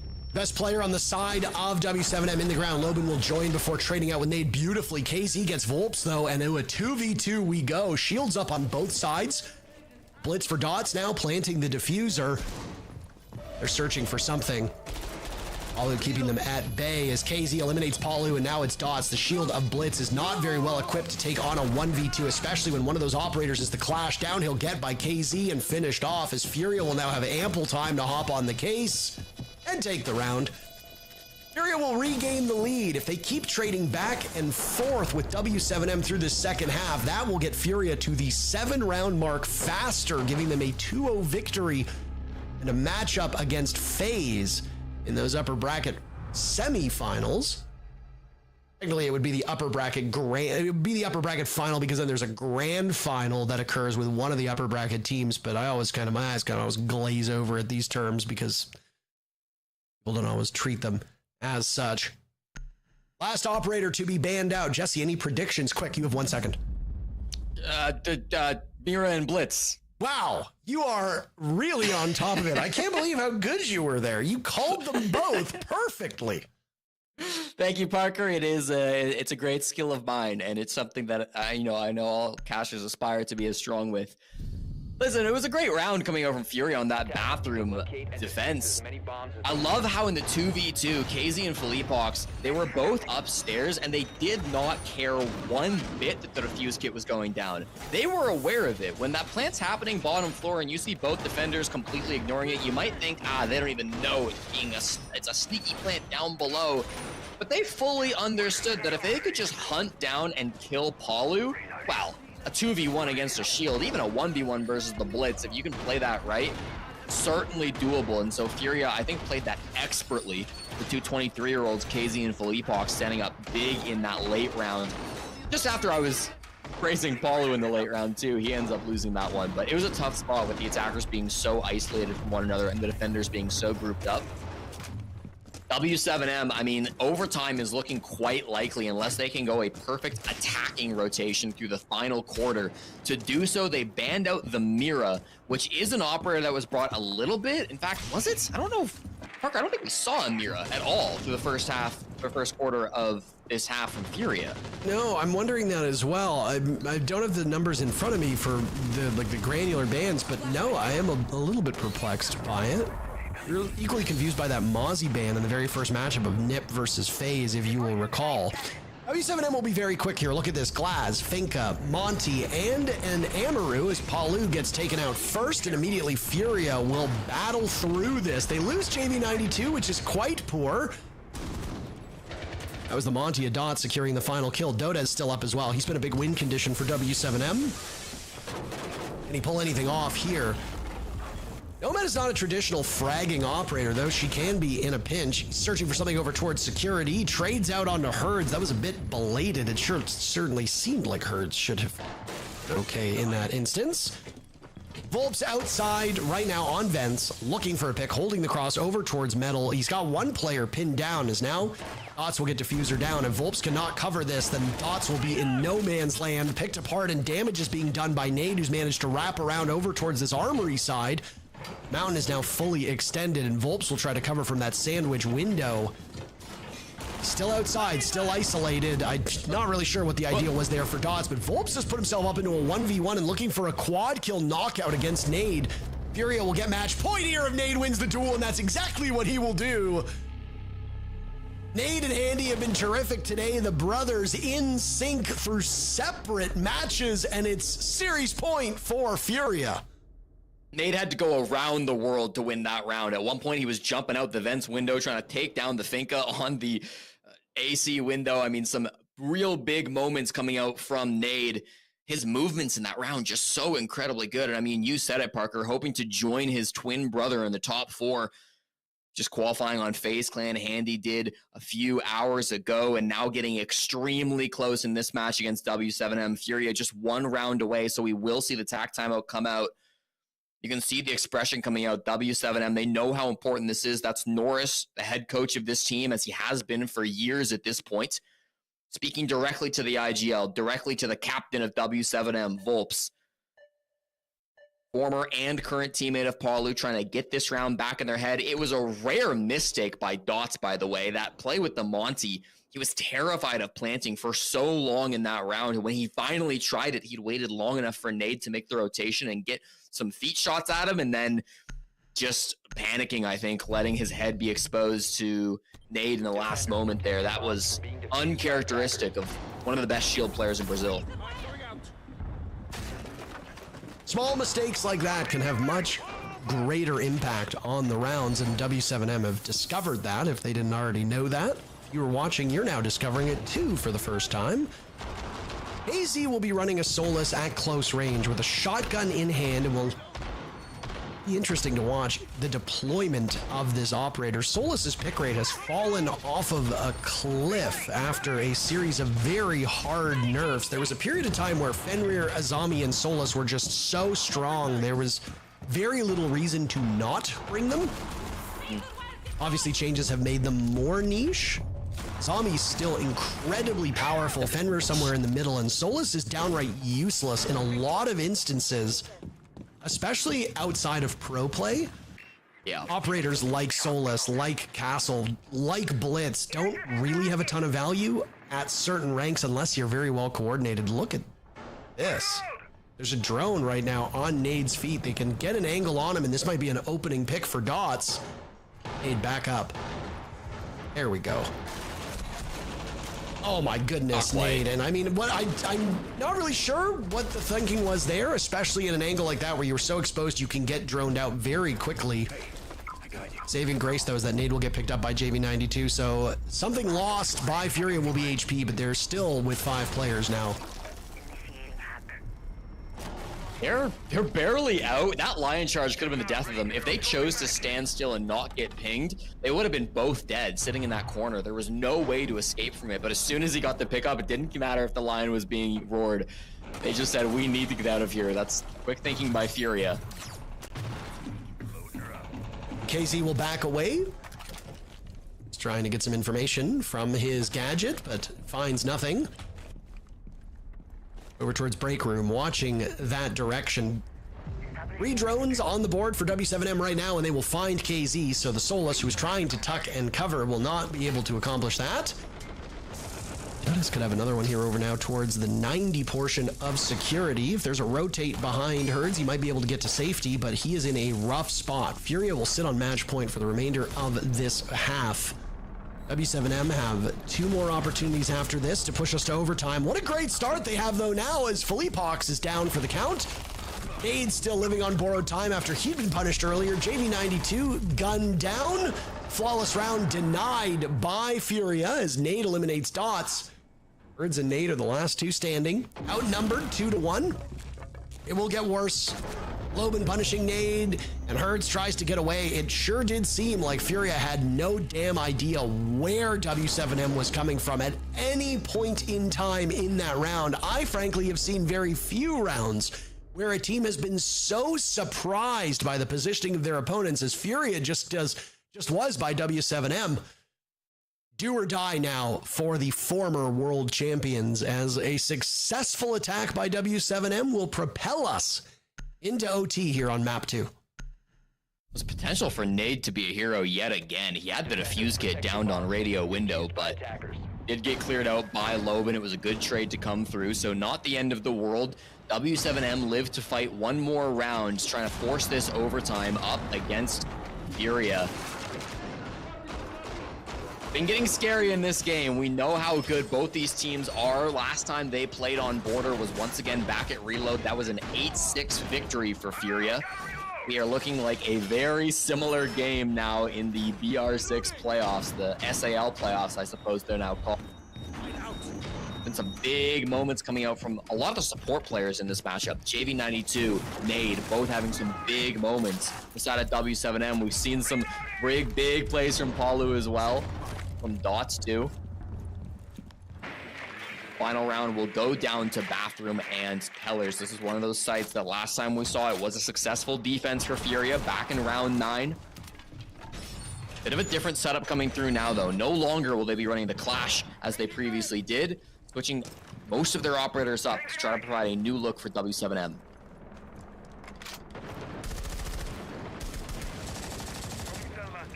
A lot of drones lost by W7M very early, Jesse. This does not bode well for them getting any intel. This was a problem for Furia in the previous round, whether they got droned out by W7M or W7M just knew where they were instinctively. Furia was fighting from behind the entire round.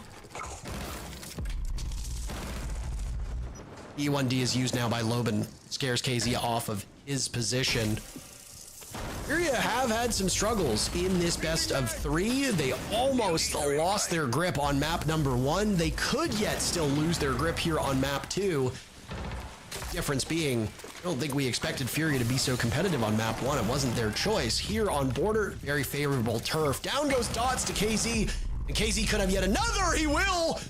Expecting to get pushed over from break room, he squares up inside of security by what is often referred to as Banana.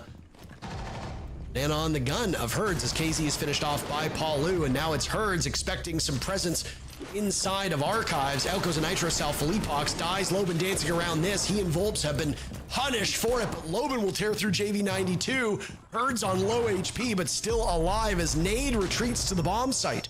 W7M might have lost the first player, but they have bailed themselves out of this position oh so effectively. Now it's up to Herds and Nade to keep this close work together, as it's a 2v2 with a minute still left.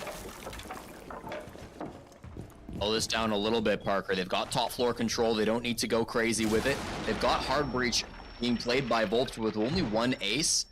Hatch is already open. They've used both Selmas onto this, so they can go for the drop when they want to. The first flash flies through, but I'm not sure if it'll be the drop yet. Just a bait to try to get these players to move. Nade, the only player on full HP and playing on that Warden, so will be immune as the drop comes. 1 drop so far through Bathroom. Fuser from Palu getting planted. Nade trying to scare him off. Palu, though, does not fake whatsoever. Now it's Herds from above. He'll have the read here. Oh my goodness, he missed his opportunity, making up for it with the bullet pen through the wall. Palu with 8 kills to go up to 10, to break double digits, to keep his team in it. 9 is found as he circles around. The drop will now come in from Herds. Both of these players so formidable, legends of the Brazilian scene. Herds sticking to it, falling off. Palu, though, out-dueled. Herds will have the last laugh. Furia take it in 2 maps. And we have but a quick day. Finished up early, Jesse. The monster gets unleashed on land. Herds, what a player. Rotating to the top floor. They had no clue on the side of W7M to be making a play like that. It was timed so perfectly to creep up metal and make that play happen. It was nearly a whiff that cost them the round, but cleaned it up top, wins the 1v1. Herds, a fantastic final round. Furia once again, for the 20th time in a row, take a victory on Border, and for the 7th time in a row, get top 4 in Brazil. Our second team to clinch their spot is Furia, joining FaZe Clan. W7M will have to scrap it out in the lower brackets, starting with a match against Black Dragons.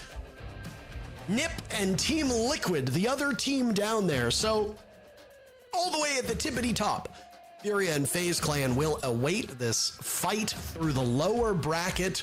2 more teams will have a spot here.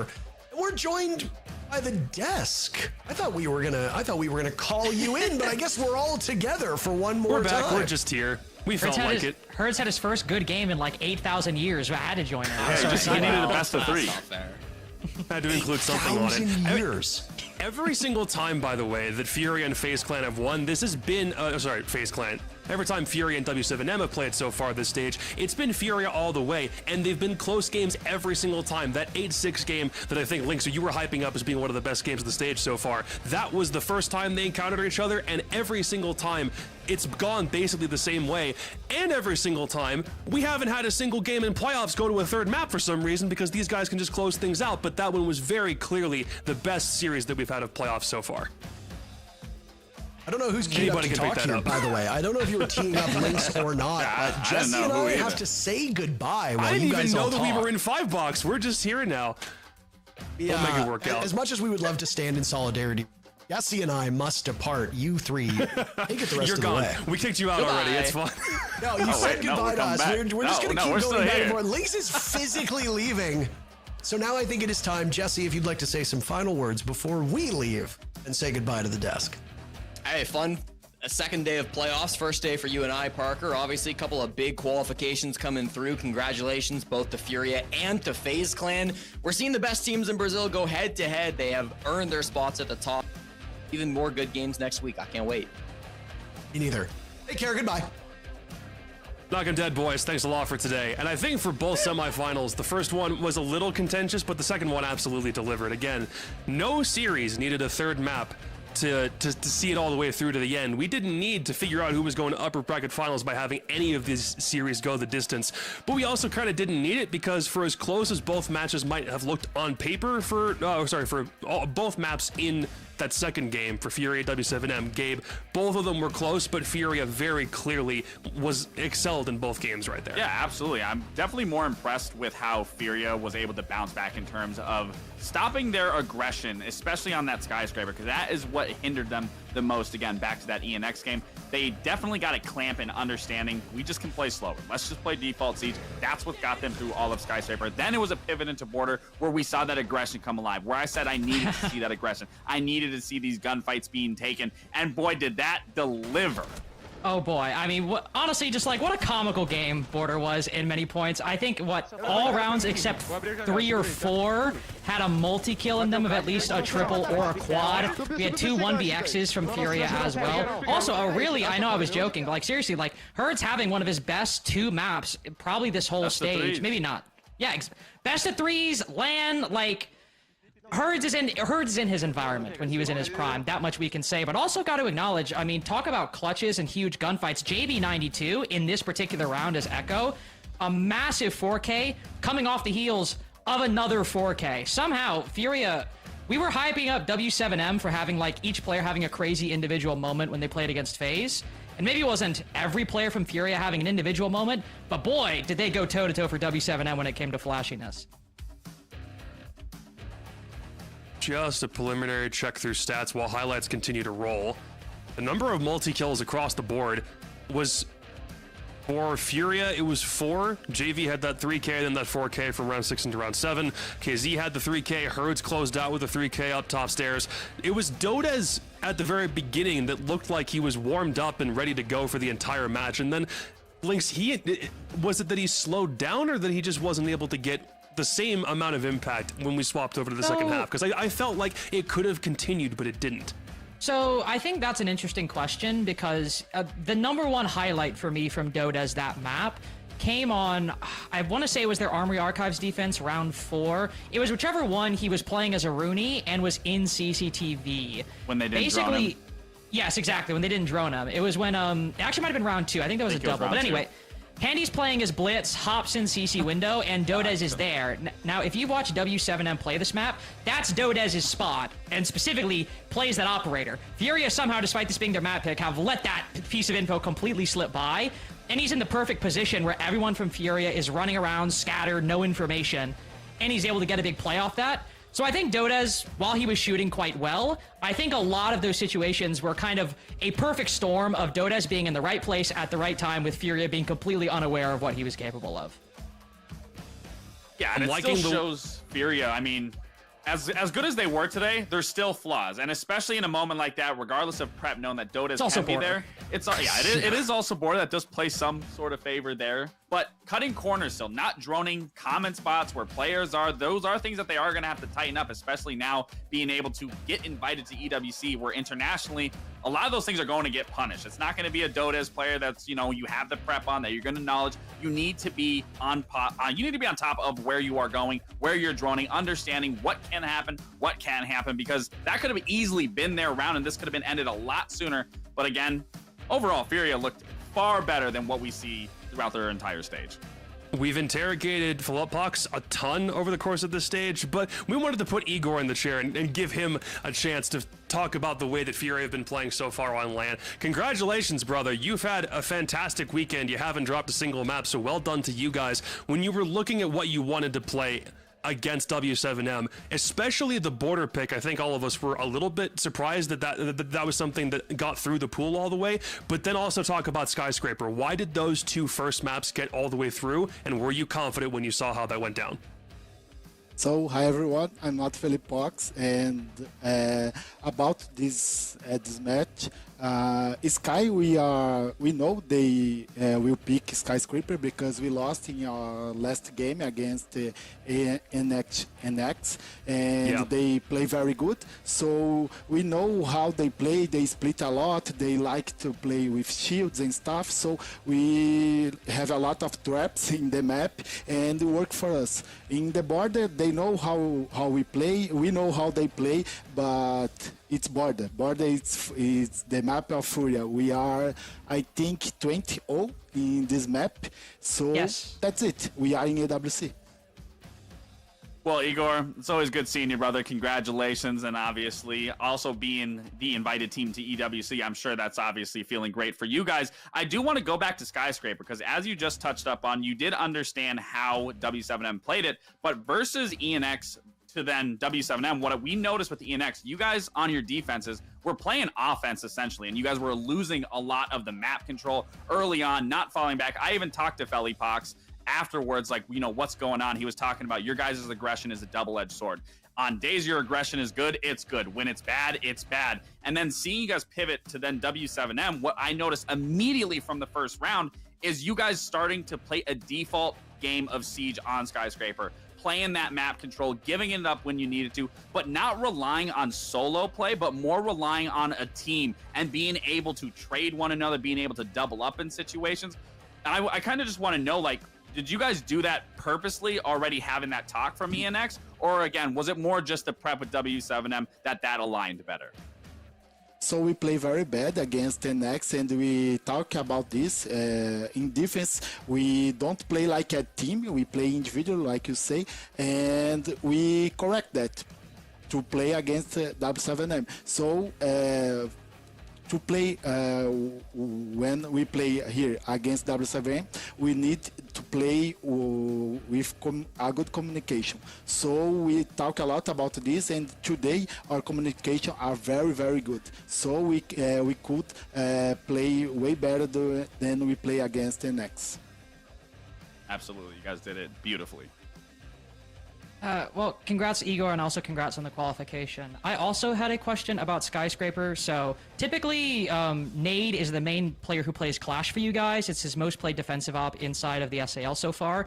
But I noticed on both your game against ENX and your game today against W7M, it's Herds that mainly plays that operator. I was wondering why that change is the way it is and how Herds plays it differently on this map than Nade does.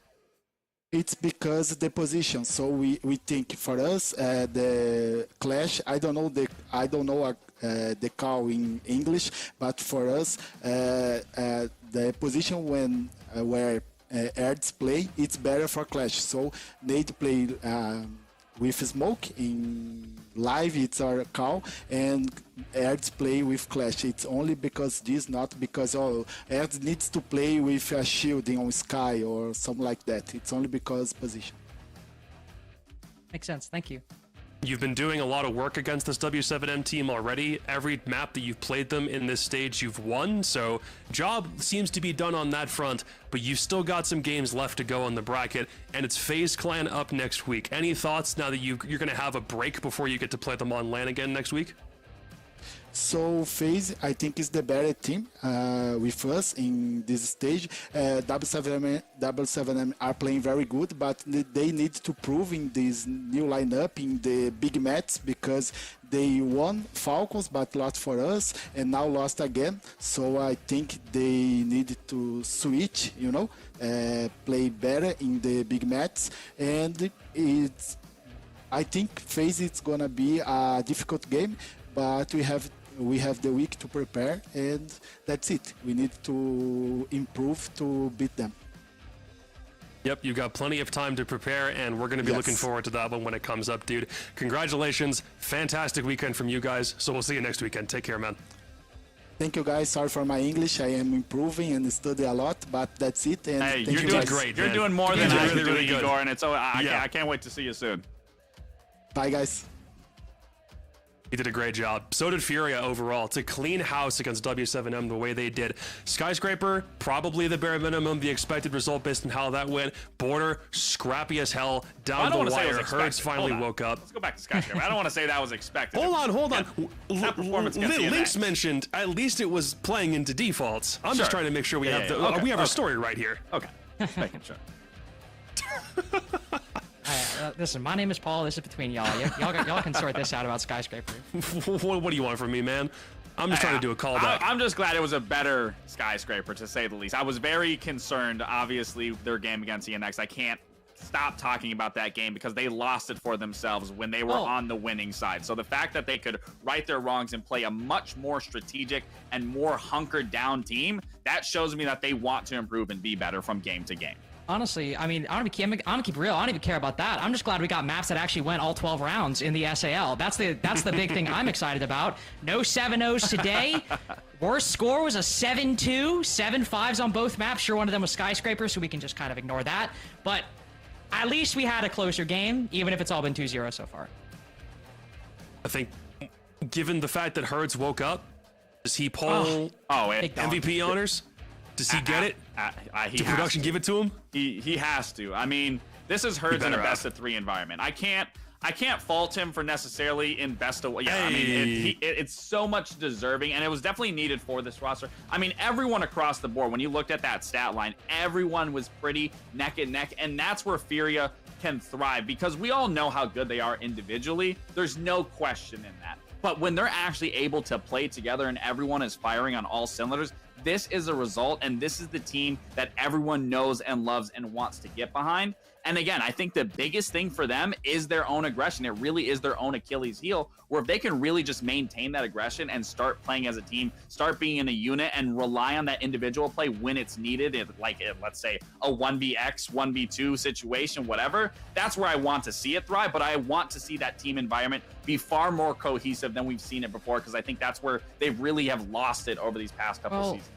Well, one, I agree that it's where they definitely lost it over these past couple seasons, but I mean, I take maybe a bit more simplistic of a view than Gabe does. Not that Gabe's view is inaccurate, it's completely accurate, but my view is kind of twofold. One, ultimately as a big nerd and fan of the game, when Herds is doing well, the game's more fun to watch across the board. So when Herds is putting up numbers like this, I'm having a great time. But second, with Furia's playstyle, it can be a bit inconsistent if you don't have players really popping off. Definitely. And there's a reason why they dominated an entire year of competitive play with KZ and Herds at the forefront, consistently being two of the best players at any given event, online, LAN, whatever, that they were playing at. So even though KZ might not have had a great game today, if he and Herds come back online, that was one of the few main keys to W7M and now Furia's dominance back in 23. And so if we get Herds back online and KZ just keeps consistent, Reload might be one thing, but EWC could become a really scary tournament for anybody that faces off against these five. Those two have been grinding it out since 22, and they might just have even more LAN victories under their belts. But let's take a look at the bracket one more time. Furia and FaZe Clan, the two teams competing in the upper bracket final. One of them will make grand final all the way at the very end of next weekend. But until then, W7M need to take care of business in a lower bracket run. Ultimately, Lynx, are they the team that has the best chance to make that run, given the bracket that they've now set themselves into? I would personally say so. Yeah, I'd have to say so in a best of 3 scenario. I think also if you're NIP, you probably wish you were on Black Dragon's side of things, or Black Dragon's being on the other side. What you did yesterday. Yeah, I think W7 definitely has the best chance to come out of there and then make it back to a grand final. But that's not, like I said, anything can happen when your back is against the wall. We saw it in the NAL just recently. Yes. So you can't count any of those teams out. They clearly in the playoffs for a reason. I think we're going to get really good games. But again, back to your point, Jacob, I think W7M does look to be the best competitor out of those 4 teams. Though I will say there's a little asterisk to that, and it's something that Igor said very well in the interview, which is I don't think W7M has been in a moment like this where they were actually like expected to do well, because when they knocked Furia out in the Stage 2 playoffs and ended up winning the Montreal Major, we thought they'd be good. We didn't think they'd be that good and that team to beat. And then when we get to SI and Reload, we don't see them once they have this pressure and reputation. We don't see that same performance. And so we are back in a spot where just about, last October, W7M were in the lower bracket in a qualification game and beat Furia and won, but without the same expectations that they have right now. So on paper, W7M should make this spot easy, no problem against BD. However, this is the first time we're in a Brazil league where they actually are expected to make that spot, and I do think when you take that, add in the LAN environment, add in the BO3s, there is a different level of pressure that W7 are facing than they have before in the Brazil league. They're going to have an opportunity to prove themselves when the bracket resumes next weekend, which, by the way, is a little bit different because now that the NAL has already wrapped up for this stage, it means that the SAL playoffs get extended by one more day heading into next weekend. So we are back on Friday with the lower quarterfinals. Black Dragons and W7M will open us up, followed by Liquid and NIP. Both BD and Liquid had the opportunity to lick their wounds, find out how they want to heal up, and then get back into action in elimination territory for those first 2 matchups on Friday, and then we'll get into the rest of the bracket on Saturday, including that Furia FaZe Clan game that has now been set up to deliver one directly into the grand final. We're not entirely done with action this week because when we're knee deep in the stage, we just keep on rolling day after day, which means EML is tomorrow, but you'll be able to catch those playoff actions later on. And for us here, that's all she wrote. We're donezo. That's all of this weekend done and dusted, and we'll finally get to the territory of eliminating a couple of teams off the board when things kick back up again on Friday. Gentlemen, any last words before we hop off? Lax, what do you think? I'm ready for bed. I've been 2 hours. I got off of a plane ride. I wrapped up NAL, hopped on a flight, came home for an hour. You've been got trucking, ready. man. Boom, I'm ready for bed. But honestly, today was super exciting. So I'm always looking forward to do SAL. These matches are intense, they're fun, they're vibrant, and they're play styles. So today's been a really good day, and it's obviously fun working with you guys. Links, any last thoughts? FaZe up. Look, the desk can be biased. Casters not so much, but if you're over on this side of the fence, you absolutely can be. Thank you very much for joining us. Enjoy the rest of your Sunday. Have a good one. We'll catch you with more SAL playoffs next weekend, but be sure to tune in again for EML playoffs again tomorrow to determine who else goes through their bracket. But that's tomorrow's problem. For today, have a good one. We'll see you next time. Come on, man. Ugh.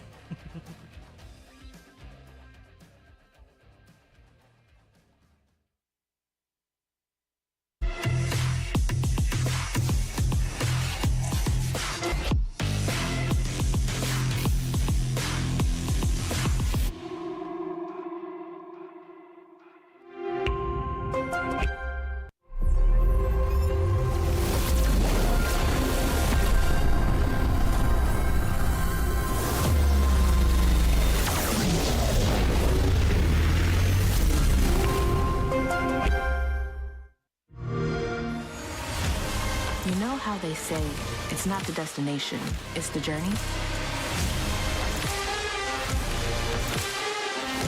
And the journey of 1,000 miles begins with a single step.